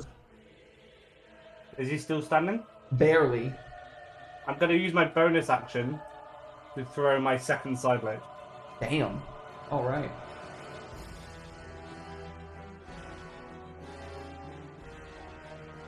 Oof. I don't know why I rolled 2 there. Out of range. I have automatic range tracker. My side blade has a different range to my dagger though. Ah, fuck, you're right. It's 60 feet. I'm sorry. Let me fix that real quick.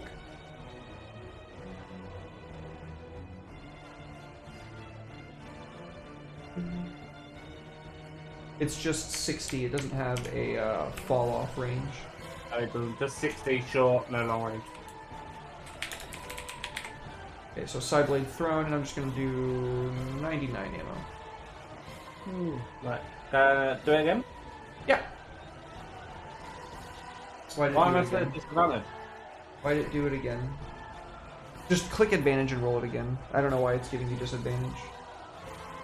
It's saying long range, but it shouldn't be doing that. It must be coded in. It's not beyond 60 feet, is it? It wouldn't let you. It's right at 60 feet. Okay. That's a hit. Go ahead and give the damage.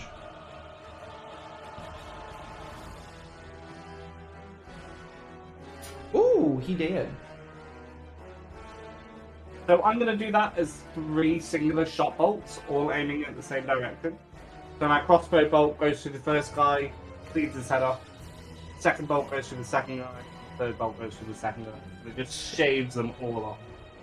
Hell yeah, dude. You just light them the fuck up. Great job. Is that your turn? Bonus action. I'm going to move over to here. That's okay. It. At the end of your turn, a creature rises from the shallows. This horrifying, disjointed entity.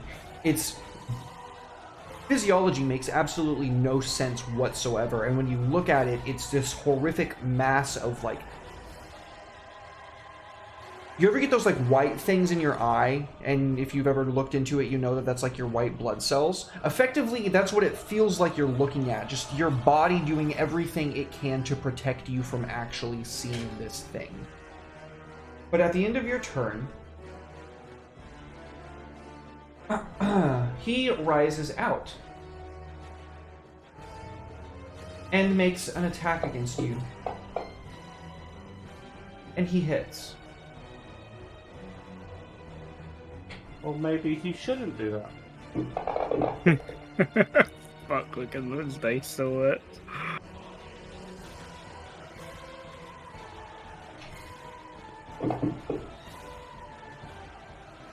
You begin melting. He spits this huge globule of acid at you that just wreaths around your lower section, and you can hear your lower legs, your torso, and your chest begin to sizzle. And it clings to you. You will take 2d6 acid damage at the start of each of your turns. I'm going to use that ability that I can't find that allows me to take half damage, but I can't find it. Uncanny dodge. That's it. So you take 9 damage from that instead.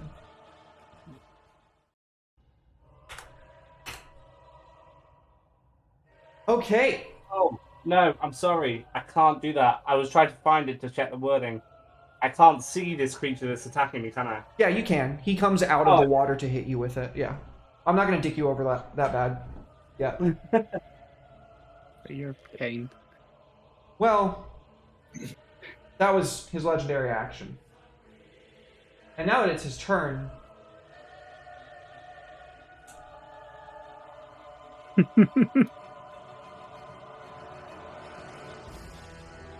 He surges forward through the water.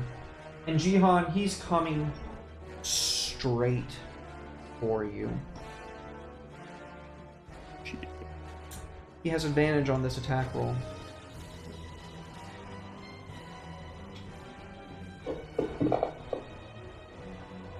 He hits you. He rends into your flesh with one of his toothy, spiked, tentacled claws that wrap around your leg and begin tearing into your flesh. He is going to now use a second attack roll against you. He has advantage on this attack as well.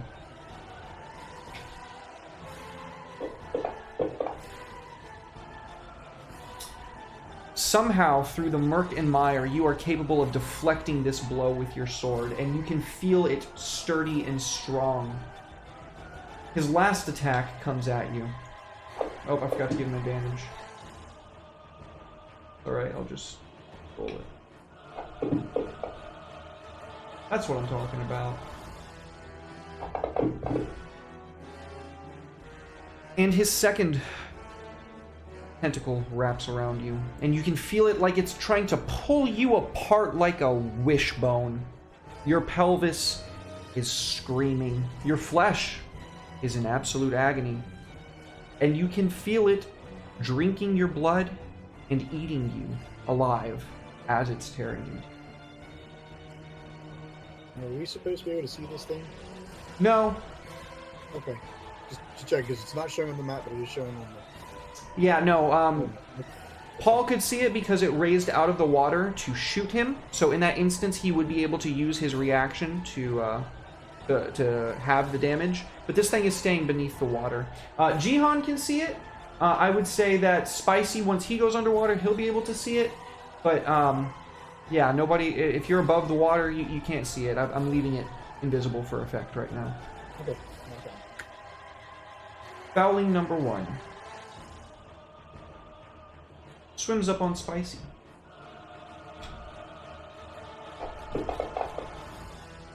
You recklessly attack, so he takes advantage of that. He takes a chomp out of you. And then he goes to hit you with his harpoon, but misses. Number 1 is going to stay right here. He's still within your threat range, Carbon. He's going to attack Spicy as well.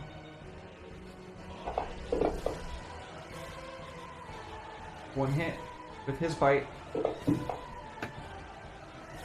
And then he's going to use his harpoon. That's a definite hit. It's a good thing you're raging because you're only taking half damage from all of this. Yep. Was I able to get a hit on him? He's still within your threat range. So I do get a hit on him. It's just whenever he moves in your threat range, yeah? Is that Polar Master? Yeah. There you go. Yeah, I poke him then. Give it to him. Is disadvantaged? Yep.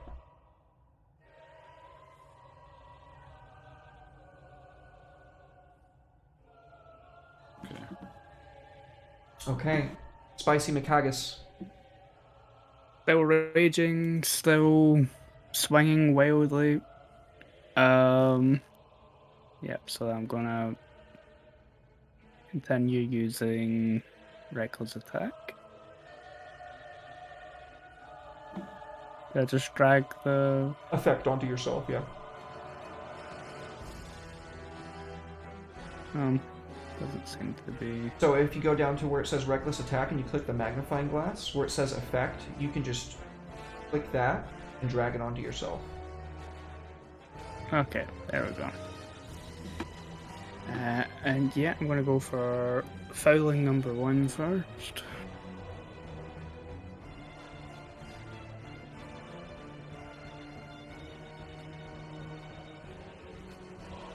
Hit.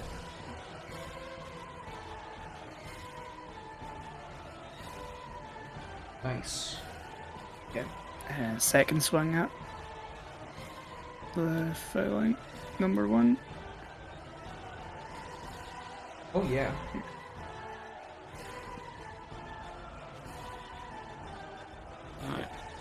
But I've... Okay, yeah, 2 swings cleave through it, so I've reduced it to 0 hit points. Mm-hmm. So I'm going to use my bonus action to take a third swing at the other fouling. Let's go. That was almost a crit. You do 3 times damage on a crit as a half-orc. Yep. Ooh, nasty blows, dude. Yeah, 2. I'll dive down into the water to meet these 2 when they attack me and just like wing, cleave through the first one and then turn and take an extra swing into the water at this guy. Fantastic. So, great. At the end of your turn, is it the end of your turn? Mm-hmm. Yeah, I think I've used everything. Of your turn,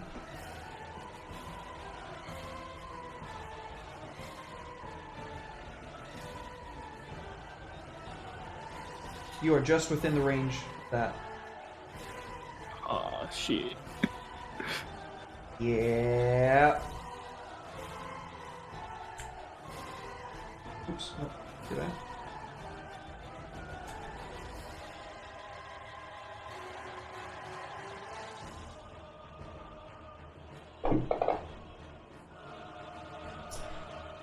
So, both of you made the save, looks like. So neither of you take the damage, and neither of you begin drowning, though you wouldn't begin drowning anyways because you were given water breathing. You can feel yourselves being like pulled towards the creature like a pulse underwater. And now it is Scar Arm's turn. Okay.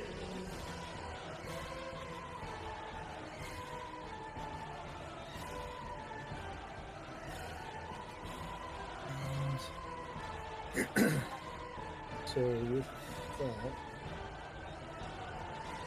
that, seeing that, because now this creature here is actually back underground. Underwater, yeah. Under the water now. Mm-hmm.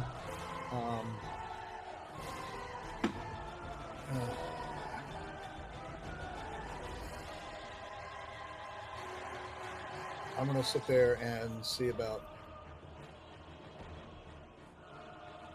Need to get off of this bridge, so he's gonna see about trying to make his way the rest of the way across. Dexterity acrobatics check, please. With advantage because the rope's still there. Yep, thank you.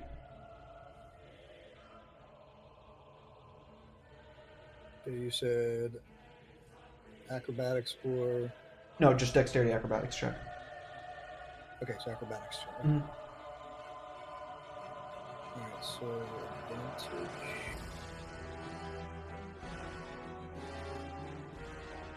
No problem. You use the rest of your movement and make it across. Okay. And at that point, I will sit there and whistle to Fang.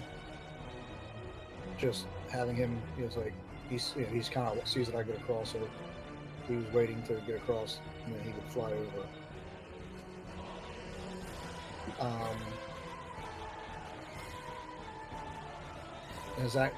Now would that count as just not having an attack but just move? Is that going to count as the bonus?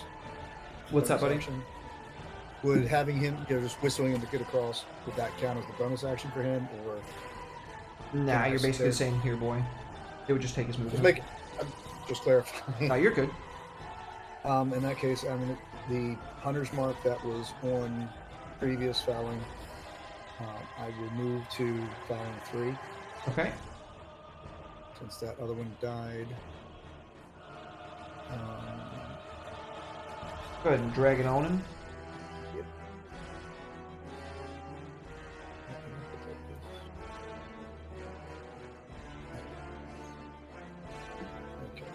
Okay. Okay. And that is going to be my action at this point. Okay, Fang. Fang moves over to the other side to get next to me. Movement is 40, and he's going to use dash to get over there. So I'm just doing the fly. Yep. Yeah, he's like scrabbled onto the ledge here when he lands. Okay. Alright. End turn. Harvin, you are underwater being held by a creature. Alright, so I'm gonna channel divinity here. Alright, what's that do for you? It's gonna make all my attacks have advantage against the boss creature. Wonderful. Go ahead and drag that onto him, please. It's on the tracker. Now he is. File spawn. Yep. Oh, fuck. Dead man walking. Yeah, he looks fucking horrifying. A robot made that, people. Robot. Who made that? This AI art generator Discord that I was invited to. So? What's that? That's really good.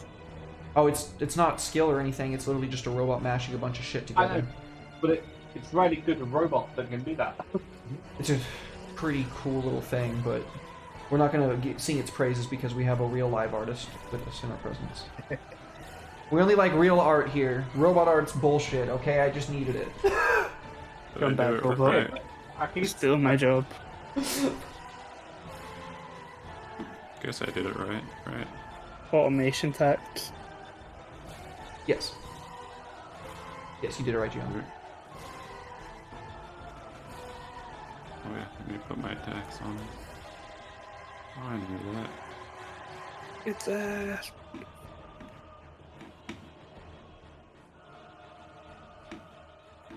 Come on.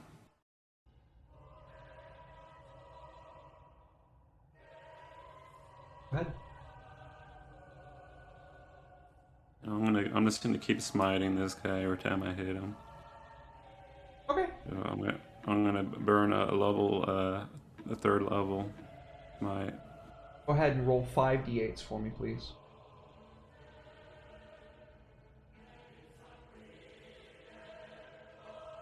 $27 damage. Then I attack again.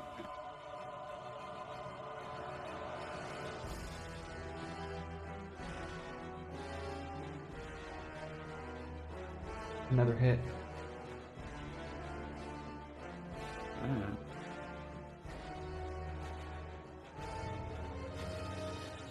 And I'll do another third level smite. That's your only other third level spell slot, right? Yeah. Alright. burn for all the smite damage. Alright. And then I'll do another bonus attack. Give it to him.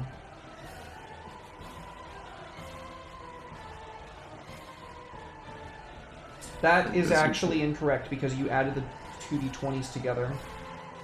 So the grand total would be 9 plus 7 is 16. He has an armor class above that. That does not hit. Oh no. Okay. So is my radiant damage hitting him? Yeah, everything is solid damage. It looks like your magic weapon is not really doing as good as it should be doing, you know? It's a magic weapon. Magic weapons are supposed to be able to cut through anything, but it doesn't look like it is. Oh no, what's You going sound on just here? as surprised as everybody else about that, Derek. Like, it doesn't, I don't know why. It's not doing what it should be. Andy knows why. As long as at least one of us knows why. Derek, did I tell you that my sword is made of meteoric iron? Oh, that's so just convenient for you to have that, dude. That's so great. Where'd you pick that up? At the Walmart? Alright. And then I end my in there. Alright. Tail.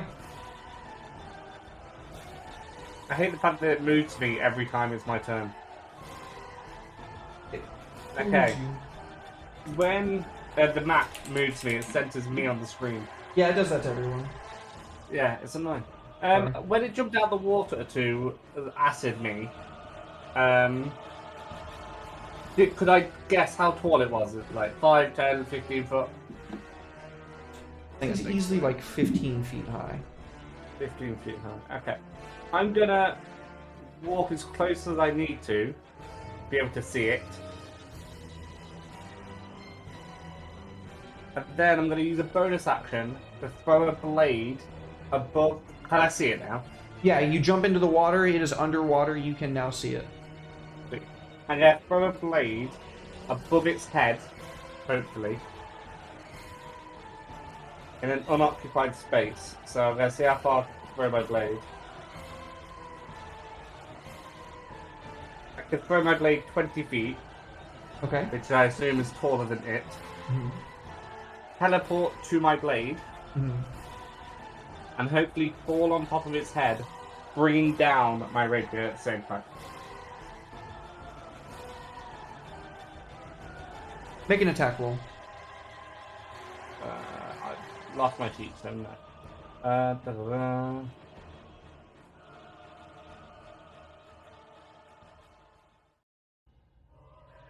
How cool would it have been if that was a nat 20? That would have been the perfect.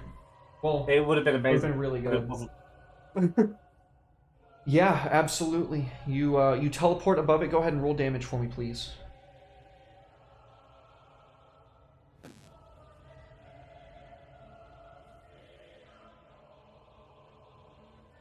That's fine. And then I'll follow up with a side blade as well.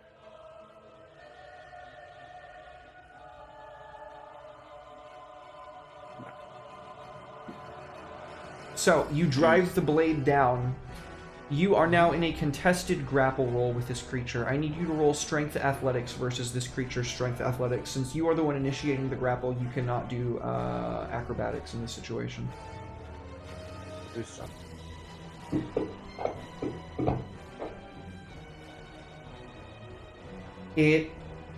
So you got a 4, and he got a 12. So that was kind of close. He reaches up and grabs you and just throws you down into the water next to him. And it is his turn. And he's chosen to forgive me. We can see some of the wounds that were just dealt, chiefly the one that you just drove down into him on the top of his head, instantly knit themselves. Even the searing marks from the 70-something damage that was just done to him last turn by Jihan start mending themselves. Or, I'm sorry, it was 50-something damage.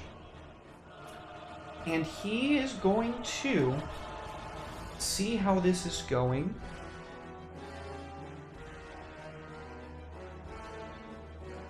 He's going to choose to let you go, Jihan. Uh-oh. And he is going to disappear into the water, taking the disengage action. Can I get my attack of opportunity? No, because he took the disengage action.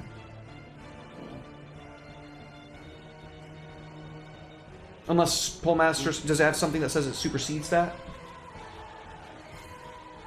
Like Sentinel does?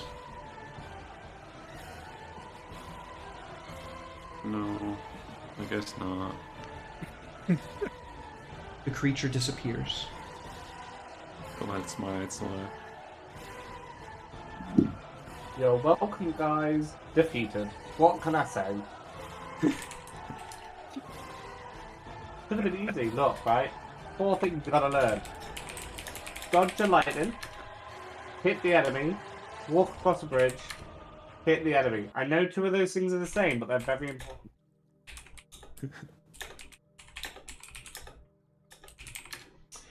There is a stark silence all around you. You can feel an unease and a sense of dread building. And the fog begins to roll in and cover the surface of the water. I need a physical check of your choosing from everybody that's in the water. So that could be strength, dexterity, or constitution. Saving throw, please, into the chat. Or into the tower. Okay. Now you can do it out. You can do it out into the chat. That's fine. Do it into the chat. DC 15. Fucker. Oh no.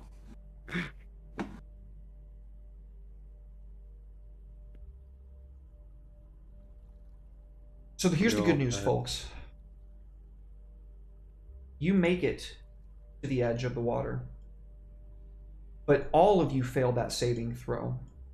And you are all forced to take a level of exhaustion as this dark fog from beyond the plains pours over you.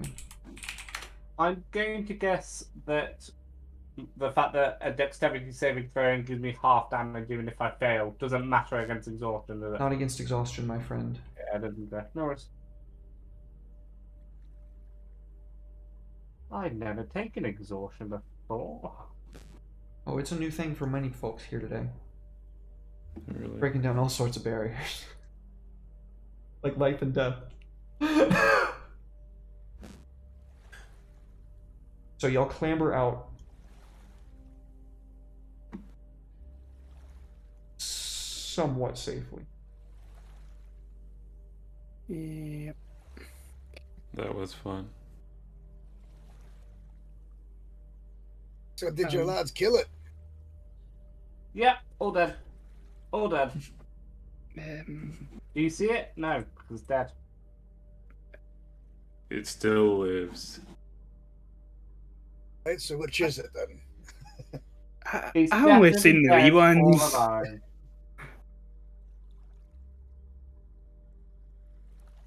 Spicy, you saw a lot of the wee ones, but you definitely got a good look at this creature underwater at the end there. It's not dead.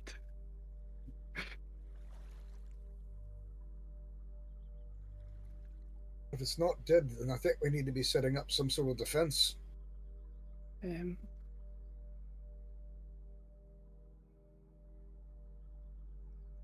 I notice that it doesn't take damage?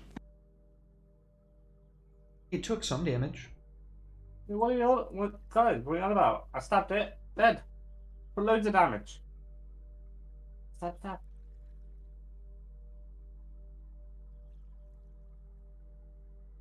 In other news, I have recently learned what fear is, and I don't like it. So shall we step away from the water? Go ahead, token unlocked. Yep, I am gonna. I'm going to be over here. I'm not afraid of water, obviously, but it seems to be able to block things and summon things. I always hated the water levels in the Mario games. So I think we can all agree water is The a bit water too levels strong. are awful. Water is OP. Can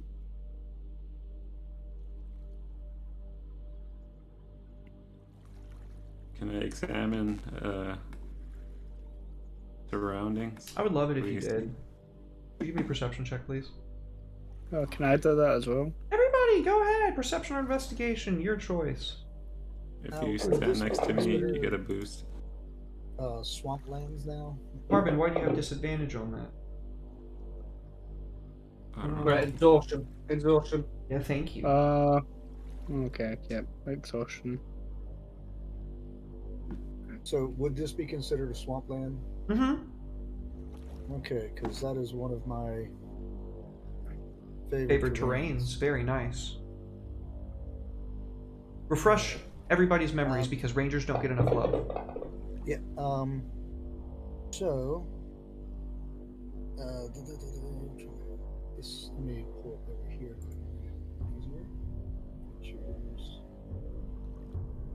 Natural Explorer.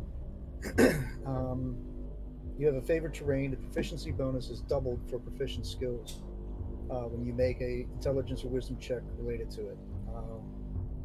While traveling for an hour or more in chosen terrain, difficult terrain doesn't slow your group down. You can't become lost except by magical means, and you remain alert to danger even when you are engaged in other activities. You can move stealthily at a normal pace while alone, not happening with this group. Yep. But, and I can find twice as much food, not that I think we'll eat anything from here. And while tracking creatures, I learned the exact number, size, and how long ago they passed through the area. I'm going to say about 37 seconds ago, and it's that way. Yeah. Okay, go ahead and roll perception for me. I doubled the proficiency bonus on it, that's why there should be 2 stars next to it. Okay.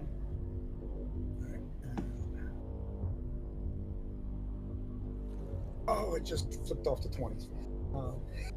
That's good. That's still a 17. That is enough. You can see that there's a hollowed out recess deep in this iron.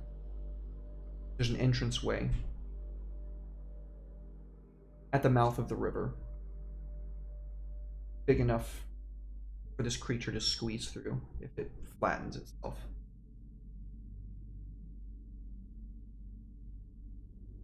Right, lads. Good news or bad news? Which are you wanting first? Good news. Good news. Ah, you're all still alive. You made it out of there.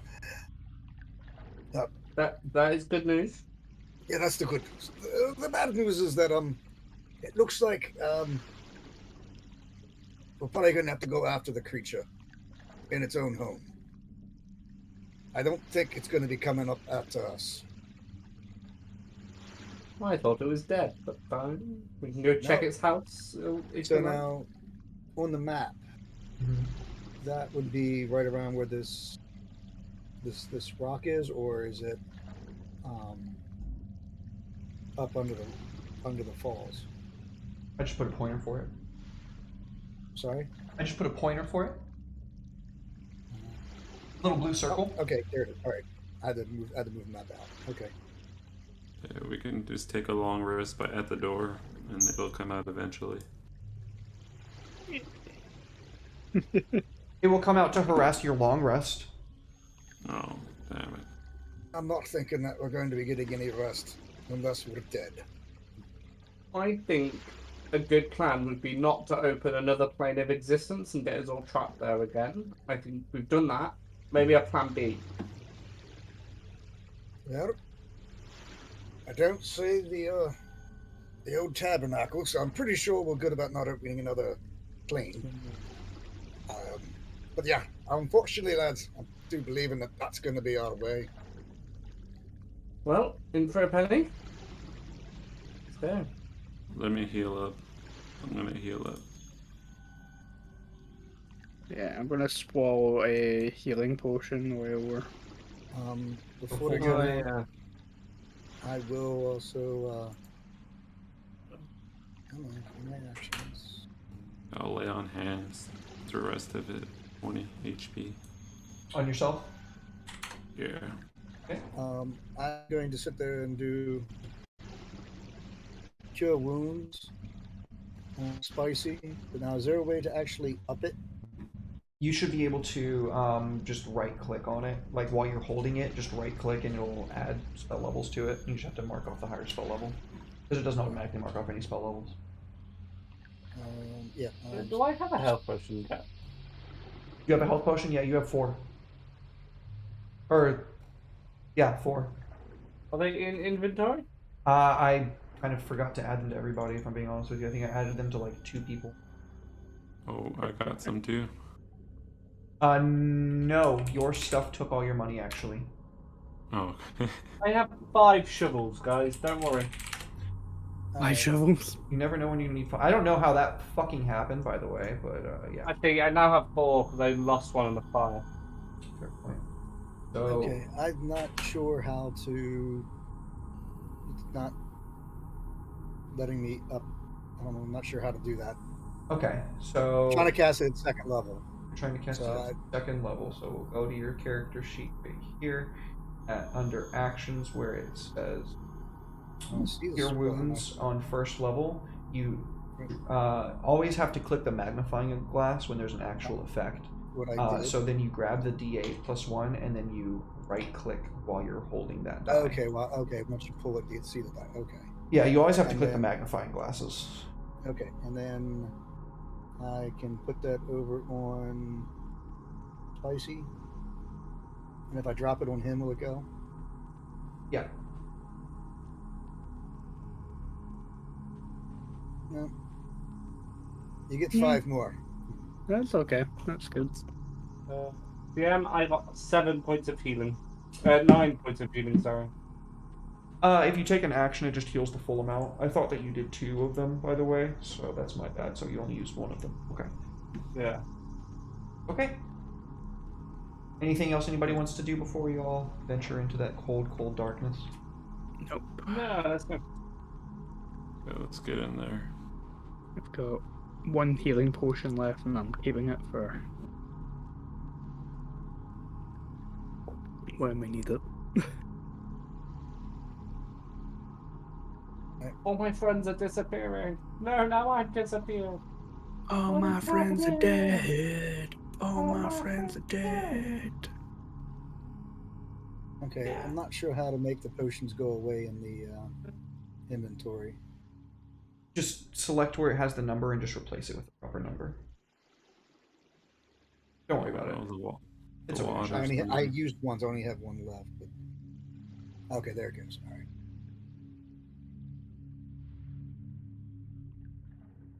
Folks, you have found yourself at the end, rather, adventure. One way or another. Sorry, go ahead. You're all dead. Yeah. One way or another, this is it. Are there any words that you'd like to share with each other before you embark on this? This was a really bad idea. How much are we getting paid for that? Sorry to say, cuz, but I think this is where you either... It's cash on delivery, so you have to deliver the news. Best hope we don't die. We've been through a lot together. We've defeated the Beholders of Belfry, Strahd of Estonia, and the Mind Flayer of Massachusetts. Mind Flayer of Massachusetts? This may be our greatest battle yet, and I cannot think of greater friends to go down with, to end our adventures together than you three. We may have lost far too many people along the way, but this is the end. This payoff will make us kings of this world or the next. You said that about a Mind Flayer of Massachusetts. And while I hope it's not too soon, I do indeed hope to see you in the next life as well. Huzzah. Nice words, but let's just focus on the part about we drag our own carcasses out of here. Quite alive. Mind Flayer said he was somewhere called Boston. Boston. That's a good one. I have to canonize. Okay, so... I panicked. I couldn't think of any other place named with N, okay? I cast a spell. You swim through the nooks and crannies, and when you pop your heads out from the water, there is a small platform in front of you. Stretched out of this inky black darkness, you can see littered bones of countless folks, rotting, festering mire. Some bits slough off and fall into the water, and you can hear that same sound as the surface gets disturbed. Out from that inky, green, gross shit, you can see two foulwings skittering up, staying towards the water. They slither along its edge. And as you ready your weapons and yourselves for this final confrontation, you can hear an otherworldly scream, a shriek that tears through your mind and sends chills down your spine. Your blood runs cold for a moment as your heart skips a beat. Folks, please be so kind. Roll initiative one more time. It says I have 5 hit points. Did something hit me? What is that? 5 wounds. Yeah. Exhaustion. I've healed up. Sorry. I was just trying to figure it out. Okay.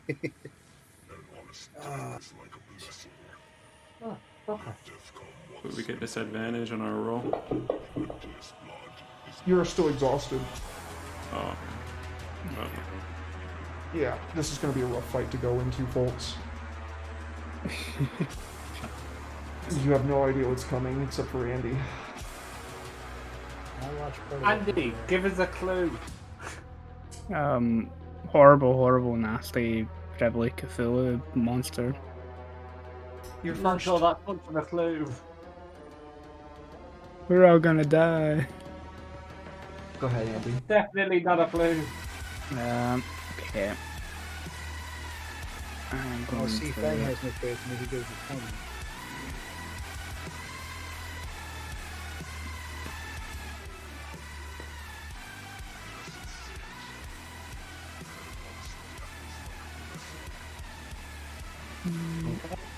Okay. Yeah. So I'm not going to recklessly attack this turn. So I don't need to worry about that. And I'm just going to take a swipe at fouling number 1.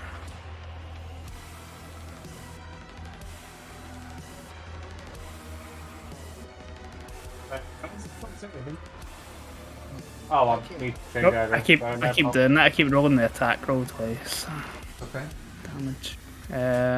Okay. 14 damage. The first one. For the second strike with Great Weapon Mastery, I'm going to choose to take a -5 on my attack roll to gain plus 10 damage. Nice. So click the -5 down in the bottom real quick. Yep. And then make the roll. Still a hit. There you go. Okay, so I'm adding plus 10 to this damage. Yeah. Okay, 30 damage. He is clinging on with 1 HP in a dream. Yeah. I was hoping I would kill him so I could hit the other one with the bonus action, but that's all good. I'm done. Thing should be going at Star Arm's turn. Alright, sorry, is there a reason I can at least see my token? You do not have dark vision. Yeah. Is a reason I can only see my token. Yeah, you do not have dark vision. We You have a torch? Can you waffle? probably have a friggin' shovel. I can turn on party sight, but you still have, disadvantages on the other things. Party sight, where do I find that again? I do have a torch, yes. I have 10.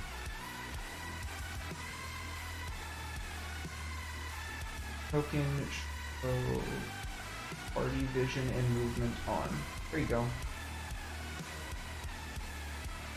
You should be able to see everything that your party members can see. See this now? Spicy, is that your turn? Yeah, that's me then. Alright. Well, at the end of your turn, the vile spawn rises out of the muck and mire. And I will go ahead and send you guys the image so you can all pull it up and see full screen what it looks like. And here's the map for when you're done. He's going to legendary action. Caustic Missile. Right at you. Because you're the one killing its little creatures.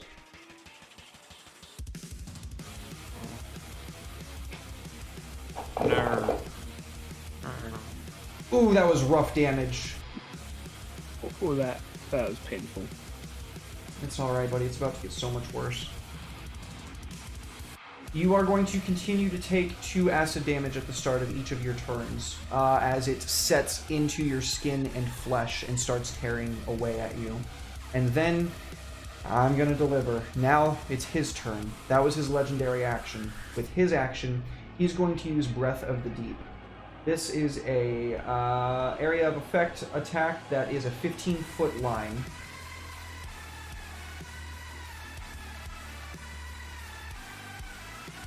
He can only really hit you with it right now. That's okay. I'm sorry, Andy. I promised you. He's got movement. You know what? Let's spread the wealth. He's got movement. He's got movement.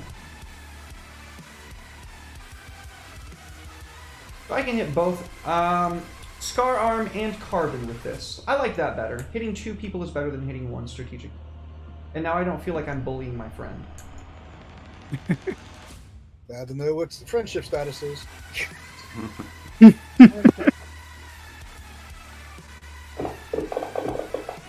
can add +1 to your roll. I think it said I passed. He definitely, you passed with flying The colors. abyss reigns. Oh, Wolfie, nice to see you. Thank you for the bless to the PCs. You all have 2 blesses, by the way. Those are D6s you can use on any roll but damage rolls. So he swims over there. How far was that? That was 35 feet. He is now going to swim 5 feet down into the murk. So he is not on the surface. He is still there. You know where he is, but he is not on the surface of the water. And that is his turn. He spit a huge amount of this... I can't believe I almost forgot about the fucking... Oh, look at me. I almost forgot about something. I got so excited. You also have to make saving throws now. Wait, no, you passed. You don't have to make the saving throw. It's just Carbon that makes the saving throw. Yeah. Yeah, you fail. You are restrained. Until you use your action to fix it. There. Fouling number 1 is barely clinging on to life. It is going to make an attack. I'm going to clamber on up here as best as it can and swing at Spicy. Gonna die. Miss. Hit.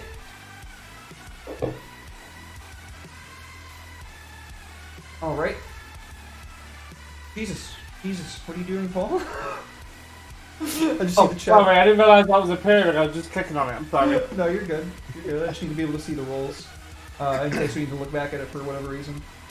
This creature is going to swim around, actually, so he doesn't provoke an opportunity attack. And then he's going to launch himself up on deck. That is going to take his full movement. Hail. I am going to shoot. Actually, I'm going to move towards and then stab with a rapier. Yep. If that's okay. Give it to him. I can't because I can't see him. That is because you cannot see in here. So technically you actually cannot target him because you have to be able to see whoever it is that you're targeting. Can I light a torch before I move?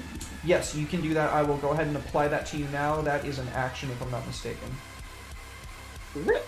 Yep. Fine.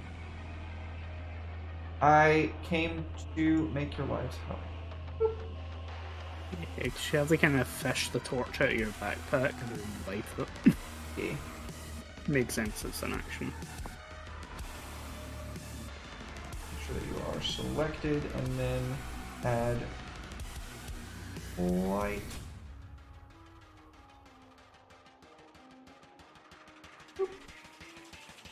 There you go. Yeah, it's all. If I put the sword on the ground, is it gonna go out? If you put the sword on the ground, is it going to go out?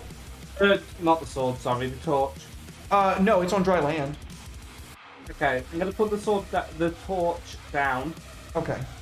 Because I need a free hand to use my psychic blade. Okay, there you go. So I'm gonna throw the psychic blade at the one closest to us.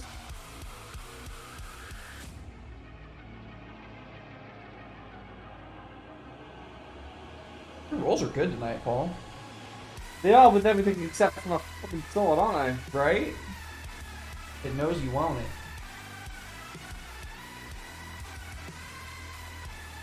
Got the sneak attack. Yep. Roll 46 for me, please. 46. Wow. Nice.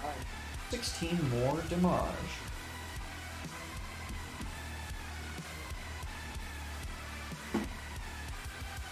Alright, anything else? No, that's it. Scar Arm McHaggis.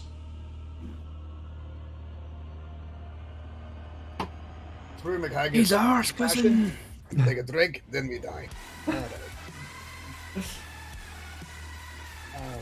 So, let's see.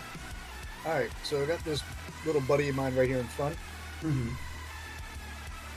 So, I'm going to sit there and onto him.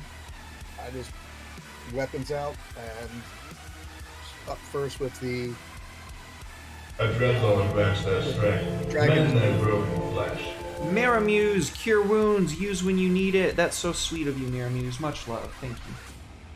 Alright, so on to that one with Dragon's Wraith. Fouling 2. That's going to reach out and touch. And I'm going to go ahead and then the damage. And as a reaction, Fang sees me hit, and he is basically going to use his draconic essence to empower this one with an additional D6 lightning damage. Oh, nice. Nice. Go ahead and just click that extra, right-click for that extra D6. Okay.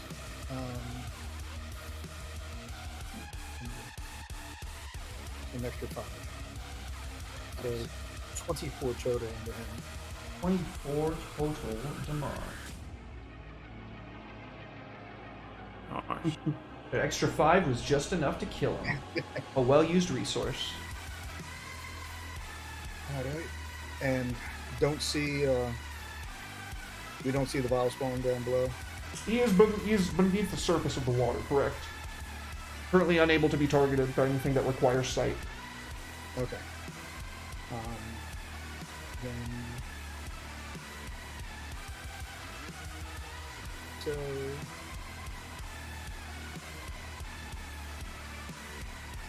if I get up here next, I'm not sure. I know you said before that this other vile spawn up by Spicy had clambered up onto the shore. Mm-hmm. He's like hanging out on the edge. Okay, I wasn't sure because I wasn't sure if I move to that point if he was in range or not. Yeah. As I come running up, I'll just do this underhanded swing up with the Morning Star at him. Give it to him, dude. And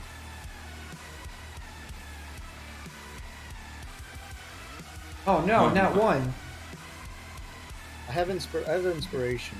Reroll it if you want to. I'm not going to tell you what to do. Yeah, I don't want to. So I'm gonna use that inspiration.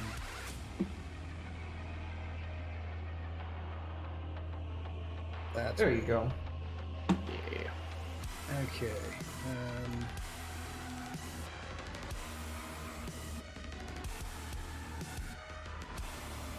For 10 points. He dead. Got your back, cuz.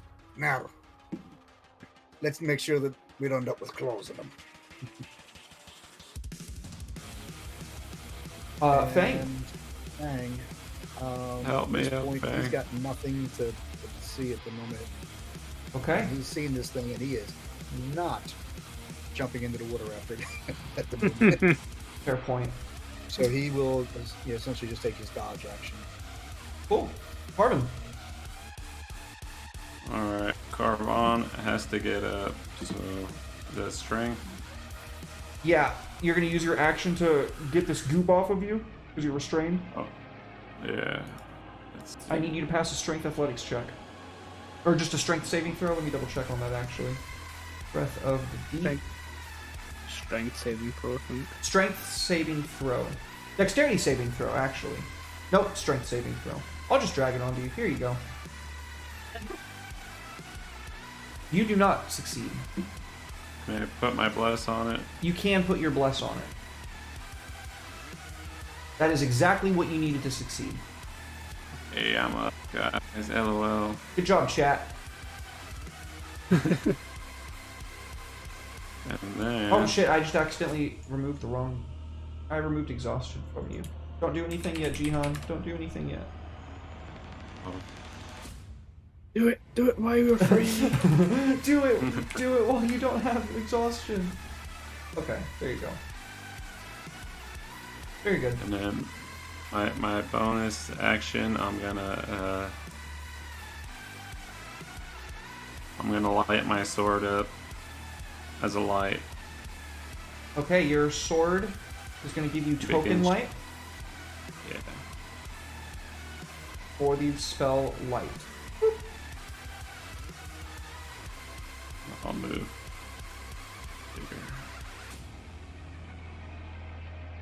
you lit up? It doesn't look like you're lit up. Are you? Yeah, you're lit up. You're definitely lit. You are lit, bro. Yo, lit, dude. Do we see this guy now? You can see a shadow in the water. Yeah, it's about 5 feet down from the surface. You are within reach with your reach weapon. Alright, end my turn there. Alright. Well, guys, it's been nice. Now it's time for you to get fucked. At initiative turn 20, the entire arena floods with water. Bastard. Good thing we can breathe. Yeah. The torch immediately fizzles out, so it's very nice that Gian just cast that light spell on himself.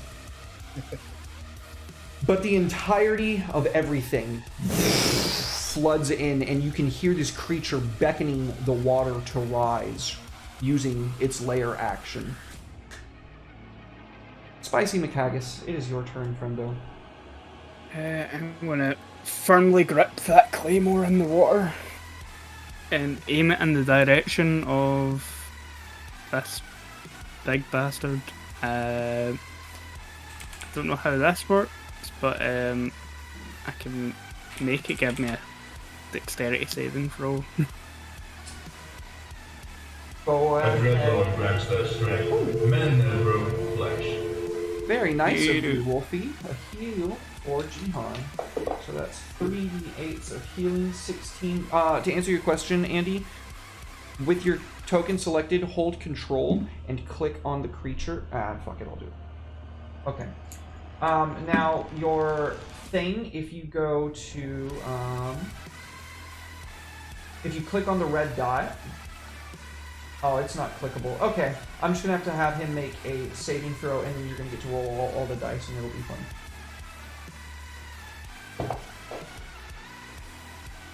He fails. So you heal for 20, Jihan? I thought you said 60 damage. I was good. Nice. 8d6, okay. Oh, hydrate. Thank you, Chuck. 34 damage. Paints a picture. So yeah, like the fire just comes out, like the blade glows, the flame swooshes out towards it, like just creating this hot air bubble in the water as it. Oh yeah, sick. There's this jet of steam that burns through, covering the entire arena in this noxious steam that rises and gets trapped up above. Disgusting. Yeah, that's my action. So I'm just gonna float around the water and keep my eyes open for anything that might hurt my cousin who's right next to me. Fair enough. Alright, folks, well, at the end of Andy's turn again. Look at that! He gets his Breath of the Deep back! Isn't that something? Isn't that something? So, at the end of Andy's turn, he's going to use his 3-cost legendary action ability. He's right there. The healer's all up. What's that? The healers, yeah? To heal you guys? Oh yeah, definitely. Yeah. What is his reach again? Why do I get opportunity attack? He just moved, I saw him. I accidentally moved him. I put him back into position. Oh, okay. You just hit him with a jet of steam, and he doesn't like that, so he's gonna reach out at you, buddy. That was almost a crit. Jesus Christ, Andy, that was almost a crit. You are restrained. Basic pickup. Andy, you know what's about to happen, right? Is it not a strength saving throw? No. No, if he makes an attack, instead of dealing damage, you're restrained. I'm gonna die. Yeah. Alright, folks. You have an opportunity attack, Gian. Go ahead and do me a favor and roll that for me. Alright. I perfectly set this up. I'm so happy. I'm so happy this worked out.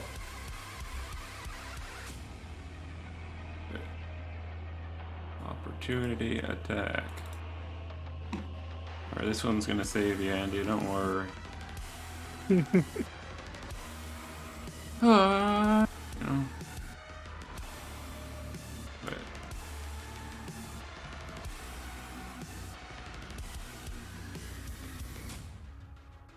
And then I'm gonna give him the smite. Okay. Wait. Go ahead and roll those d8s. Wrong die. There we go. And then second slot is 4. Yep. I'm very excited, Chuck. This is going to be so fucking unbelievably stupid, and I can't wait. Alright, there you go. 21 damage on top of your hit. Good job, Jihan. Wonderful. Did it chop him loose? No. Oh. No. But here's what's going to happen. He's not going to make a single attack roll this turn, guys. Isn't that great? No. He's going to take the dash action.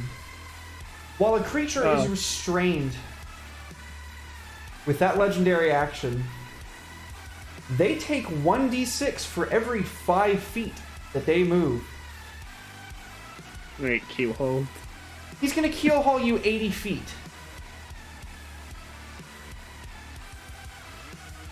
Isn't that 16 d6? Bang, do something. Alright, I get half it because I'm like a raging barbarian, but it's still gonna kill me. You said 16 d6s? Is that right? Let's see here. Yep. Yeah, okay.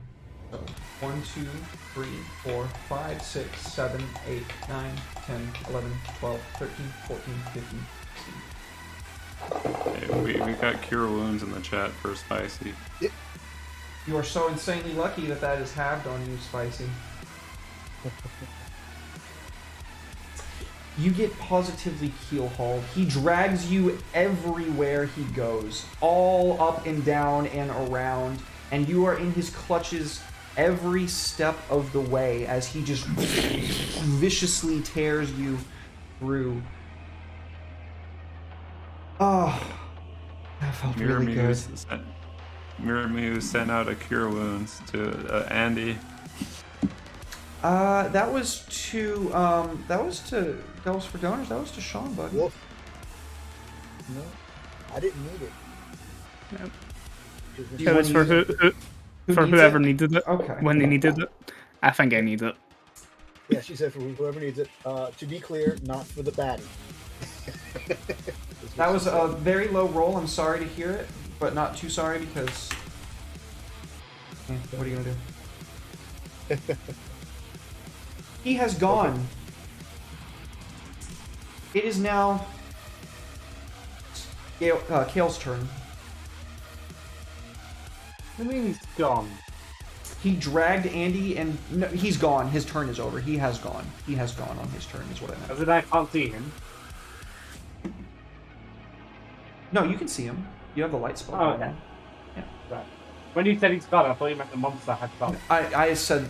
I used the wrong words. I meant to say he has... That was his turn. Okay. We're still underwater, aren't we? Oh, the whole place is flooded. Yeah. And heavily obscured, yeah. So come to think of it... I like the water. Actually, is it heavily obscured as well? Let me double check on that. The creature's lair floods with murky water, submerging it and obscuring it entirely. So yeah, nobody can really see Dick.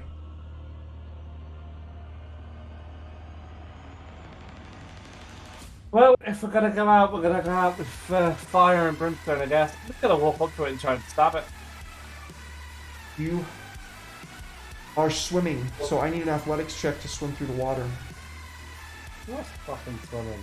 It's the worst. Oh. It's the worst I could possibly make it. And if you succeed, you can only move half your movement.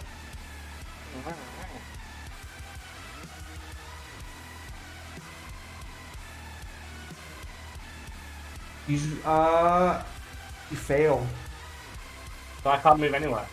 Not for this turn. That was your movement. And Sorry. I can't. Can I still see it even through the murkiness? You can see a shadow. I'm gonna shoot towards the shadow. Disadvantage. Oh, shoot with your side blade? Okay. I don't think you can shoot a no, crossbow with underwater. my crossbow. I don't think you can shoot a crossbow underwater. Not underwater. God, I feel like an absolute dick right now for what it's worth. You should. I am. Oh, it's not enough to make the water go away, but you feel bad. I feel bad, but I'm not gonna nerf the encounter. I warned everybody like multiple times. You gotta blast. Jail, you gotta blast. If my psychic blade misses, I can roll a 1d6 and add that to the score. Yep. Go ahead. Yeah. That's a hit. I don't suppose you're going to count that as a nat 20, are you? Not a natural 20, no. That's a dirty 20. I only heard that term for the first time recently. Same here. All the years. Yeah. Oh, there it off. A dirty 20. Well, I did 7 damage. 0. Oh, that was supposed to be psychic damage. Yeah, that should be psychic damage. He did take 7 damage from that.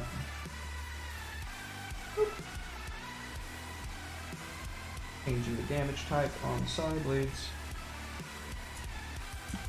We'll do it on side blade throw as well, why don't I? Yep. There you go. It is done. Cool. All right. Yeah, that'll do me. That'll do. Scar arm. Okay, so question comes to it as, since I'm a bit closer, can I see the shadowy outline a bit easier? You'd still have disadvantage. It's heavy obscured. Everything that's not directly right in front of you is technically I'm not even supposed to let you target, but I'm being nice. Well, because what I'm actually trying to figure out is if I see this bigger target, if I see the little target, like with the spicy being dragged. Mm-hmm. You're trying to find a way to knock Spicy loose? Well, it's not so much that it's not actually, it's like just aim towards, like if I see him moving, aiming towards him where basically is not, I'm using my thing, but it's a cone. Got so it. Yeah, that's fine. I want to try to say, it's like, if I can see this outline and I can realize that, okay, Spicy's on the back side of it, I'm aiming more to the front, so he's like kind of swimming into it. That's fine. So, because it's a 30-foot cone that Yep. I am unleashing upon him. Go for it, dude. So I'm not sure how to do a cone or anything, but Normally you'd click a pointer and then drag like this. okay. So, So he's going to make a dexterity saving throw with disadvantage because he's underwater and it's a lightning effect. He is going to choose to succeed on that instead. okay, he's still going to take. That's a nice choice for him.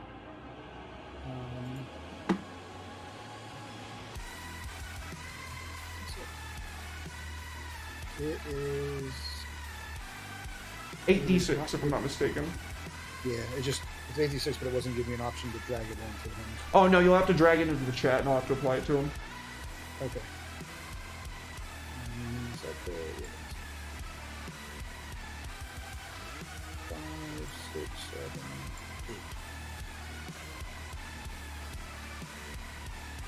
7, 8. Ooh, that's 42. really good damage. Blam! The lightning arcs all over the creature, wreathing it in tendrils of electricity. It sizzles and cries out in pain. Okay. That's my action. And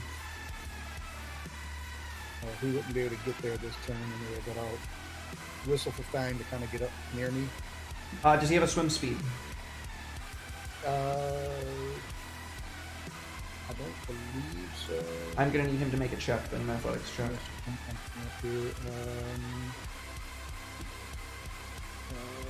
Nope, just speed of, just land speed.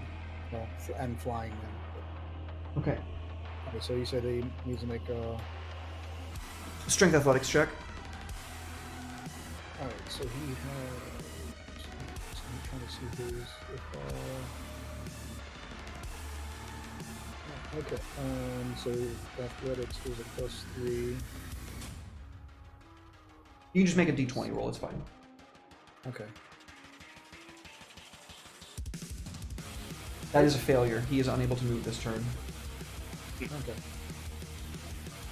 So he is just sitting there, kind of gripping onto the little bit of a rocking that he was standing on, which they just kind of.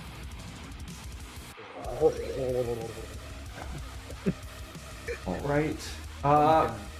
Arvon. Alright. Arvon is going to try to move in Make to the athletics, fray. please. You're wearing heavy armor. That's made with disadvantage.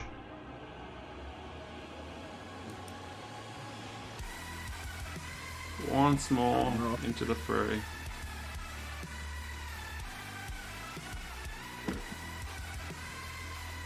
You let the barbarians get naked? That is still a success. So you can move half your movement. What's that, Andy? You're asking if you're stark naked? No, I've got a kilt on, but other than that, I don't wear armor. Yeah. War paint, it protects me. Oh, yeah. And then I got my actions and my bonus action. Yep. So I can... I'll shoot... Can I shoot my bow in the water? No. Is that possible? No. What about throwing spears? Is that possible? Yes. Alright. Coming to get you. So I'm gonna a bonus action find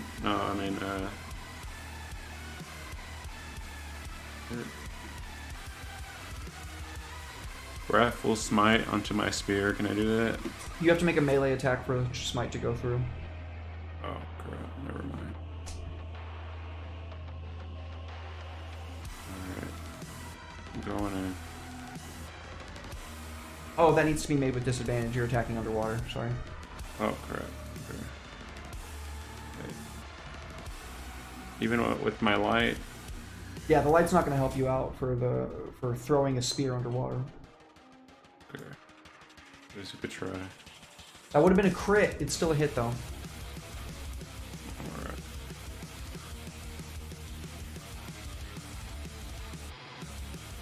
Boom. Oh, it's not even a special spear. What have I done?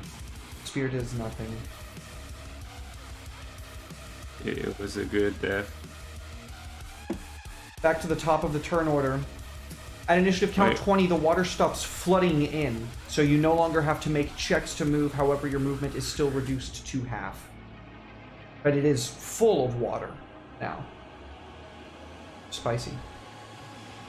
You were saying something, Jiyoung? Gonna Oh, did I skip the rest of your turn? I'm sorry. yeah, I'm gonna cast a spell onto Andy. Okay. Boost me! Boost me! Is it a touch? Oh, that's his touch spell, right? I don't know what it is. Can I shield a faith in? Shield of Faith. It says on your spells what the range is. Shield 60 of feet. Faith is a 60 feet range. I'll So, drop it on the spicy. all right. You got Shield of Faith. Okay. I am going to reckless attack. All right. That's going to even out to a regular attack roll. Go ahead and drag the reckless attack effect onto you, and then click disadvantage when you roll. I'm trying to drag it over. It's slow. Here we go. There you go. Okay.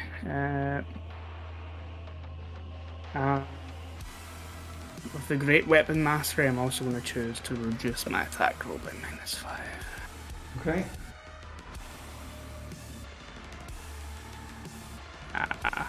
That didn't actually roll it on him. You want to try that again? No. Yep. Yeah. That's 5.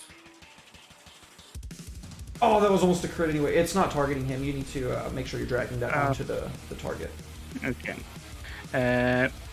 And I'll do my second attack. Onto...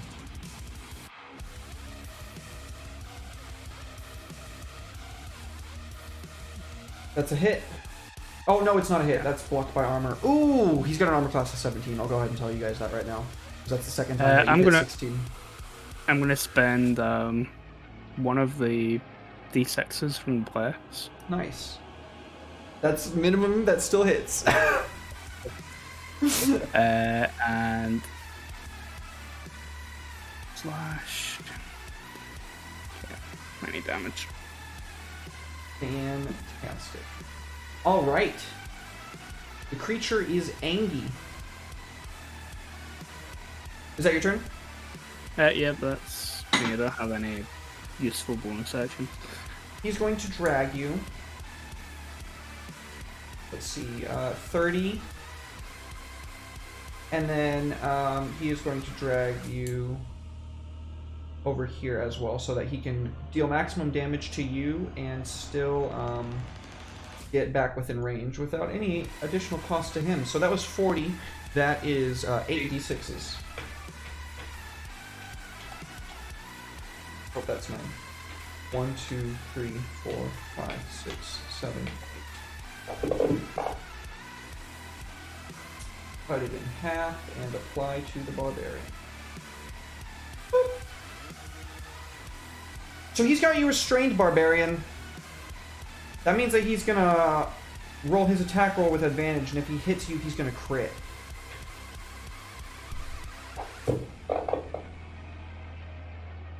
That's a crit. I'm gonna die. Ooh, you are barely clinging on to life. one hit point left. 1 HP and a dream. That was one of his attacks. His second attack is caught up in attacking you, in like restraining you.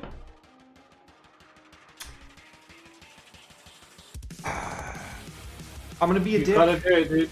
I'm sorry. I'm sorry. I gotta do it.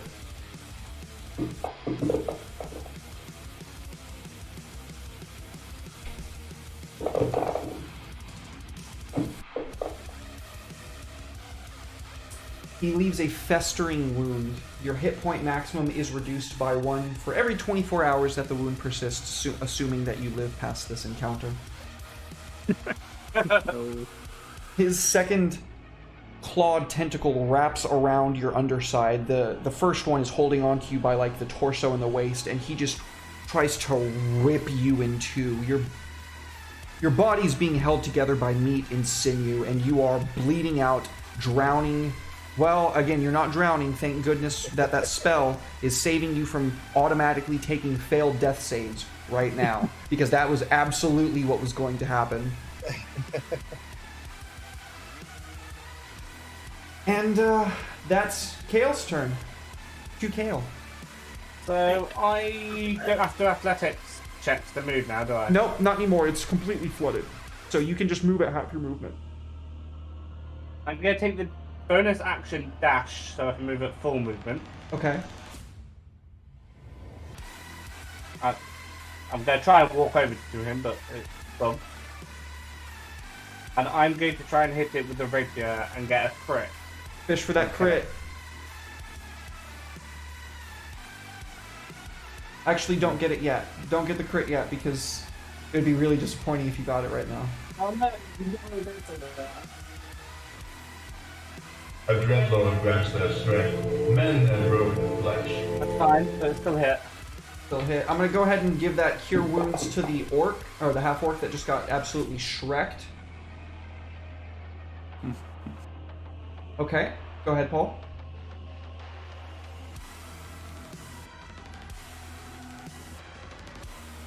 11 piercing damage. All right. Thank you for that cure wounds, Wolfie. Much love to you, homie. Thank you, Wolfie. And then I'm going to do side blade.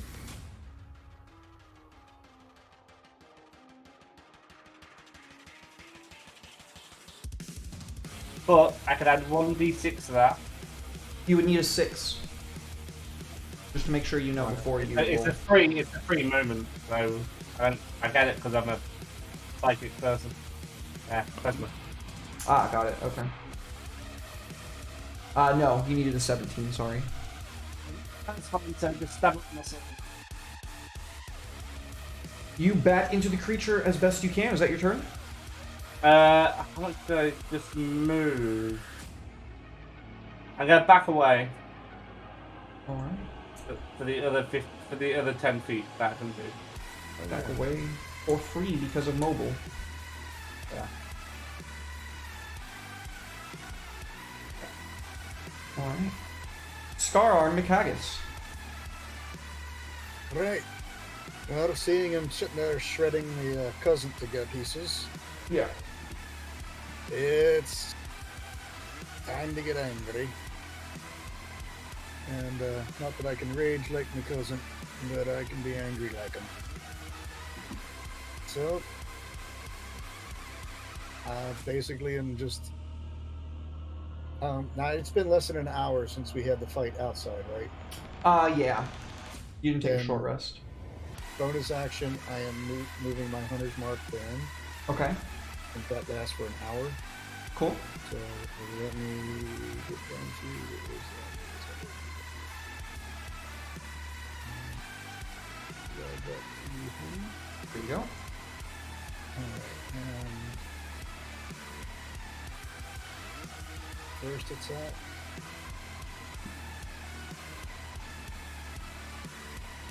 Oof. I think I still had a bless. You do. I think you've I only had used one earlier, right? Yeah, I only used the one. Yep. Everybody's got a So, total of 2. I have a total of 0 after this. Oh, you gotta be kidding me. I didn't see an attack roll go through. Oh, it bounced out. Yeah, it looks like it bounced out. I didn't see it. Okay, well, not gonna hurt my feelings. Hey, there we go. I didn't see that one either, if I'm being honest with you. Okay, that would have been a 3. Let me put it to the. Let me do this and move the map up just a little bit so I can shoot this.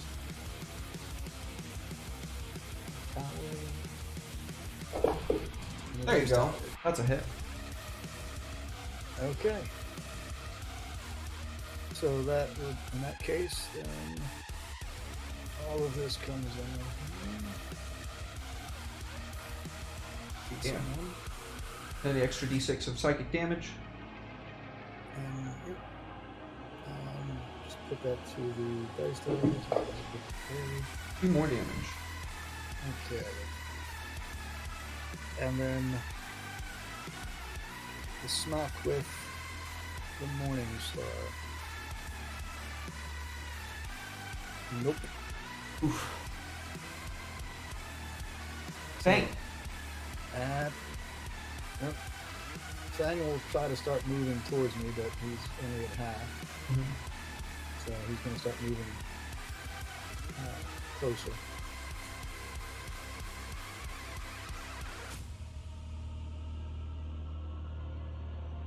Okay. And end turn. Alright. Carvon. Alright. I'm going in.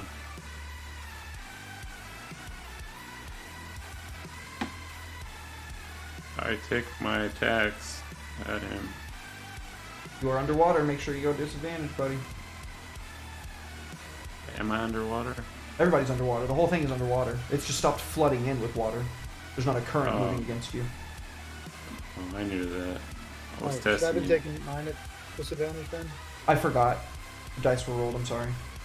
Okay.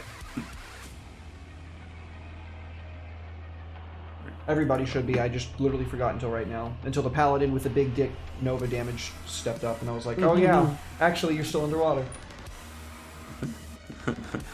That's a nat 1, unfortunately. Yeah. A hit. Barely. And then you're freaking dead. And then I'll add a smite to that. Roll it out, dude. Also, because he is within 30 feet and he sees a successful hit, Fang can use his reaction to add an extra d6 of lightning damage to that strike. Oh, nice. So roll that out, buddy. And then an additional d6. Then I'll give I give Andy a level 2 cure wounds. Cure Wounds takes an action. Not a bonus action? Nope. Oh crap. Alright. Then I attack him again. Okay. With my Polar Master.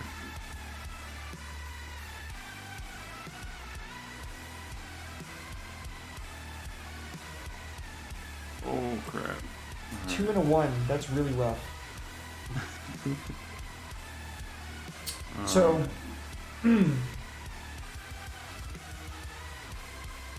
at the end of your turn, buddy, he's going to use another legendary action.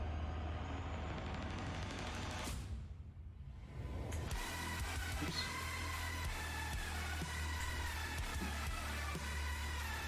Everybody's in range. Of course we will.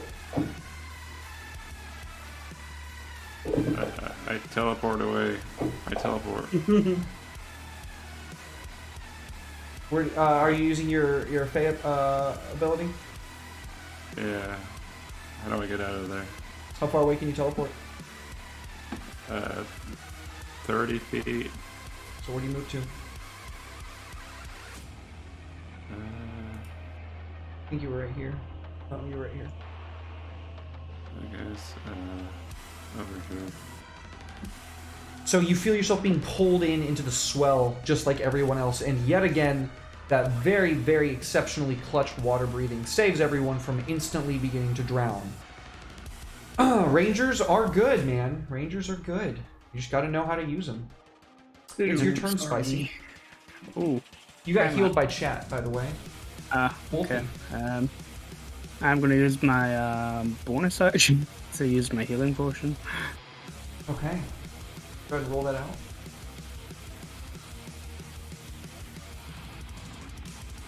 Nine. 9 hit points, you're right. Okay. So that'll be 27. Okay. Okay.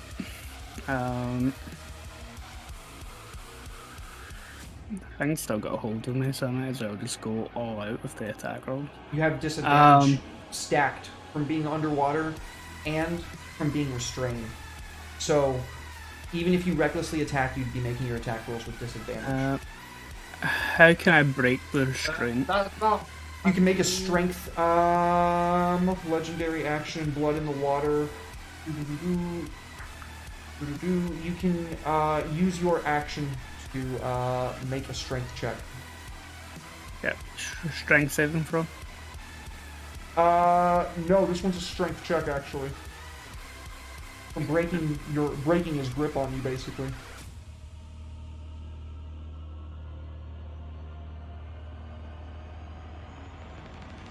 That doesn't. That is exactly what you needed, Andy.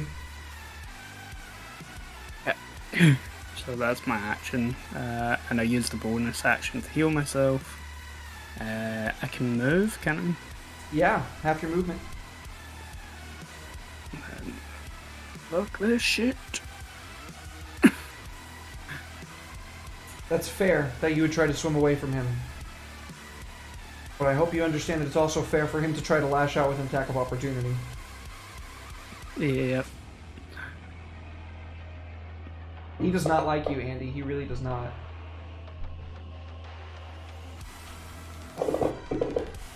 What's your AC?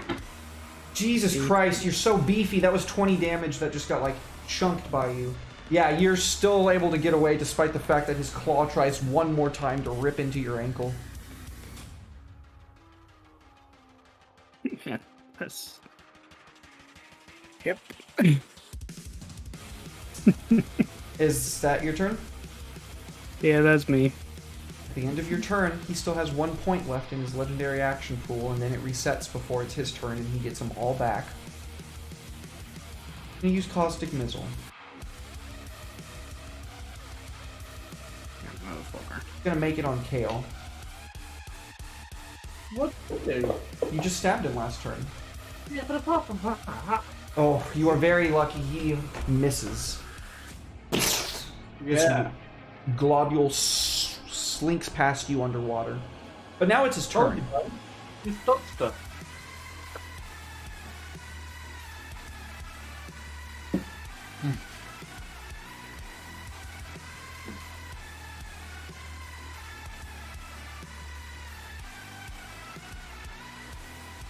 Yeah.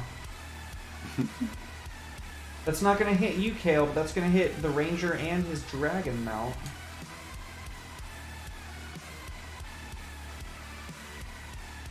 He's going to use Breath of the Deep again, because that recharged last time.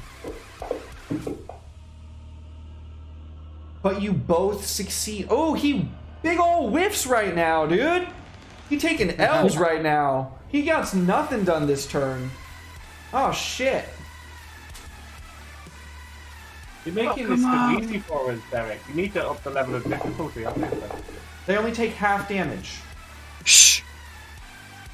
I remembered to look at it, and it says, or half as much on a successful throw and negates the restrained condition. There you go. Hale? I'm gonna,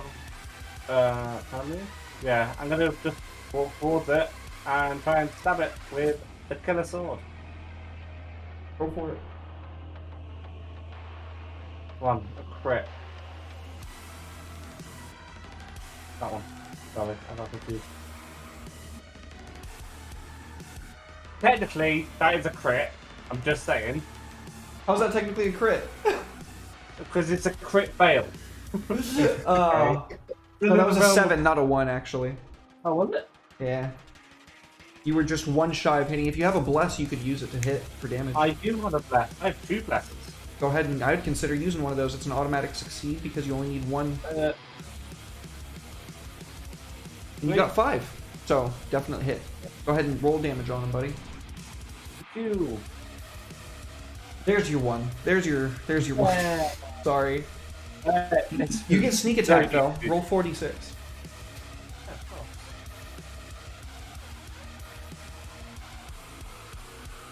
Seven more. Yeah. So many ones. So many ones. Right, I'm going to keep going now because I can use a side blade. Go for it. Yep. Does that hit? That's a just bare minimum enough to hit. I do. That's all I need. There you go. That's better damage. And then I'm going to use a bonus action to throw another side blade. Or stab another side blade. Oof. I can't get it with a... Oh no, wait. If I No, throw you a need side a blade, 7. You need 7 to hit. I do, but I can use a point to add a d6, and I can use a bless, so that would be 2 d6. Okay. Make it happen. That's exactly what you needed.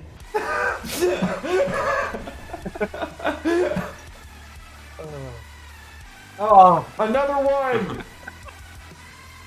Scraping by, Paul. Scraping by. Just doing everything you can. Is that your turn, buddy? yeah. I'm gonna move my extra 5 feet away because I can't use the attack of opportunity and everything. Oh. That was Scar Arm. Exit move Scar Arm. Oh. Sorry. Okay. It is Scar Arm's turn. How much damage did I do to it there, by the way? A grand total of 4 plus 9 is 13 plus 7 is 20. It's 30. Yay! Okay, so question then. For the reaction, since he goes on my initiative, his reaction is recharged? Yeah. Okay. In case I actually do that. Alright, so it's with the disadvantage because you're under the Oh, we lost you on cams again, dude. Huh? Dion, fix yourself. We lost you on cams, dude. Well, Still a dirty 20. So that hits. Alright. And because he is going to go ahead and give me that extra essence damage. So here's the sword. Oh, nice. Down to it, and then an extra 2, and it's not shot. Okay. Nope. Alright, so coming to you in the tower. Okay. Oh, seriously? I missed the tower. I'm sorry. It happens. There we go. Extra 3 damage. Okay. Norsh. And then click disadvantage, and then the Morning Star swiping in. Just barely hit still.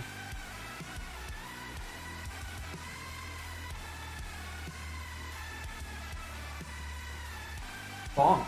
No damage whatsoever. Yep. Sorry, buddy. Alright. Bang. And, so bang. He even with the half movement, he can get up next to. You can get faced with him. You can freely move. You don't have to stay on this pathway, by the way. The whole thing's underwater. Okay. Oh, I didn't realize I could actually move him now. So that was. Nope. I didn't either, to be honest with you. I forgot that you couldn't. Okay, so I But now you can. Yeah, I want him right here next to me. There. And then he will take his. Now, is his bite attack still a disadvantage? Yeah, unless you have a swim speed, you attack with disadvantage underwater. Okay. So that's very fine. Alright, so he will take the bite. Oh.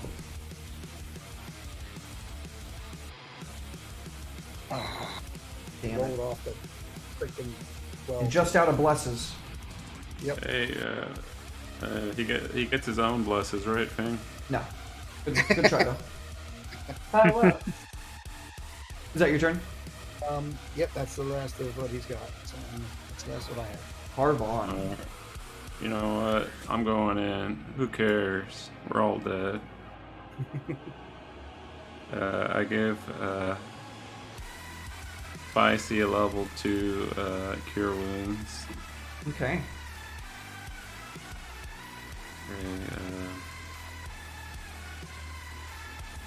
I can see him. Is that working?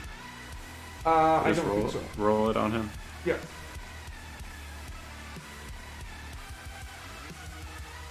I'm gonna reroll that one with my great weapon master. No. Good try, though. You gotta watch Gion. He does that shit, man. They healed you with my great weapon master. Alright. That's how good at weapons I am. And then bonus action, smack him. You can only do that when you take the attack action, buddy. Oh. Well, I attack Spicy. No, The heal. Attack Spicy with your light wounds. Okay, Mr. Rule Lawyer DM. Yeah. You gotta start making it so that the actual somatic to your healing is you punch him. Where it's an attack healing, and then it's an attack action. You'd have to have a pretty cool DM to go along with something like that. Yeah. No matter what you do, it's always minus 1 hit point off whatever you heal him for. So it still does damage. Okay. Alec, Alright, what's up, my buddy? turn to- Oh, wait, let me see if I have another bonus action I can take then. There must be Hey, one. was Alec, because I'm...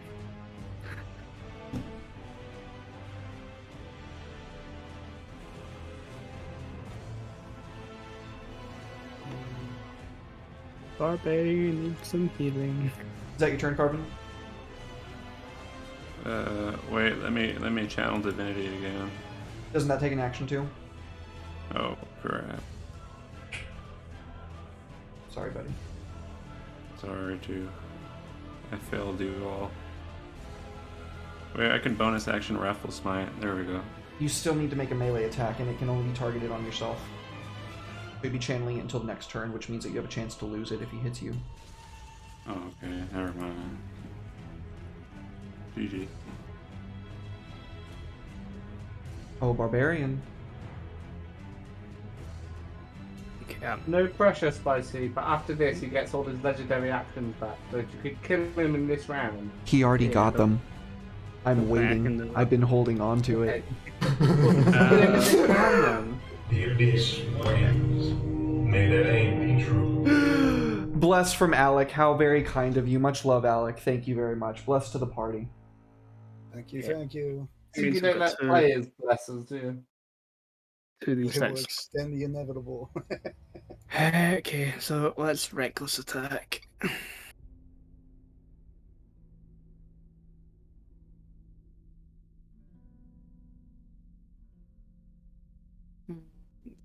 Swing.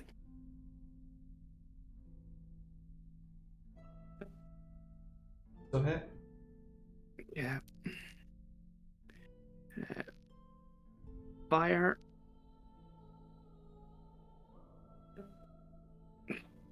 Yeah. Second attack.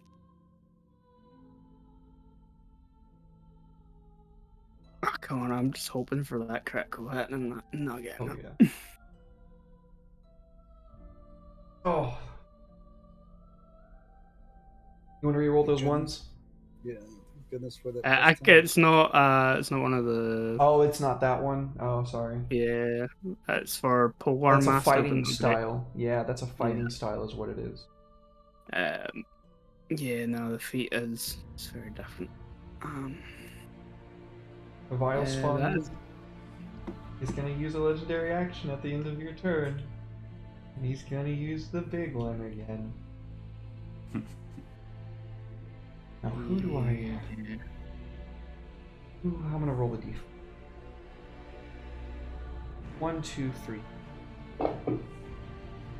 3. Scar Arm. Oh, no. Right on. It's your turn to be dragged. A tentacle lashes out from the creature's mass and wraps itself around you. Carvon, Fang, and Spicy are going to get attacks of opportunity. Alright, I'm going in. I'm going to use everything I have. Disadvantage. Oh, it's disadvantage. And it's sitting on a crit too. Dang it. That's the worst Still case. hit, but it was. Disadvantage. Sorry, Carvon. No. Oh, nothing.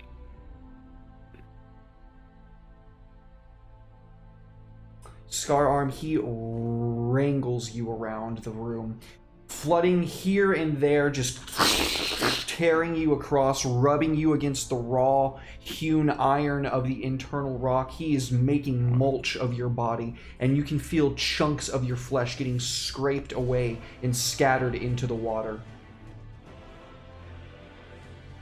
And then it's Kale's turn.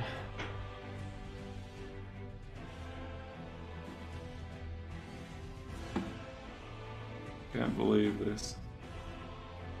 Fuck him up. 2 hit points. Oh, man.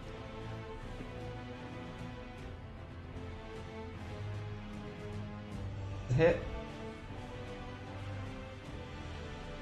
This would be a really good time for you to crit, by the way. If you have inspiration, if you have any advantage or anything, this would be a really good time for you to crit. I think you're muted, Paul. I'm not. Oh, okay. sneak attack damage.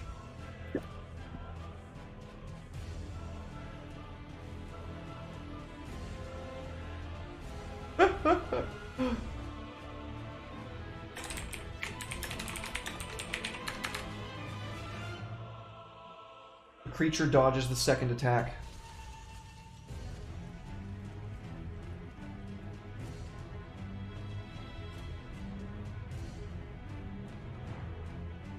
More damage. He is hurting. Oh lord, he's hurting. This is like Emerald Weapon. Is that your turn, Paul? Alright. Scar Arm Macagus, you are restrained currently. Yep. So I'm able to sit there and try to use my action to break free. Fuck no. No, I'm sorry. At the end of Kale's turn, he just got all of his abilities back. He used his 3rd level ability at the end of Spicy's turn. That means he's got his 2nd level ability now. Since you're restrained, he's going to use Into the Abyss. And he is going to try to kill you now. Okay. Or at least make you start falling unconscious. Does that spell end if you fall unconscious, water breathing? Nope, it's not concentration. So let me verify. Because once you cast, it's just there for... Yeah, it's just there. It's there for 24 hours.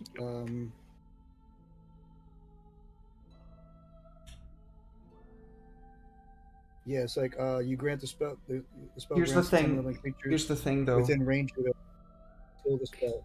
I would rule that if a necromancer cast Animate Dead, those you don't have to roll concentration on that. That it just lasts, right? But I think we would all roll that they're dead or unconscious, then they're not able to keep that spell active. Okay. Does that sound fair? Says until the spell ends. So. Okay, then if it says that, then that's different. Okay. Yeah, that's the first right there says I grant 10 minutes until the spell until the spell ends. Okay, then which is 24 hours. Okay, then we'll so that sounds. I die and I give them a chance to live for another 10 seconds.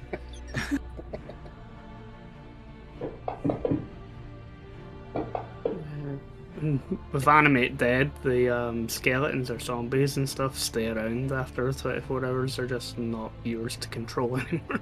Oh, okay. I've never rolled it that way, but if that's how it's supposed to go, then that's how it's supposed to go. Yeah, that's how it's worked. Well, he still uses Into the Abyss. That pulse pulls everyone in again. And though you don't start drowning, luckily, Scar Arm, goddamn, that was such a clutch spell. You are unconscious. It is now your turn, and you need to make a death saving throw. Alright, so it's down at the bottom of your main page. Yep. Come on, get to me. If it'll let me get back to the main, come on. Main page. There we go. Alright. Let's see. The pass. 17. Good deal. What's Fang do? Seeing him kill me, he's getting all angry at him, and he is attacking. All right. He basically sits there and click the disadvantage. Kick his ass. Bang. He goes in for the bite. Nope. Fuck. Oh. Damn it. And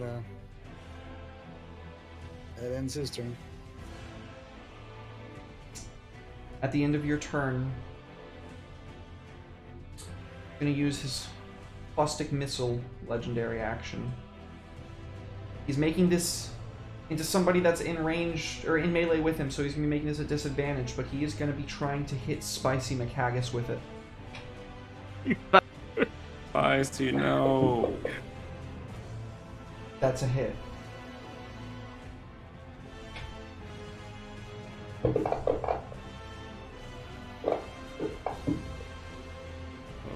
Spicy begins melting into a pool of acid. He is now also bleeding out. He just twirls around and like a cloud of ink, like a squid, just sprays this caustic cloud all over Spicy McHaggis. And that is now Carvin's turn.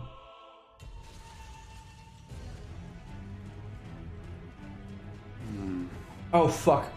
Make a Constitution saving throw. Is it Constitution? It is. Yeah, I'll drag it onto you, Spicy. Oh, boy. Oh, no. You're going to start automatically taking failed death saves at the start of each of your rounds because the acid sunk into you. Parvon. Sorry. What should I do? Attack him or a heal? It's anyone's game. Kill him. Try and kill him. Kale could get a crit and end this on his next turn. Who knows? I'm going in. I'm fishing for the crit. And McHaggises don't fear death. We're perturbed at it, but we don't fear it. Yeah. It's inconvenient. It's gonna interrupt my drinking time. Right. And then I'll add a smite to that. 2d8. Okay. 3d8. Do you have a second level yet left? Yeah. Okay. I reroll that one. You can't reroll the smite damage. It's only weapon damage. Okay. And I attack again. I didn't see weapon damage on there, buddy. Oh, I didn't? No, you didn't hit him with your weapon damage. Go ahead and hit him with that real quick. Mirror Muse just gave advantage. Mirror Mew. Oh, why didn't the thing go off? That's weird. Mirror Mew, thank you for the advantage. Much love. Advantage to DM. What to the me? hell? I get it? Me? My finest hour?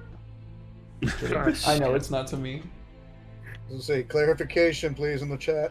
I know it's not to me. I wouldn't give it to me right now. Is that for me or is that We just for, did to you, so you know. Alright, so I roll a regular roll. Gotta hit it.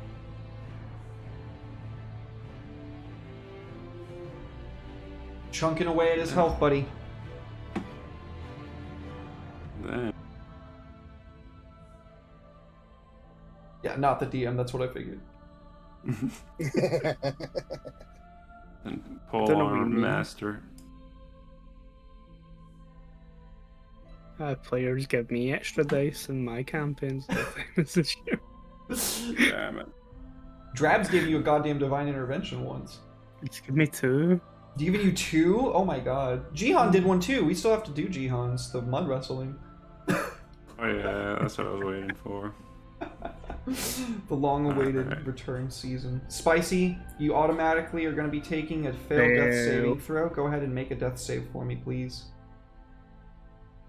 Someone give him a heal. That's another failure, buddy. Where's the gun? It doesn't matter. I can just apply damage. It'll automatically make a failed death save. Need that nat 20. Yeah. So Can't use bless on a save, death save, can you? you can. Yep. I bounced it out of the chat box. No, that's not enough. No. You needed a 10. Yeah, give him a +1 for my Still only 9. Yep, not enough. The Vital Spawn's turn, and I'm gonna be such a fucking cunt right now, you guys. I'm sorry. I'm sorry. I'm sorry.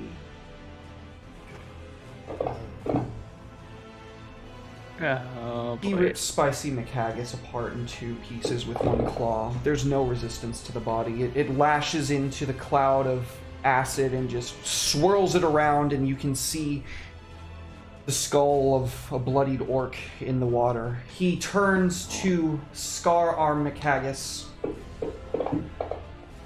not the cousins.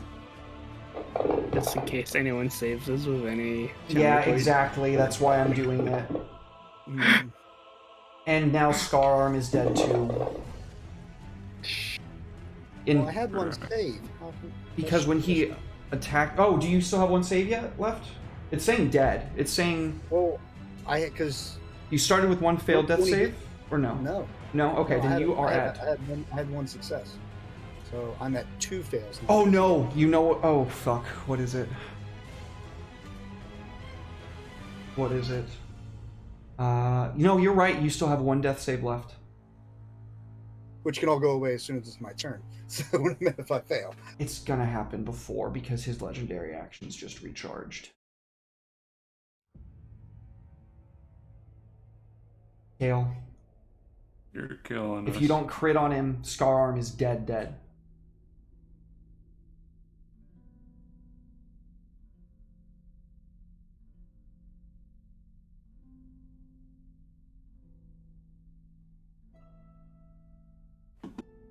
Give him the damage, buddy. Oh.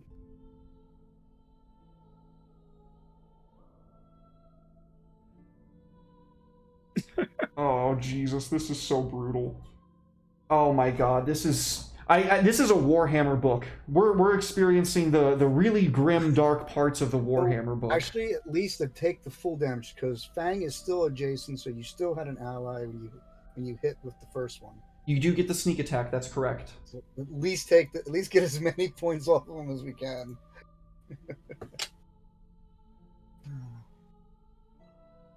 You're doing your Kanye best. Oh God, we're all gonna die. Is that your turn, Kale? Oh, yeah. Holy fish moly. He's just gonna...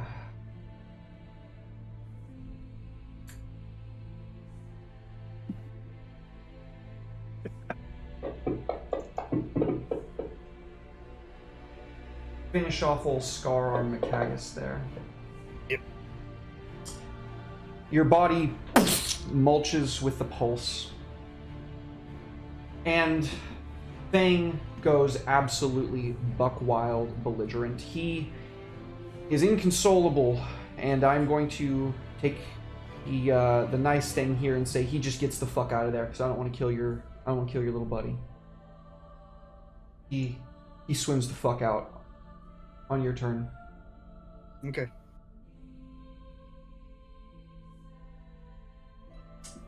At the end of your turn, Fang leaving, he's going to use Caustic Missile on Carbon, with disadvantage because it's in melee range. Luckily for you, Carbon, that does not hit. Alright. Okay, just picture this, the slow motion scene from all the war movies. Yeah. All the disadvantages. Okay.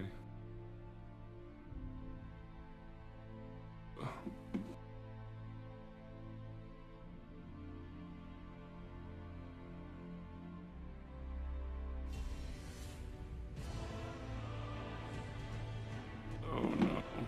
You lay into him as best you can, buddy. Wait.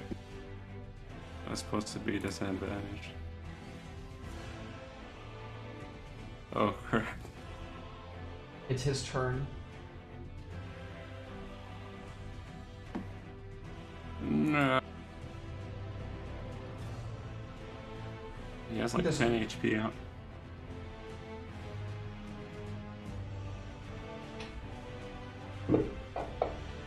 He swings out with his claw, and you deflect the blow, Kale.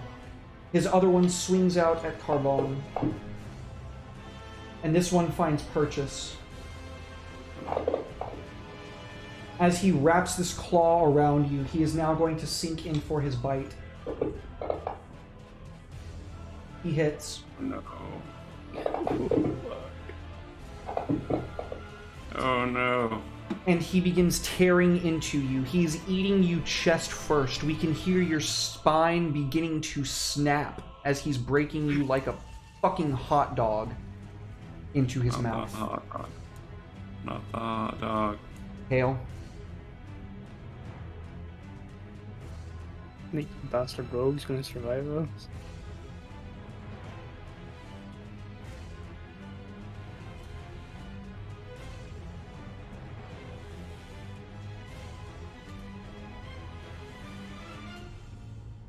Just give us the crit. Just do it, Fantasy Grounds. Just make the thing happen. No. Virtual dice rollers don't do that for players, man.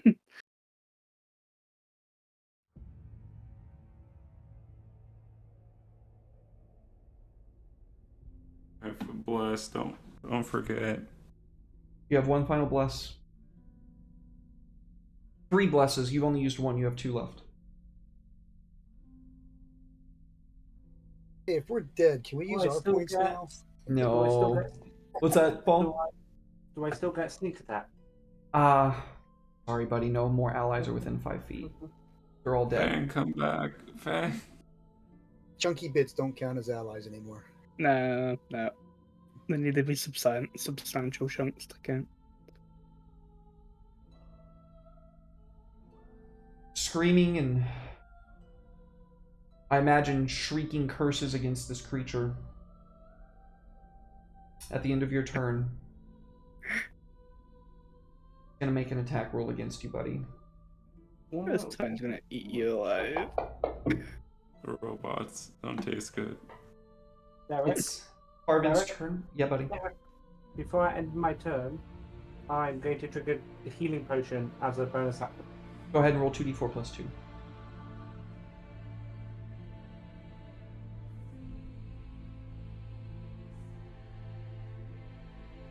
Eight points of heal. Oh, So so the I can claw- roll. Yeah, the claw hits, and you are now restrained at the end of your turn. His legendary action. Carvin, I need a death save from you, buddy. Success. It is now the Vile Spawn's turn, and he is going to subject you to 16 d8s worth of damage. Hail.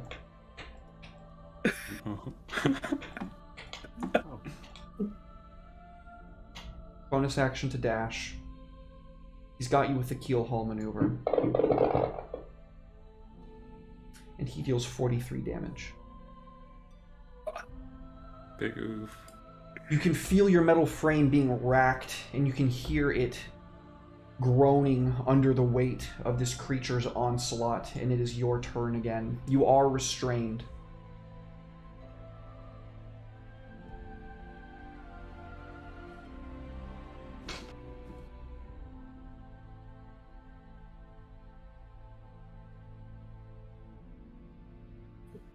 Not enough, buddy, I'm sorry. You pry with your swords and your strength to get this creature off of you, and it does not relent. Harvon, another death save if you would be so kind, please.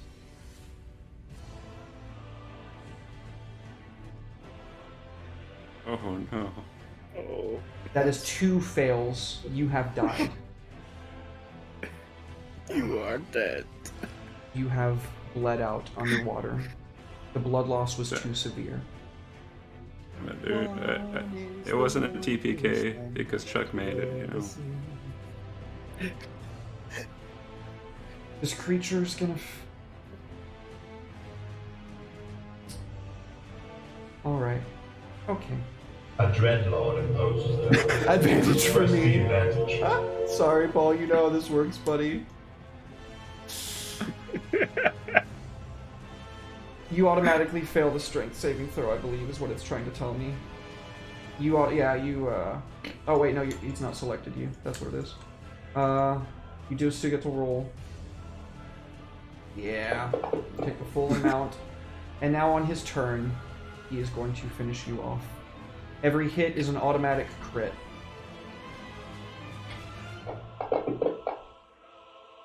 He ate me like a hot dog.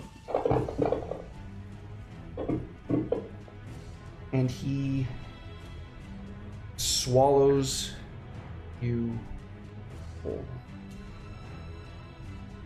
Well, folks, TPK, we did it. But my blade would have killed him from the inside. If you only weren't unconscious. Jesus. Well, when he swallowed him, his arm was outstretched as he was going down. I'll give you one more attack. See if you kill each other. See if you fucking kill each other, Paul. Roll that. Get that crit right now. No. A 19. So fucking close. A 19. It cannot attack while paralyzed, stunned, unconscious, incapacitated, grappled, or petrified. It's okay. Well, folks, we promised, and I think we delivered with the end of a 7-hour stream. I'm so sorry, Paul. This ended up running an hour longer than I meant it to at maximum. That's my bad. That's on me. Folks, And sorry. technically, Chuck did not make it out alive. He made it out dead. Way worse than you guys, honestly. You got off easy compared to him. Folks, Andy, was it everything that you hoped for? That was brutal. So brutal. I have my own domain of dread. Thank you very much. Chuck! Too bad. Like, Sean's played on 2 games on this channel, and both of them have ended in a TPK. Oh, no, you're right! Oh, I'm a dick! Oh, God, I'm an asshole! Hey, Sean, you want to come die on my channel again, is what I should have asked. Jesus, I'm hey, well, sorry. you know, I'm free Sunday to die. Sure, why not? Oh, I'm man. just dying to play on your channel again. Thank you for being here, Paul. Much love to you, dude. Go ahead. I'll shout you out, tell people where they can find you and whatnot. Love you, dude. Thank you for being here, man. Oh, man. Well, that was an experience. That is my first TPK in... My first legit TPK. That wasn't, like, because of story reasons. Meaning mechanics that everybody at the table agreed to, and when something went wrong, and we all agreed that something went wrong, it was over, it happened. That's the only other time I've had a TPK. This is my first legit TPK, a fully balanced CR10 legendary creature TPK. Let's fucking go, boys. How dare you? Some of those dice rolls did not go well. They really didn't. Oh, man. Underwater the disadvantage fighting. underwater, that's what killed us. Literally. Yeah, that's exactly right. It was going to kill you one way or the other, you know, through drowning or at disadvantage on every attack. I was like, you know, you imagine the water breathing would have made it go on longer, but I just, as a ranger, I had no way to make it where I could negate the disadvantage. No. Being underwater. Can you imagine if no one had water breathing? We've been done about an hour ago. Yeah, it would have been way worse. You would have died way earlier. But y'all did great, honestly. That was incredibly impressive on y'all's parts. I don't want to downplay any of the great shit that you guys did. Y'all made some excellent decisions. There was some great roleplay, some phenomenal opportunizing on mechanics. I'm really proud of you guys. Y'all did amazing. Don't feel like just because the big scary monster won means less of you. I gave him the maximum hit point value that I'm allowed to give him for one. His average hit point value is 208 with a maximum allowable value of 308, and I gave him 308. So if it was the average, you might have actually won there. It would have been incredibly close because of his regeneration. But I gave him the full value that I was allowed to give him because I told you it was going to be scary, and I'm allowed to do that.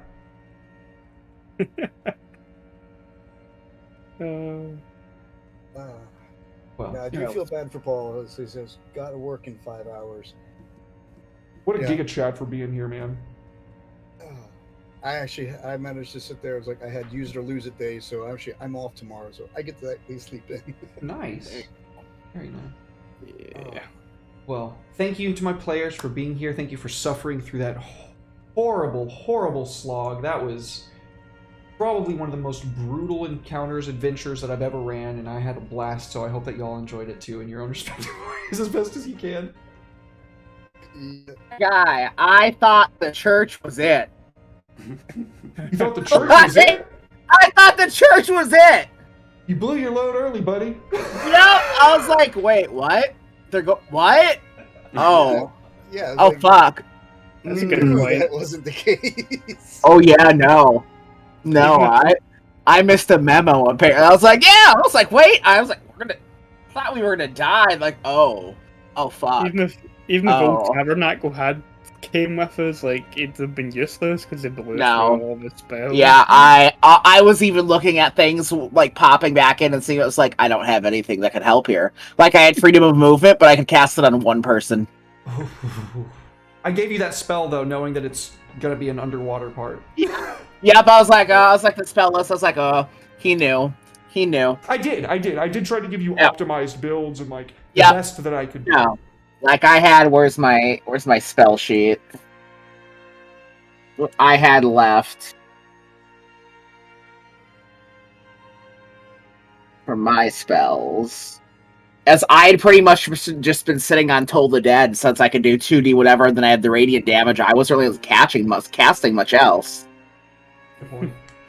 Yeah, I had 3 4th level spells left, a 3rd level, 3 2nd, and 4 1st. You could have been healing a lot. That would have been really helpful. Yeah. Yeah. Well, thank you guys for being here. It's getting late, so let's go ahead and go into shoutouts. Where can people find you? What are y'all up to? Tell people what's good in your hood. Andy, you want to start us off? Yeah, you can find me at Lost Haven Art pretty much most places. I do commission artwork mostly. I've dabbled in game design. I have projects going on with both Derek and Chuck. On my Twitch channel on Wednesday, which is Haven RPG, I'm going to be doing another episode of Trial by Fire. This time we're going to be playing Cult Divinity Lost, which is a horror role-playing game, psychological horror role-playing game. I don't know if JJ is still in the chat, but JJ is going to be joining me for that one, along with other players. She picked possibly the worst of the 4 pre-gen characters, not like mechanically the worst, as a person. I'm gonna have to tune in to see JJ playing a bad person. I'm gonna have to see this. So yeah, that's gonna be a lot of fun. I've had the core book for about 1.5 years, maybe. And this is the first time I'm actually getting to run it. But I'm a big horror RPG fan. I've been playing World of Darkness for like 16 of the 20 odd years that I've been tabletop gaming, and I think Cult is probably going to give that a run for its money, just from reading over all the lore and fluff and stuff like that for the game. Well, everybody make sure you go check out Andy's stuff, commission him. He is an immensely talented artist. He did all the emotes on the channel. He does a lot of art for me personally, because I love to commission him. I really love his work, so you should too. Thank you for being here, Andy. Much love. Thank you for letting me run for you, by the way. I had a lot of fun running for you, man. It's Chuck's turn next week. Yeah. Chuck, why don't you tell us about next week, what people can expect to find? Next week, we're going to have The Way of the Shell, a Teenage Mutant Ninja Turtles one-shot. Remember that Feng Shui 2 system? It was originally going to be the TMNT system that they actually put out in the 80s, but after going through the book, it's very problematic, so I decided not to run that book. So, yeah. Problematic how? I don't actually know. So, they have a chart of mental illnesses to pick from, and then sexual deviations. Yeah, it's not... What, for a Teenage Mutant Ninja Turtles game? Yep! But why would they do that? I think it seemed like they're trying... It seemed like it was a book written by somebody who was like, oh, I heard the comics are gritty, and didn't actually ever read the comics. Yeah, like the comics can get dark, but they're not... Yeah, they get dark, but they don't get, like, as dark as some of the tables on this book get. I was like, oh, we're not... Nope, I'm not touching this. Yeah, that's a good choice. That's weird. So I was like, nope, we're not running this system. Like Fatal, you know? Yeah, like, it's. Yeah. Well, I'm excited. I am so excited, too, for Turtle shenanigans. Hell yeah. Gonna get up to some shenanigans. Yes, we are. I'm excited. Hell yeah, where else can people find you? What else are you doing, dude? You can find me Chuck Does Things on Twitter, or usually spend my time trying to hype other people up, bring some goodwill to, this burning world we have around us. So, obviously, you got Sundays, you can usually see me here. I got projects with lovely Andy, Dice Breakers, some other things in the works if, general procrastination and just being tired ever ends. That'd be nice and be great. Oh, yeah. But, yeah. Sick, dude. Well, thank you for being here, Chuck. So much love, homie. Much appreciated. Always. It was fun giving you an ungodly amount of power in a very short window of time.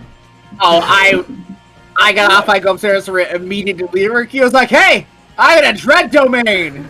He's like, oh god. You were only out there for 4 hours. Well, that's definitely in the running for one of the most impressive things that's happened out the gate. I think you're going to give Jihan here some competition here on most interesting first session in the setting. I'm excited. Speaking of Jihan, my good dude, what's up, buddy? Oh, nothing much. I just died. But, at least you get to stay dead, though. That's some sort of comfort. Yeah, no more underwater levels. I've given up on those. I'll be back next week. I think Friday, right? For Saints and Sinners. Let's go. Blades in the Dark. So that should be fun. Hell yeah. But I'll see you guys there. Sick. Thank you for being here, Jihan. Thank you for letting me kill you, dude. Much love, homie. Now you can see how ugly it can truly get, Jihan, because you've only ever played D&D with me, so you've never seen the truly despicable things that I'm allowed to do as a dungeon master that I usually I'm like, that's a really fucking dick thing to do, even though that's well within my power, and I ease back from it. Now I'm capable of not easing back from it. Well, what I would do in that situation is go out to a lower level area, just grind it out for 2,000 hours, and come back. That definitely works with everything in the surroundings. Come back, one shot the boss because I'm over leveled for the area, and keep going.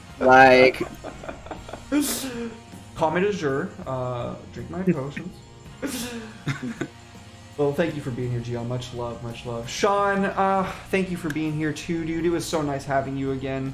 Please tell people where you can be found, what you're up to, all that good stuff. On Twitter, it's at Delves for Donors. I also at delvesfordonors.com. Basically, I'm trying to put some stuff back together. This past year pretty much was all of the gaming companies kind of pulling back, so it was kind of tough getting some stuff together. I managed to have one of my old stores help me out. He had his private group, his actual personal gaming group. He wanted to run them through something and to help me raise a few bucks. So he basically said, "Hey, I'm just going to tell them it's private delve. We'll charge them. They'll pay." So I did manage to have one delve, and we were able to actually get just enough money this year so that it actually helped push us over the $10,000 raised mark. That's awesome. The 8 years that I've been doing delves, Nice. And so that was our big accomplishment for this year. I mean, that was about $530. We were that close. We were able to do that this year, so it was a big thing. So now I'm hoping that I can sit there and start reaching out. I'm also looking to try to see about doing a little. I have to upgrade some equipment, but I'm looking to possibly, fingers crossed, maybe get some streaming going, in which I'd reached out to you a couple weeks ago, hoping that maybe throughout this year at some point later towards the end of the year, I can maybe do a couple of charity games online. So we'll do a live stream of charity games. Hell yeah. That's so awesome. I'm gonna try to see what I can do to kind of put that together. And I know a lot of it's gonna basically take me having to be able to have it so that I can actually get the adventure built up online. But I've done it before, and so I'm hoping to be able to put something like that together. And hopefully, if that happens, then see me out here DMing on the live stream for you guys. And I'd be definitely looking to see about getting get a couple of you under my DMing. Oh yeah, kill us for a change. Kill us for a change. Yeah, I'd be honored. Yeah, I'd be down. But yeah, so that's and then as far as where else you can see me, that all depends on which channel's inviting me back to kill me. But yeah, this has been fun. It was a blast. I love it. Even though, yeah, evidently, I have better luck on other streams. Sorry. You didn't die during Kids on Bikes. No, well, not right away. It took a while before they killed me off. Oh, did you die on that too? The One Ring, man, we were. No, the One Ring, I know we all died on Kids on Bikes. Yeah, everyone. Well, I was taken prisoner, and just because I was the dwarf, so they took me, and then it was just that you suffer for a long while, and eventually, but dying. Yeah. So you don't even technically die in the One Ring. No, I didn't technically die. I just, I was just tortured forever. Yeah. They killed you. No one died in Kids on Bikes. She all just got kidnapped and taken to outer space. Yeah. Yikes. Which definitely it was okay. We solved everything by just going to space. Nice. I mean, you could come back next week and maybe not die as a turtle. Let's see about that, dude. I'm just saying. Hey, if you still have an empty shell, I'd be up for it. Oh hell yeah! Oh hell yeah! Let's go. Hey, because go figure, I still have use it or lose it days. I'm off next Monday too. Nice. It all works out. I feel like this. So yeah. See, that sounds like a yes to me. That sounds like a yes. Hell yeah. Well, I have the bar still ready if we need it. Awesome. Well, thank you again for being here, Sean. Looking forward to playing with you next week, man. This was awesome. It was great to have y'all. Yeah, we're going to be raiding into -2 charisma, folks, so stick around. Tomorrow, you can catch me live at 7 p.m. Central Standard Time, maybe a little bit earlier than that, with Curse of Strahd, Rise of Alma, my 5e one-on-one with my boy Ted.